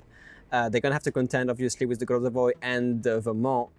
But it's interesting to see that on a flank that's supposed to be a kiting one, Shaft is actually pushing a bunch of assets that way. So we'll see what happens. Meanwhile, still a bit of a stalemate at Charlie. Both teams have radar coverage of the cap and, you know, just are a little bit afraid of dipping their toes into it. This is very interesting because the Gearing, even though he has full spotting range of Des Moines, cannot spot him because he's behind that rock. But he actually might work into Bong's defavor because that Gearing is going to be able to reverse into the cap. And even if the Des Moines radar, I'm not sure who can shoot it. Yeah, I feel like it has to come from the other side of Bonks. The ships over at that D cap probably just long-range fire onto that Gearing. If Kleber engages, you know, he's on 8k HP. He is spotted, but I mean, yeah, I think Stepan is just going to be able to sit here. I don't think Des Moines can clear that rock. Yeah, not quite. And Addy is actually, I just want to point this out, he's actually turned away from this cap on this island. It's true. Oh, we do have some long-range Vermont salvos, but I mean, yeah, Stepan just gets that cap and get out of here. He's oh my! And Addy actually in the Des Moines took a long-range shot. Gassando making his presence known again in this game. I mean, obviously. But yeah, Shaft able to get the second cap, and now basically that's all they need to do. They just have to sit and wait. Bonks is sending a Vermont close, about to take Gearing torpedoes, gonna put that DCP on cooldown. Not great, not great at all. Not even gonna make it there. He's gonna be forced to turn out here and come under fire from that AP, from the Des Moines Zil 2. Another Gassando salvo on the Vermont could be painful, not that much. Yeah, the trading in terms of HP is not going into Bong's favor at all still. Yeah, they've just been kind of able only to find a little bit of damage on this Delny so far. Delny is down to 1 heal, but has most of his HP back, actually, 14,000. Ooh, okay, I don't know what happened, but Shaft's Montana took probably a 50k salvo in the face. Deepest Dungeon being contested by the Vermont here by Kermit. Bong's fighting back and punching back quite hard here. If Deepest Dungeon remains spotted, he might actually go down because there's a lot of fire being poured on him. He's going to have to basically disengage and run away. But he is on cooldown with a fire, meaning he's going to be burning and blooming and basically remaining spotted for a long time now. Yeah, but the thing is, Montana, kind of the unique strength of the ship is that as long as the engagements go long enough, Montana's improved heals do kind of give it a kind of a crazy HP lead over most other battleships. Yeah, that Vermont salvo did not do near as much damage. Still, Deepest Dungeon kind of knocked away from the fight. He has torpedoes to contend with. These are Harugumo torpedoes. Do they have enough range? Because he's taking one. They don't. They run out, but he's down to about 20,000 HP in 45 seconds only until his next heal. So he should be safe behind this island as he ducks behind it. Should escape spotting. Yeah, we also see the fight around Delta. You know, Shaft's Gearing just took a massive hit here from the Vermont as well. This Vermont pulling their weights actually on Bong's side, trying to punch back that HP advantage that Shaft has. The Gearing is under a tremendous amount of pressure because he's way deep into the Des Moines radar. But Harugumo not quite able to land those shells on the Gearing, so he's going to be laying down another smokescreen for his Des Moines. Zil 2 is going to be able to come out around this island and get some damage output onto the Vermont now, completely uncontested. That's true, that Vermont might get farmed to death by this Des Moines Gearing combination, so yeah. Bonks still is on the back foot. They have to make a play, either a kill or a cap, to try and get that point difference working their way. I'm not sure how exactly this is going to go. Grozovoy caught into the Gdansk radar here, being chunked down to less than 10k HP. Petropavlov salvo coming in to help as well. They are going to pick up this Grozovoy. He is still shooting and not even trying to disengage, even though he has smoke ready. He's trying to smoke and heal through this, but with only 500 HP remaining, still healing. Looks like Gdansk not able to find his mark. Oh, he's still landing shells in here. But yeah, that Grozovoy is seriously hurting. And it's going to come down to the Bonks battleships to kind of make something happen now. I feel like their cruisers and destroyers all knocked down to quite low HP. That's true, and the cap advantage still in Bonk's favor. Vermont salvo on the Petropavlovsk. This could be painful for DNO Gaming here, but to be honest, like It's a Petro. It's a Petropavlovsk. What can I say? And they're gonna make that Vermont push suffer a little bit. Gdansk torpedoes coming in as well. Gonna put that into DCP, I assume, with a flood.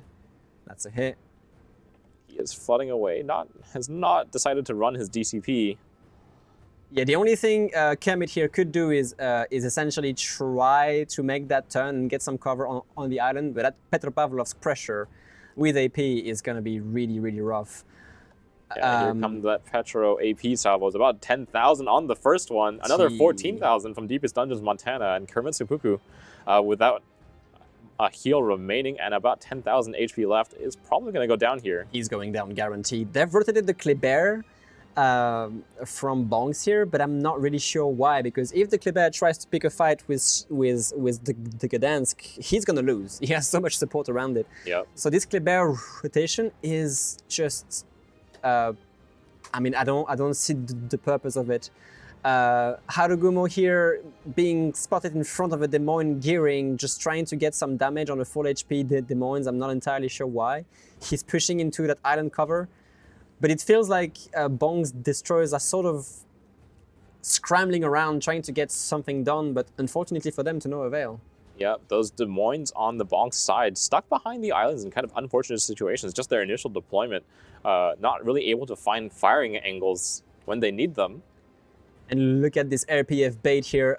Both Stefan and Medusco knows where the Kleber is, and they're going to put a gearing and a Gdansk to basically flush him out, which will only leave the Grozovoy alone to fence off these two DDs. Even the Petropavlovsk is helping here, and they're gonna pick up that Kleber kill.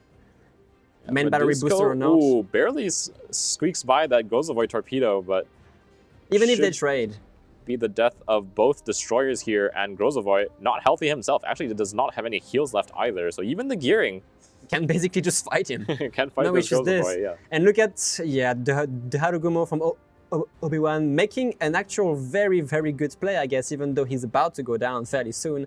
He pushes into the Charlie cap and might be able to cap it literally in the face of Shaft. But I mean, at the same time, does it really matters, because both Des Moines and Harugumo go down as well on Bonk's side, with the second Harugumo following shortly from that gearing. Yeah, Admiral Tester is going to be pushed now, and with a massive HP difference between these Des Moines. Don't see how any plays can be made here on the side of Shaft with only 10 seconds remaining. Nah, they can't make any plays at this point. And as the viewers expected, a very solid victory from the side of Shaft. Felt almost like Bonks kind of didn't have a chance, especially after that initial HP trade on the decap going so poorly for them. I don't want to be mean and, like, don't kick a man when he's down, but it also felt like Bongs did not really have a strat to contest whatever Shaft was doing, especially on the side of the destroyers. You see a lot of reckless engagements, getting the wrong way. But again, Shaft is an extremely difficult team to fight against, and Bonks still displayed, they tried. They didn't play passively. They were trying things, which is commendable for them as well. And they brought those Harugumos in an attempt to kind of bolster their firepower there against the gearings that the side of Shaft brought. But Shaft just a lot more disciplined, I feel like, especially with the smoke laying and the radaring. We saw a lot of Bonk's radars kind of happen, but not really much damage going out during those radars. Whereas on the side of Shaft, every time a destroyer was radared, they took a lot of damage. They did, yeah. They did. But anyway, back to the studio we go. That's enough of us for now. Yeah. All right, I have to absolutely agree with our casters here. The Bonk's radar coverage was decent over the caps, but unfortunately they didn't actually have a lot of ships to shoot at it. Absolutely, As to their strategy for the map, I actually really did appreciate the Kleber pick coming out. Yes, finally we see a Kleber being pulled out by Bonks, and he got an early cap, which definitely gave them the point advantage. Unfortunately, everything after that was kind of unfavorable for Bonks. And for Loop, the Kleber pick can be so important since it can reach those caps early. However, in the case of Shaft, you're opting to play the Delny to free up their ship lineup a little bit more since it's not included in the restrictions. Was able to force the Kleber away from D and actually traded pretty favorably with him. And from that point, it felt like Bonks kind of had the worst setup in that they had 2 radars over B with the Mossman and the Des Moines, but neither of those ships actually had the angle to shoot at the shaft destroyer which was contesting it. Yeah. So I have to say, I'm probably not a huge fan of the way the Mossman was positioned on the east side of the rock. Yes. Since it looked like they were trying to use him to shoot over towards the east side of the map, but really weren't able to get much value out of it.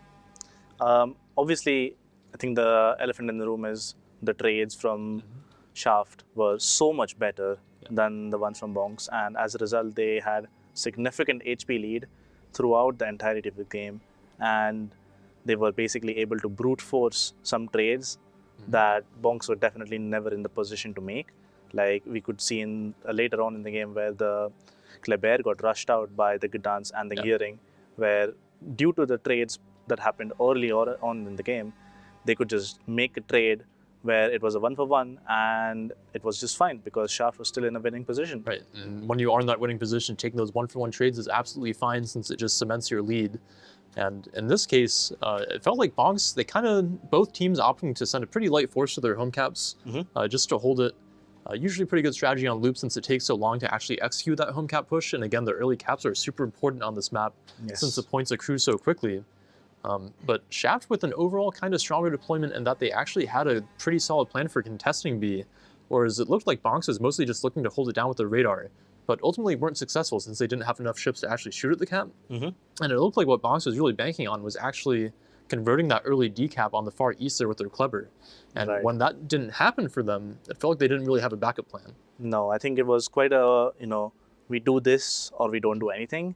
And it unfortunately seems like they did not have a backup plan once the plan that they originally intended to execute did not work out. Yeah. For loop, again, since the caps tick so quickly, it is so important to get those early caps. And although Bonks did cap their home cap a little bit quicker than Shaft, so they had something like a 30-point lead in the early game, and once the team's set up, it's very difficult to contest B or D. So having that early lead is very important. Absolutely, But what I would have liked to see from Bonks is probably a little bit more of a stronger hold over the C cap, that cap in the middle. Because if they were actually able to keep the Shaft Destroyer out of that, they could have probably played for that early point lead a little bit more successfully and maybe been able to force Shaft to try to push into them and make the trades favorable that way. Yeah, what's also interesting is that both teams chose to bring a Des Moines over a Salem for the C cap.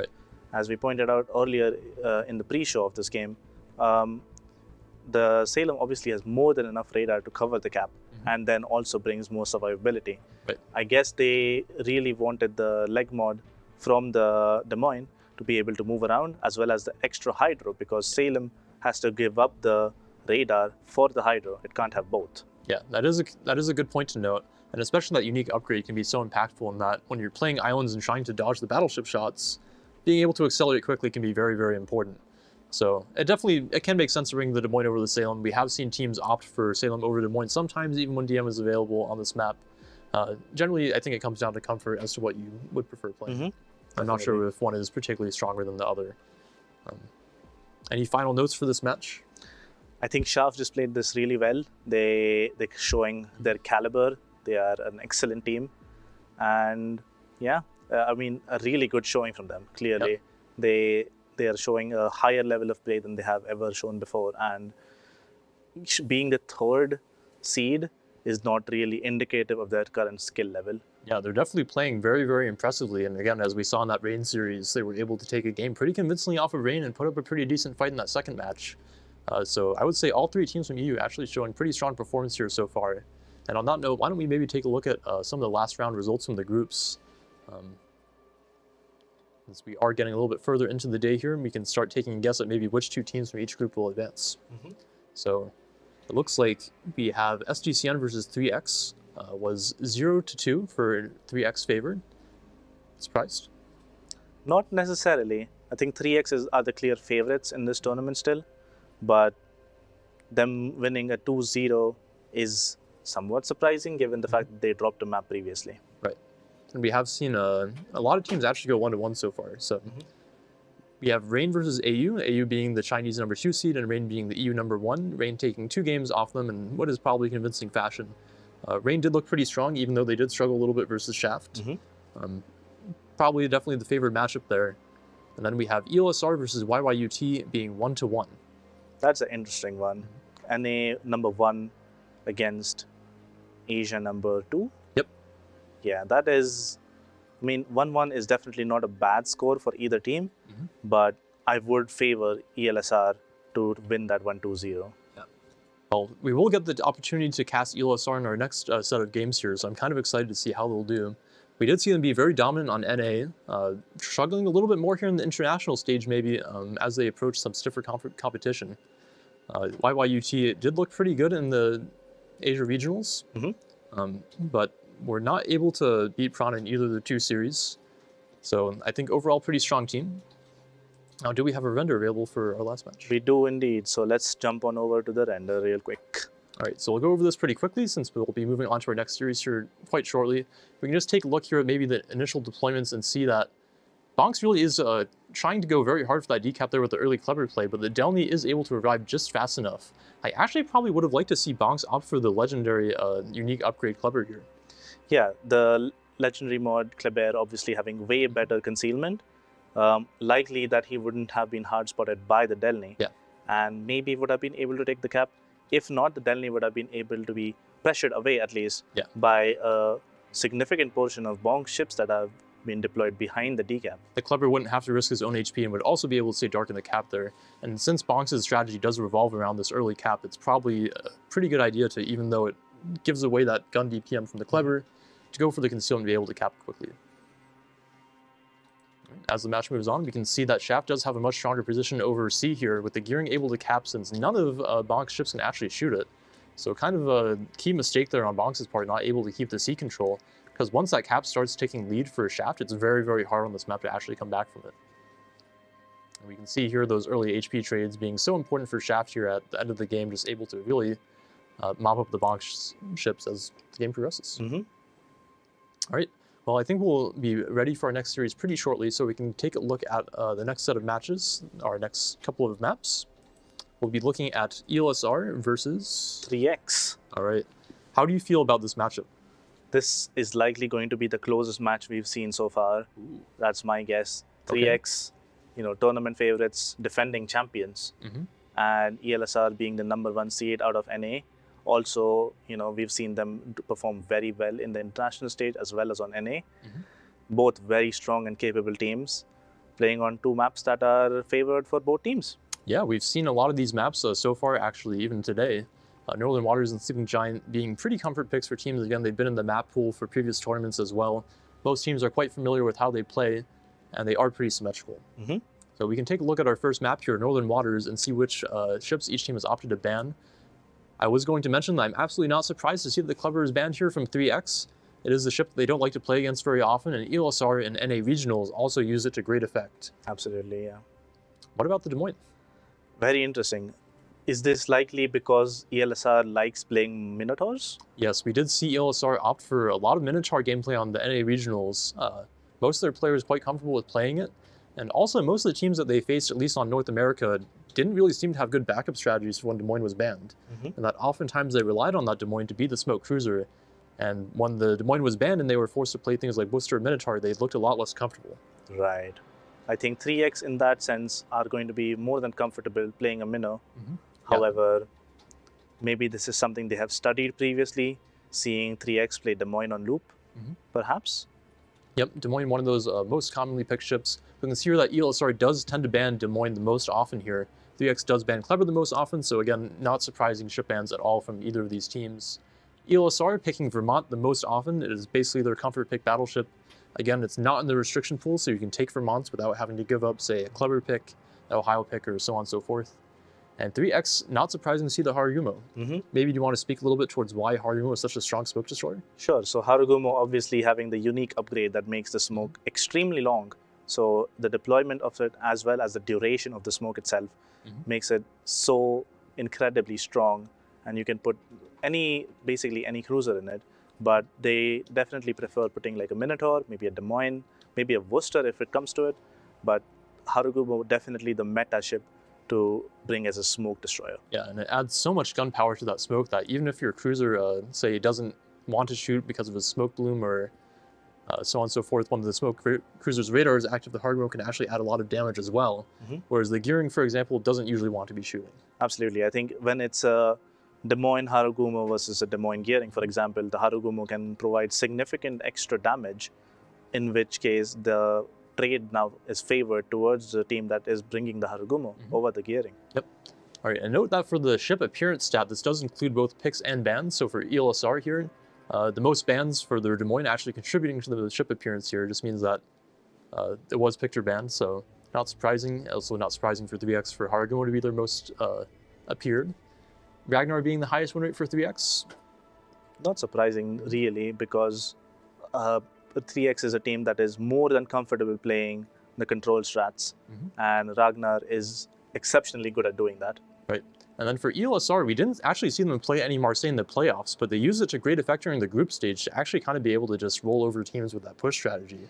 So probably, I would say, a very group stage focused strategy for them. And I wouldn't really expect them to pick too many Marseilles going forward here in the international stage. In any case, ELSR opts to ban Shatter a lot. This has been in the pool for quite a while now in previous tournaments, but teams are still not very comfortable with playing it, especially on North America. Meanwhile, for 3X, banning Esroy the most often. Again, a new map that most teams aren't familiar with and that most teams tend to not like very much. Yeah, the unpredictable nature of it definitely makes teams shy away from it. Right. All right. Well, I think both of our teams are ready, so we can go ahead and throw it to the Northern Waters introduction video and show you guys why these teams are some of the best on their servers. In the southern Arctic Ocean lies an archipelago of Caledonian granite. Frigid and foreboding, these frozen rocks and sparse fauna will shortly become unwilling witnesses to the rigors of naval combat.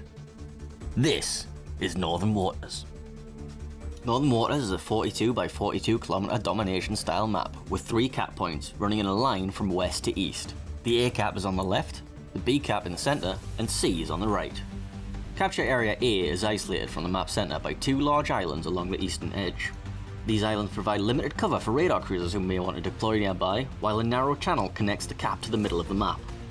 In the center of the map, Cap B contains hard cover in the center of the cap for intrepid destroyer captains hoping to secure control. Just like the A cap though, there are islands along the eastern edge that provide at least some cover for radar cruisers to defend from.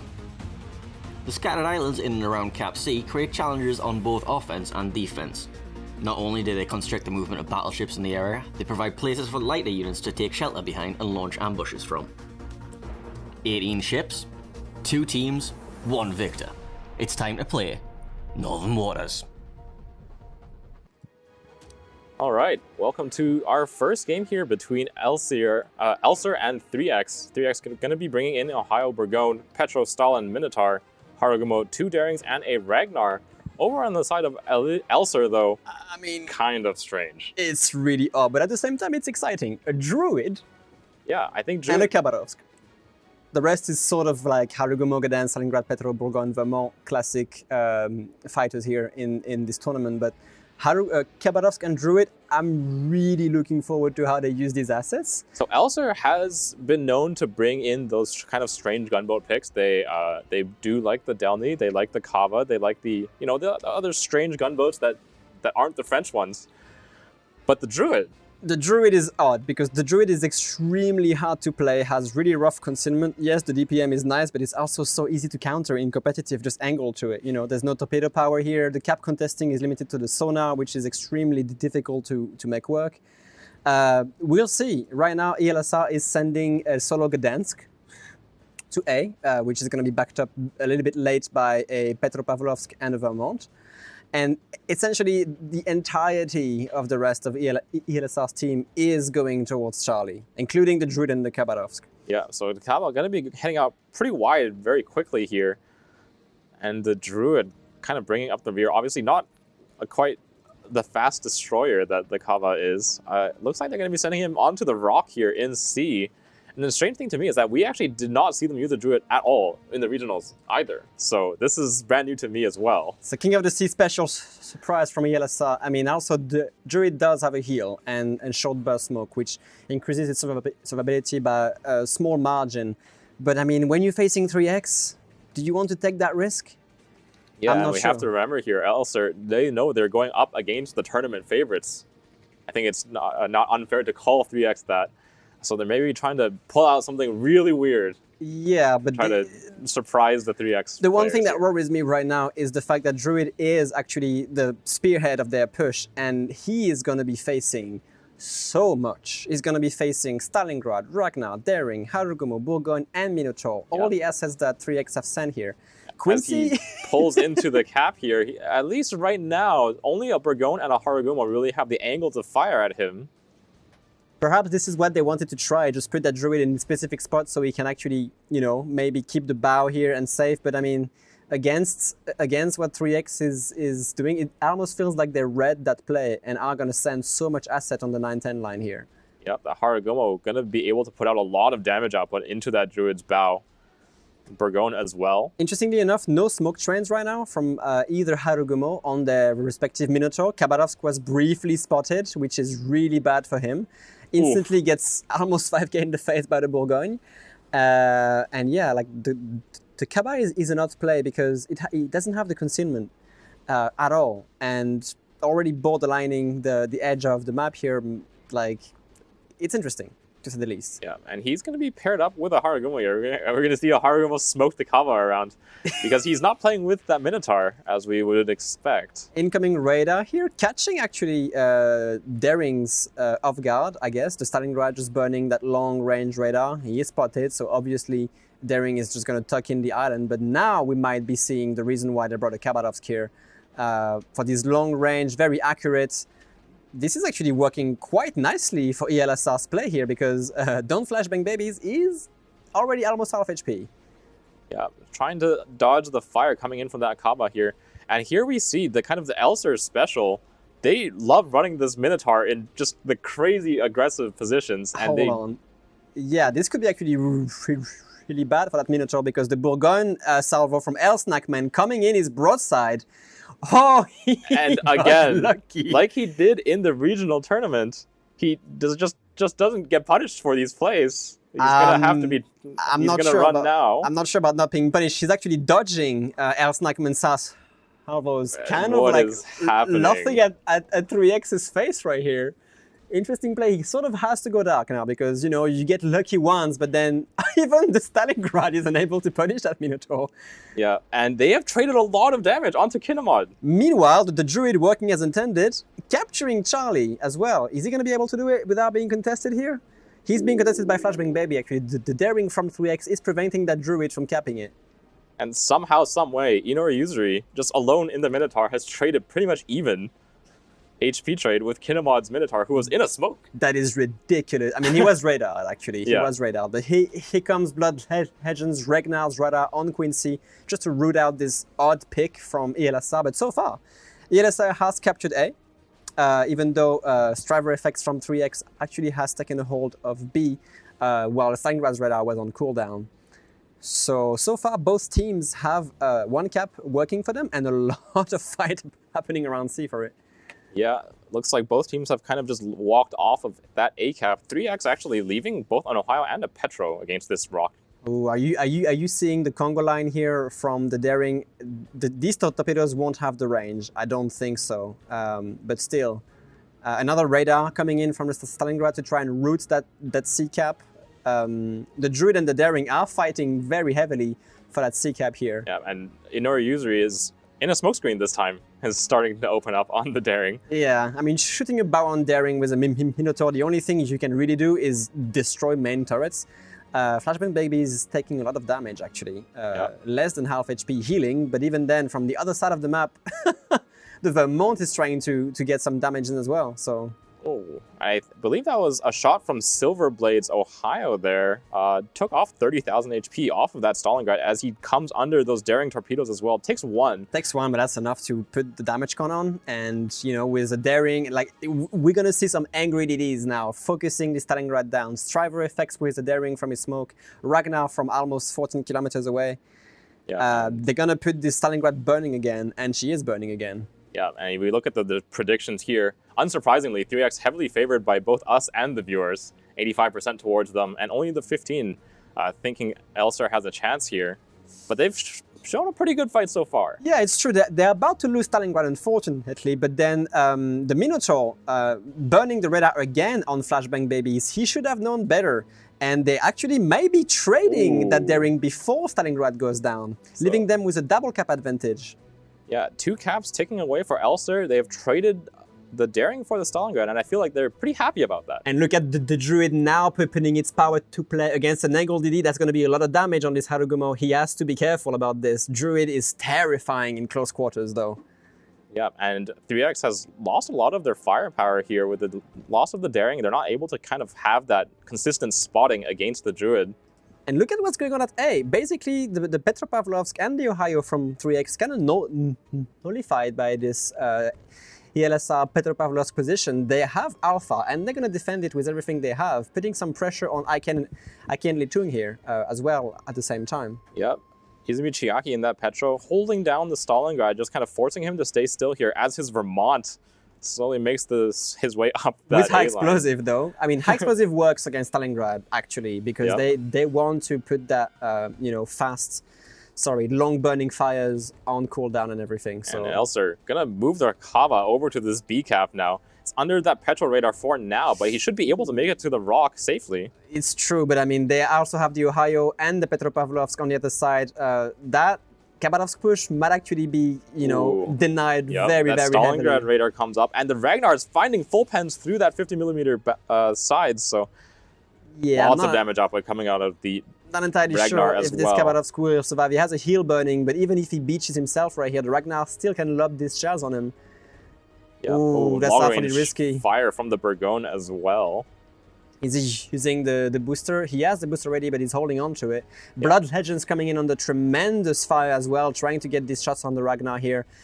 Kind of having the same problem, pushing into a very precarious position. Yep, and Quincy and that Druid still sitting in the same spot he has been the entire game. Working as intended. Are we going to see a Minotaur radar here? It's 30 seconds. Blood Legends will be under tremendous trouble. They lost a daring in the same exact position that Blood Legend is right now. And they've Elsr has actually moved their Gdansk all the way across the map, back over to the C cap, trying to cement their hold over this. Elsr gets the B cap with the Khabarovsk somehow. Meanwhile, we see a Congo line of daring torpedoes going towards this Petropavlovsk. He's been a big annoyance for 3X here for a while, but now he might actually go down. We're going to see a Vermont Ohio brawl into A as well. I feel like Elsr is pushing 3X to make these weird plays now. Elsr really, with that aggressive hold on C, was kind of forcing 3X to play for the caps that they're weak on. Beautiful dodge as well on Elsr's Petropavlovsk. He is going to go down eventually, but not just yet. Not just yet. He is going trying to trade as much HP as he can on that Stalingrad before he does go down, and he will now to that HE salvo. We might actually see a ram here. Yeah, they're going to go for a ram, Ohio, Vermont. But that ram will be detrimental to Silverblade here because they're still going to get the cap. Now, 3X might put the Petropavlovsk into A to cap it back. Yeah, but that will remove that Petro from the game for quite a long time. It will, actually, yeah. And look at how many kills here. What is going on? Yeah, and Elsr is actually going to pick up the Ragnar as well, I think. Are they going to be able to kill Blood Legends? Look at the Druid just pushing aggressively with Sonar. He's facing the Minotaur's Wrath, though. Yep. If he can get cover here behind the island, he might be able to survive. Is he going to get Blood Legends? Oh, he's under the Hydro now. He can see him. But I don't think anything has shots on him. Even like that Druid is even going to put some pressure on Aiken on the Stalingrad here as well, which is really risky. They have to kill this Druid. He is actually putting this entire team at bay right now on all sides. Yep. And that Minotaur not able to find the shells onto that Ragnar. So the Ragnar radar is going to last its full duration against Quincy's Druid, but as it goes down, I feel like Druid can just go dark here, right? We're going to see a Khabarovsk versus Daring. At this range, it's obviously in the Daring's favor with the armor piercing and, of course, the HP differences. This Kaba under tremendous pressure from Blood Legends, but look at the Minotaur. Yuri's here just pushing in, facing Bourgogne's guns regardless of the threat, broadsiding the Stalingrad too. And this guy has been doing this all tournament long. I think he's going to go down this time. Can he actually pick up the Ragnar? He's forcing the Ragnar forward. No, I think they got him this time. We'll finally be punished for his transgressions here in the Minotaur. But meanwhile, look at what's going on here. The Daring caught off guard by the Gdansk. They have the Bourgogne and the Khabarovsk to help against that. The Gdansk is going to be able to use the radar. He did already, but Striver took so much punishment about it. Yep, and Looks like 3X will finally now get onto that C cap and take it this time. I mean, at this point, we know that 3X will win that game, but it's impressive how Elsr was able to put 3X off balance so much and actually traded so many kills. Yep, trying to pick up the daring right now with the Gdansk and the Hava. Let's see what happens with this Burgon versus Stalingrad here. This could mean the game. I'm not sure if it can mean the game at this point. Big damage into the Stalin, but I feel like it's a little bit too late. Oh my god, the rear gun. Rear turret, best turret! And there is a main battery reload booster up, so He goes down. 8952 will find the Stalingrad. Yeah, but I mean, at this point, they're just playing for kills at this with just the Burgon left in the game. We might actually see the Burgon actually pick up on that on the that daring as kill. well. A tremendous effort on Elsr's part here. A very close game, pretty much all the way until the end here. I agree. Oh my god. Extending the game a few more seconds. A little bit. I think they can actually just boast a little bit on this. It was actually a very interesting game, and I'm surprised on that weird ship pick, Druid and Kabarov's actually working so nicely on the C side of things. Yeah, the Kava and the Druid definitely put out a lot of work on the C cap. Just not quite able to power through in terms of the HP trades all the way until the end. And 3X obviously had a little bit more of an even deployment throughout the map. So they are able to pick up the A and B caps earlier on and tick them away so that the Elsr is kind of forced into making that late game push with not a lot of HP left on the ships. In any case, making 3X works for the win. Yes, absolutely. That was absolutely a bloodbath of a game. The Druid pick, I think, probably the most interesting pick of the tournament so far. Yeah, definitely. It was quite an interesting pick. I am wondering if that was because they knew 3X was going to bring minnows. And Druid obviously has the same guns as a minnow and will be able to punish a minnow if it catches it in the smoke. I have to say, it really felt like a very targeted pick for the C cap. And that there's those two islands, each team gets one island above and below the cap, obviously, from which something like a daring can contest the cap usually pretty safely, although it can get shot at, as we saw in that match. I think the Druid has to be a very targeted pick to play that island while still retaining the full frontal firepower. Right. And we did see that they were able to pretty successfully actually force the 3X daring off, since he wasn't really able to ever trade with the Druid, since the Druid would be able to win that. And then the Kabarovs, the other really interesting pick of the tournament here from Elsr, on the 10 line, actually able to get the angle to shoot at the daring. Yeah, I wonder if that was a prepared strat, because the island that 3X was using with the daring to try and contest the C cap, it is a very well-known position, and every team tries to use it, and it's usually a very safe position. And I'm wondering if the Haba was intentionally sent immediately to the 10 line to try and actually snipe that position out. Yeah, I mean, we definitely saw how deep that Kabarovs went at the start of the game. I think that has to be intended to maybe both force the Minotaur to smoke a little bit further away than he'd like to, as well as maybe also get those shots on the daring that we did see come in. I think a very, very targeted strategy from Elsr here for the BC cap. We did see both teams go very lightly to A. I think that this is probably the optimal way to play Northern Waters, since from the A cap, those two islands on the east of it can often block you from actually influencing the B cap. But if you play heavy for C, you can be a little bit more aggressive towards B. Yeah, absolutely. I think it's also worth noting that 3X is obviously a very experienced and a veteran clan for any of these competitive events. And from my experience playing against them, the way you beat them is not necessarily just through the strats, but also trying to put them under pressure. Right. You want to maybe do something unexpected, either in strat or playmaking, that maybe they haven't fully prepared for, since I know a team like 3X spends a lot of time practicing, spends a lot of time stratting, looking at all the eventual possibilities. So maybe trying to throw them a curveball, even if it's not necessarily the most optimal strat, could surprise them enough to give you an advantage. Absolutely. And we did see Elsr gave them a very tough fight in this match. Yep. It felt like maybe just a few key mistakes throughout the game kind of sealing the defeat for them. I feel like probably the Petro pushing through A into mid to try to pinch the 3X Stalin wasn't necessary. No, definitely not. I think him dying there was quite bad. Yeah. Because they lost A as well as losing a ship. And I think it ended up causing them to lose the B cap as well. Yeah. When the Haba actually just got the cap from rushing into it, brute forcing the cap, and unfortunately losing the cap meant that he was going to go down sooner or later. Right. Yeah. So we can take a look at the render here and have a little bit more detail as we break this game down, since I think there's actually a ton to unpack here. Why don't you take us through it here? So from the start, we can see both teams opting for that heavy deployment to the east. And what do you think in general about the ELSR strat for this map? Yeah, so it's a very interesting strat. Clearly, it is one that they have prepared, and they know what they wanted to do with it. And they had a very strong play towards C. Same with 3X actually, but 3X slightly more balanced. They had Daring contesting the middle of the map and having one ship near the A cap, essentially just providing crossfire into the middle of the map. Yeah, we can see that 3X is basically opting to not play the A side at all, at least for the start of the game. No ship past the 3 line here, really just looking to contest the B cap with the Daring, where the Petro install and support, which is quite standard for this map. And then ELSR are actually quite similar here, the only difference being that they have no plan to actually contest B, and instead they just want to keep the Daring off of it with, again, their 2 12-kilometer radars here. And then the Gdansk, a very specific pick here with that 9-kilometer fast cooldown radar.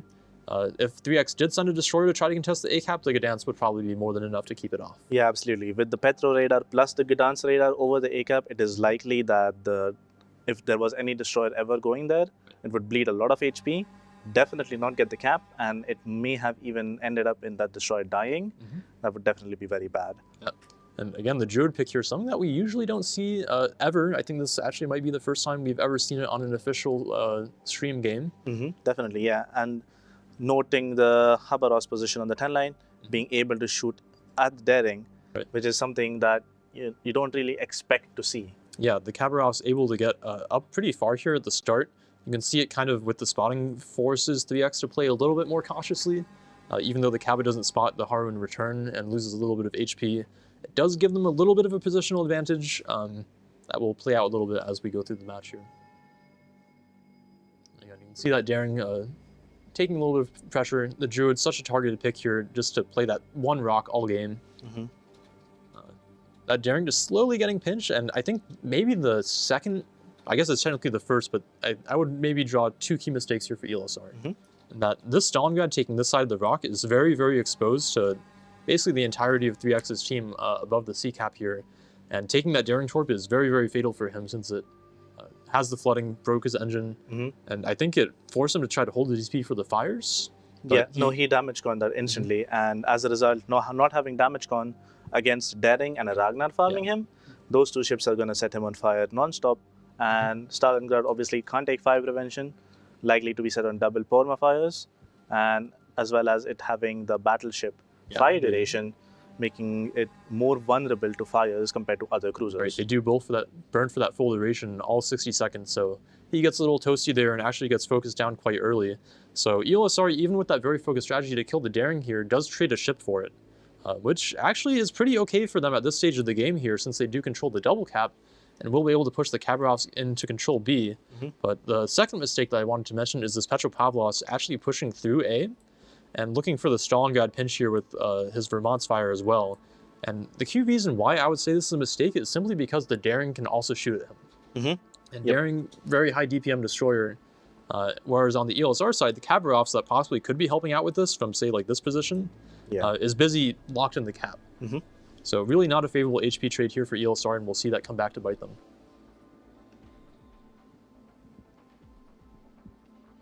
I have a question about this Khabarovsk push, if you don't mind.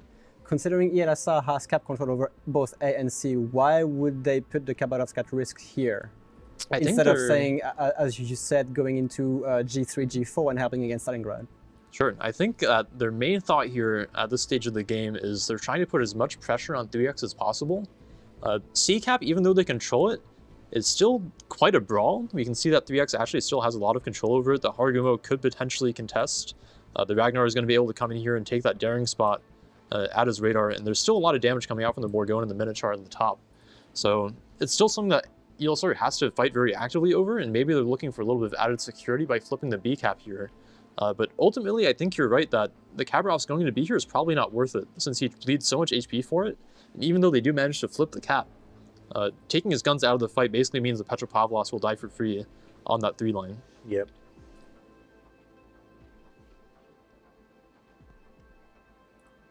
you think there was a way here, Baz, for ELSR to try to pick up the Ragnar? Because I feel like the Ragnar surviving on C was probably one of the linchpin reasons I here. think that there definitely was a chance for the Ragnar to die. I think there was some like maybe slight positional errors from ELSR. It was probably the easier way for the Druid to move. I think when he crossed over like this, he lost a bunch of HP. Yeah. And instead, maybe if he could have waited a little bit longer and gone down this way, he may have had an angle on the Ragnar, which would have been able to, convert the kill. It would have been very helpful. However, it is a very difficult kill to get, given that it is 3 radars covering that position, given the Stalingrad, obviously the Ragnar having its own radar, as well as the Minnow radar. Yeah, and of course, once you lose that 10-line control, that rock that the Ragnar is sitting on becomes much safer for him to play, since he can nose a little bit more forward and be safe from all the ships concentrated on the 7-line here. So I think him actually living to get to that rock was pretty instrumental in 3X being able to pick up the win here, since he ended up being such a pain in the side of the Minotaur, the Druid, and even the Borgone later. We can play it out here at this point. Even though 3X is down points, I would say this is definitely a favored position for them. And we can see here that ELSR just finishes without bleeding all their HP and is not really able to clean up the game. Very close one, regardless. I like that ELSR essentially pushed 3X to make some plays and put them under pressure. That is definitely something that most teams should try to achieve against 3X if they ever want to have a chance against winning them. But winning against them. But yeah, I think this was a good showing from ELSR, and I would like to see the same thing happen again in the next map. Yeah, I'm very excited for game 2. Why don't we take a look at the next map here, and then we can get ready to throw it to the teams. Right, for our next map, we're going to be taking a look at Sleeping Giant. Actually, a Stalingrad ban coming out here from ELSR. 3X, I think, does like those 12-kilometer radars, and maybe banning out the Stalingrad will force them to take that Mosfa pick or the Petro and not be able to take something else. Possibly, yeah. I think I've seen 3X play the Thunderdome outside of the Thunderdome with the Stalingrad, previously also with Moskvas. I'm curious to see why they have banned specifically the Stalingrad here instead of the Moskva, maybe. Maybe because they wanted to make some aggressive plays with the Minotaur again. Yeah, it is interesting that Des Moines is open, so most teams would pick that over the Minotaur, but we have seen in regionals that ELSR, even when the DM is open, actually usually prefers to play the Minnow. That's very interesting. With the Stalingrad banned here, maybe a little bit less threat to their crazy Minotaur play. As our casters mentioned, the ELSR Minotaur on the 10 line, they're actually making some crazy out-of-smoke plays and just not getting punished for it. So I'll be interested to see if we see something similar in this next match. Yeah, definitely. I think Kleber, obviously, the Polma ban almost for 3X, and completely reasonable. Yep, definitely something that is very hard to deal with, especially if you don't bring your own Klebers. So taking it away, especially versus teams that tend to play them a lot like ELSR, a very smart idea. All right, I think we're ready for the next match, so why don't we throw it to the map intro video, and we'll see you guys with our casters. A colossal battle between opposing fleets will soon unfold here amongst the waters of the East China Sea. The residents of these islands will shortly bear witness to the thunder and flash of combat, and only one team will sail away victorious. This is Sleeping Giant. Sleeping Giant is a 48 by 48 kilometer domination-style map with 3 cap points running in a line from west to east. The A cap is on the left, B is in the center, and C is on the right. Cap A on the left is fraught with danger. Previously located in the Thunderdome, the new cap location has an island on the left side that provides limited protection for both teams, while on the right side, the Thunderdome can provide cover for radar cruisers. Any team looking to take the cap will now have to gain control of both sets of islands in order to hold it. In the center, capture area B is just as perilous, as it is now smaller than it used to be.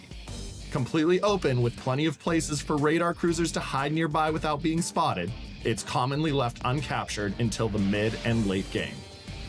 Cap C on the right may be the most treacherous. Originally centered on the set of 4 islands to the left of the cap, which provided some cover for a daring destroyer player, the now wide open cap will be challenging for even the most skilled of teams to contest and hold, unless they gain control of the island chain near the center or the ocean of the 10 line. 18 ships, 2 teams, 1 victor. It's time to play Sleeping Giant.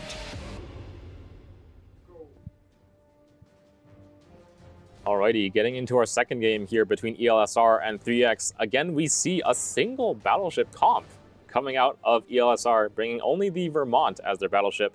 A very heavy radar cruiser lineup alongside a Marseille and a Yuying as one of their 3 destroyers. On the side of 3X, much more of the same. The 2 Vermonts, obviously the big battleship of choice here in King of the Sea, unrestricted and with all of that firepower. The 4 radar cruisers, Des Moines, Moskva, and Minnow, and then the standard complement of DDs, Harugumo, Gearing, and Gdansk. So again, another 1 battleship lineup. I mean, it worked out very nicely the previous time we saw it today. Let's see how Elsr can actually make it work.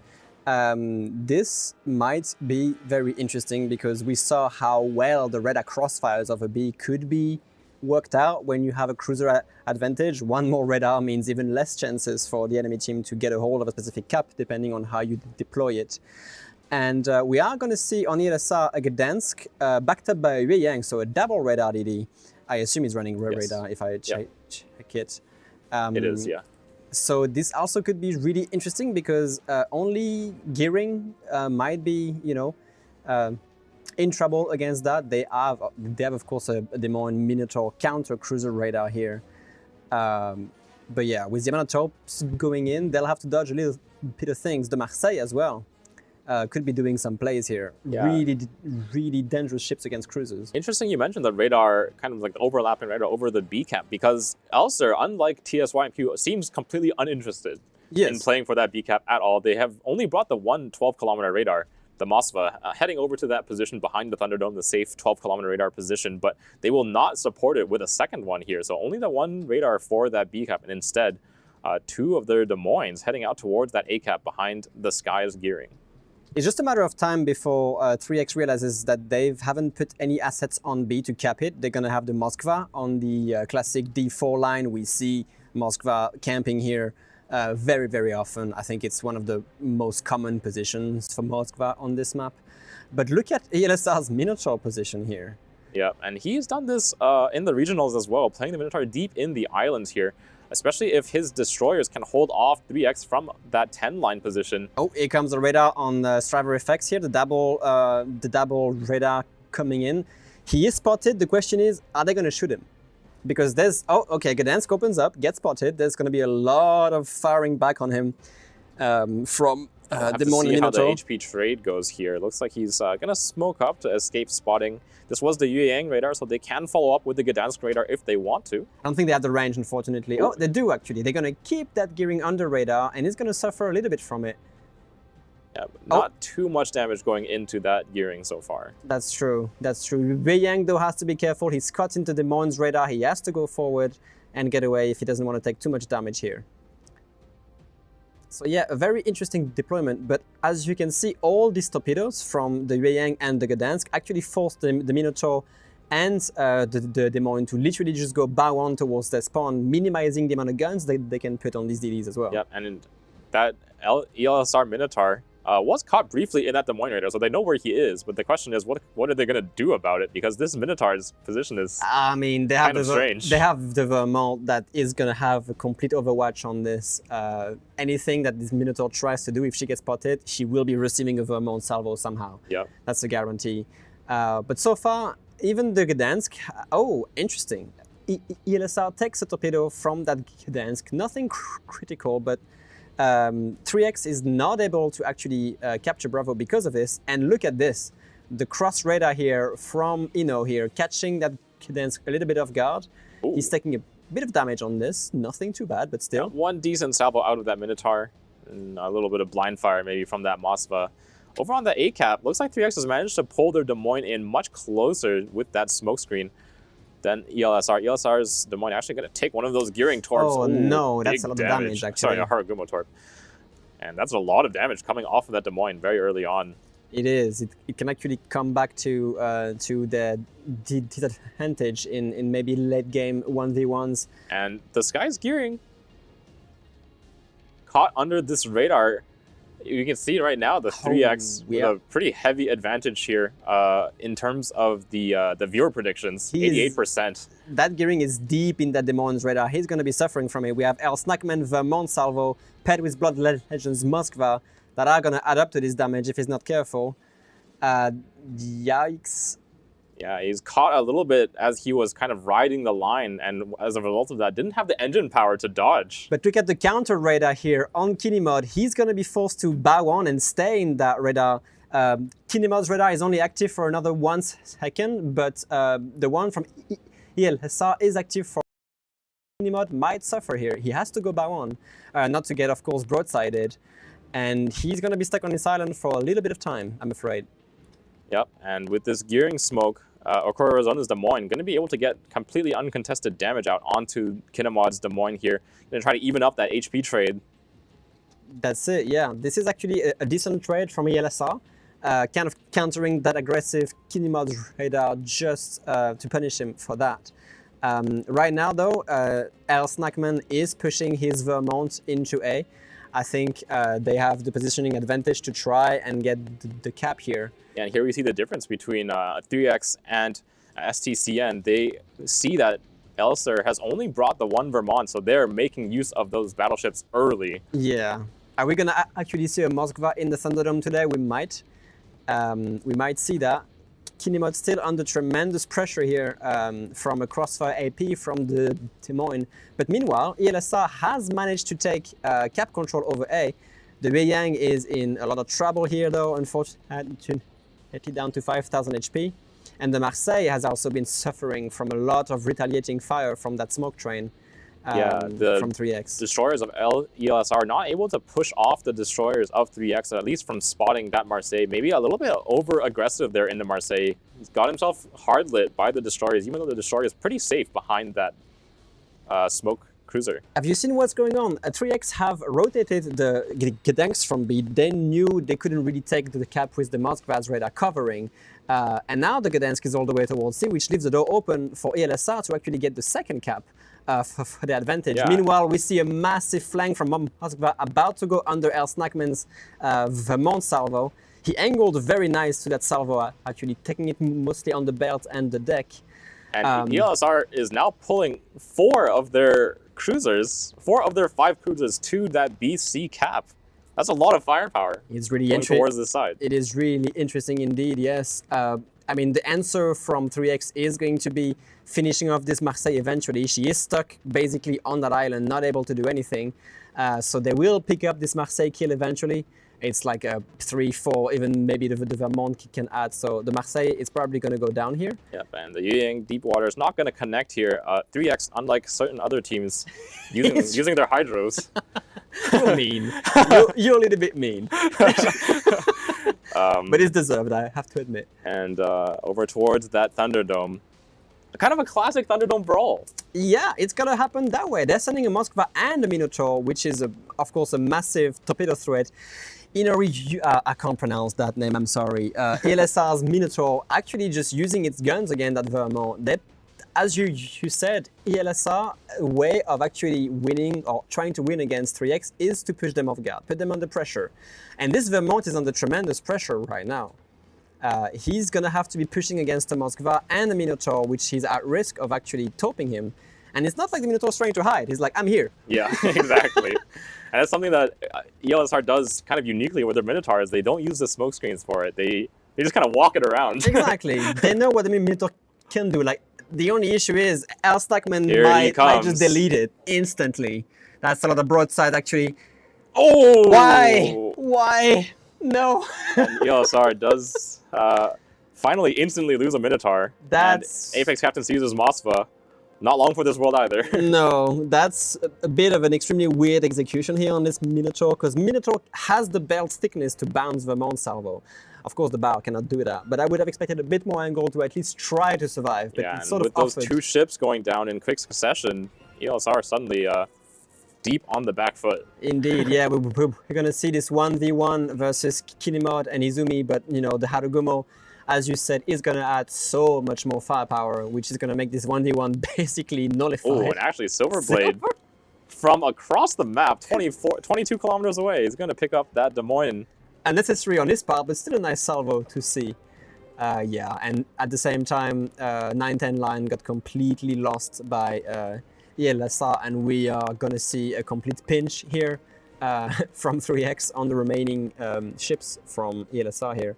And a second win for 3X at this point. Yeah, so 3X this time not going to let ELSR get away with only bringing one battleship. It seems the strategy works well when the enemy team's not quick to respond to it, but 3X just shoving their Vermont HP into the middle of the map, kind of onto that A cap and then into the Thunderdome.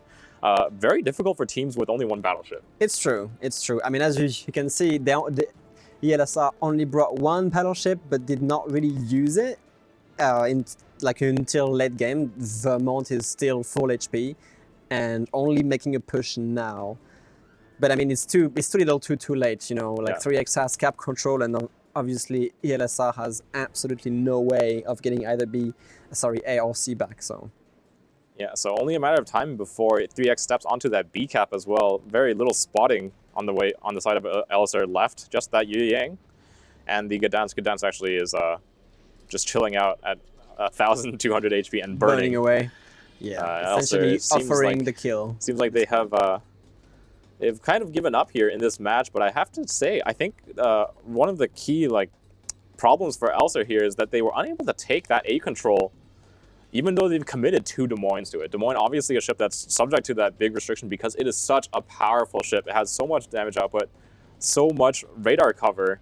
And despite the fact that they bring 2 of them to that A cap, they're unable to take the A cap early, and then they actually lost in the trades. It's true. Obviously, ELSR just ending the game, not to draw any loss even longer. And yeah, I mean, you know, 3X is a extremely difficult team to beat, especially on a map like Sleeping Giant. But we still saw some really good attempt here from ELSR on actually trying to throw 3X off balance. Yeah, and ELSR, one of the teams that is kind of truly trying to play the game differently, I think. It's true. Obviously with their very strange Minotaur plays, the Druid in the first game, and the just push with 2 Des Moines on the one side in this game as well. I think a lot of experimentation, they have to against 3X, because I have to assume that they think that playing a standard game versus 3X just won't happen. It's true. They will out control you if you play a passive game. Yeah. And with that, 3X is going to take that 2-0 victory over ELSR, further cementing their place at the top of their group. ELSR, I believe, dropping down to something like 3rd place, so a danger zone for them. And with only a match or 2 left in the day, we are going to start seeing those groups kind of solidify into who gets eliminated and who goes on to the next day's matches. That's correct. What do you think? I mean, that game was, of course, a bit of a storm from 3X. Yeah. I don't know what the studio thinks about this, but we'll let them share their ideas. Yeah, I mean, that was definitely a more brutal game for ELSR than the first match. They actually had a very interesting strategy, and I mean, at the very start of the game, it was working out for them, I feel like, a little bit. But again, I think like last match, a few critical errors in their play actually allowing 3X to just kind of close the game out. How did you feel about the way they played this? Yeah, I do like the fact that ELSR still plays their own game, not being bullied around essentially by 3X. The single battleship lineup, we saw it earlier in the day. I think TSY MQ brought it out against Stcn, and they won that game. However, 3X obviously going to be absolutely utilizing their ships to the fullest extent, getting as much value as they can. And a single battleship lineup against 3X, it's definitely a gamble. It's very dangerous, yes. Yeah, so interesting. I'm happy they tried it. Definitely something that 3X would be like, oh, this is happening. We need to think of something else to counter it. And pushing them to make some different decisions than they usually would. I like it. Unfortunate that some mistakes eventually basically cost them the game. But, happy to see them try something new. If they go through to the, day 2, I would like to see similar things happening. Yeah, definitely interesting strategy. I think a key difference here from the first series of the day that we watched with TSYMQ opting for this strategy was that STCN, which TSYMQ was playing as, had a Conqueror instead of a Vermont. Much more difficult to kind of make active plays with the Conqueror and make something happen, but 3X, recognizing that they have the one battleship advantage and just opting to use this Vermont to its fullest potential, just push through A, secure the cap, and then just emerge the very clear victor out of that Thunderdome brawl there. Absolutely. Where the Minotaur and Mossler kind of both got smashed by it. So yeah, I do like the fact that ELSR saw the opening they had with the Gdansk from 3x rotating away from B, and then the Moskva and the Minnow just going through the middle of the map into the Thunderdome. That is a crazy play. And we have to talk about this Minotaur, because I think we saw him playing a position that I don't think we've seen any other team utilize, which is those 4 islands that are just west of that sea cap there. Actually being a relatively safe spot for him, 3x not really able to find the angle to punish him. That spot allowing him to actually cover both B and C quite effectively with the only 10-kilometer radar, and basically kind of assures that Elsr is going to get that early C cap. Speaking of the C cap, I think Elsr did make one critical mistake in their play here, which is that the Marseille got stuck bow in on the 10 line, which is basically a death sentence versus that Des Moines smoke. Right. Yeah, I definitely agree. Getting caught bow in a Marseille against what is like 4 ships. Constant HE pressure, obviously the Vermont existing there, overmatching most of his ship. You don't want to be caught bow in a Marseille ever, really. And him dying was really bad for Elsr. Yeah, I think that was kind of the key mistake that made their rotation not so good, where the Minotaur rotation through the middle of the map was awesome because it got them the B cap, gave them a potential to make a play in the Thunderdome, which didn't end up going so well for them, but there could have been a potential for a different outcome there. But if the Marseille had been kiting away and not in danger of dying, then rotating away from the C cap is so much better for them. Absolutely. It seems like our render is ready, so let's take a look. All right, we can take a look at just how interesting this match develops. You control the replay here. So I actually do really like the combination of the 2 radar destroyers here for Elsr on the C cap. And this general strategy is something that I think we've seen a lot out of them in the regionals, where they basically leave the center cap alone and opt to play these side caps very strongly. Right. Which works out pretty well for them since they have the radar coverage over B still and can kind of make the Gdansk contesting that a little bit irrelevant. In the meantime, try to exert a little bit more pressure over the flanks. Yeah. But 3x is a pretty practiced team, so they know how to respond. Yes, I think the gearing getting radared first by the Yu Yang, I think he was somewhat prepared to get radared again by the Gdansk, given the fact that the Gdansk from 3x in middle isn't being contested by another destroyer. Yeah, and we can see that 3x being a very experienced team, of course. The gearing is already ready to kite away here, whereas if he had been caught maybe more turned in, this could have been a disaster for him, but he's already laid his smoke. He doesn't need to be too aggressive here, so already in a good position to kind of receive this. It doesn't actually lose too much HP. And at this point, you can see that 3x is already responding to this 1 battleship pick. Most teams bring the 1 battleship. Will leave their battleship in this space since it still gets pretty good crossfire through the entire map. But one of the downsides of this position is that it's pretty far away. Yeah, absolutely. So the shots are difficult, and you also can't really use the HP or the armor too well, since there's really not much incentive for teams to shoot this. Yeah, the battleship in a 1 battleship composition has tremendous pressure. He not only has to use his HP to make plays, but also provide sufficient crossfire that the enemy cruisers have to respect it. And as this Vermont being on the 6-7 line, he's not really able to have meaningful shots towards the A cap. And so 3x is eventually able to just walk through the A cap, and the Vermont obviously takes the cap and then goes into the Thunderdome.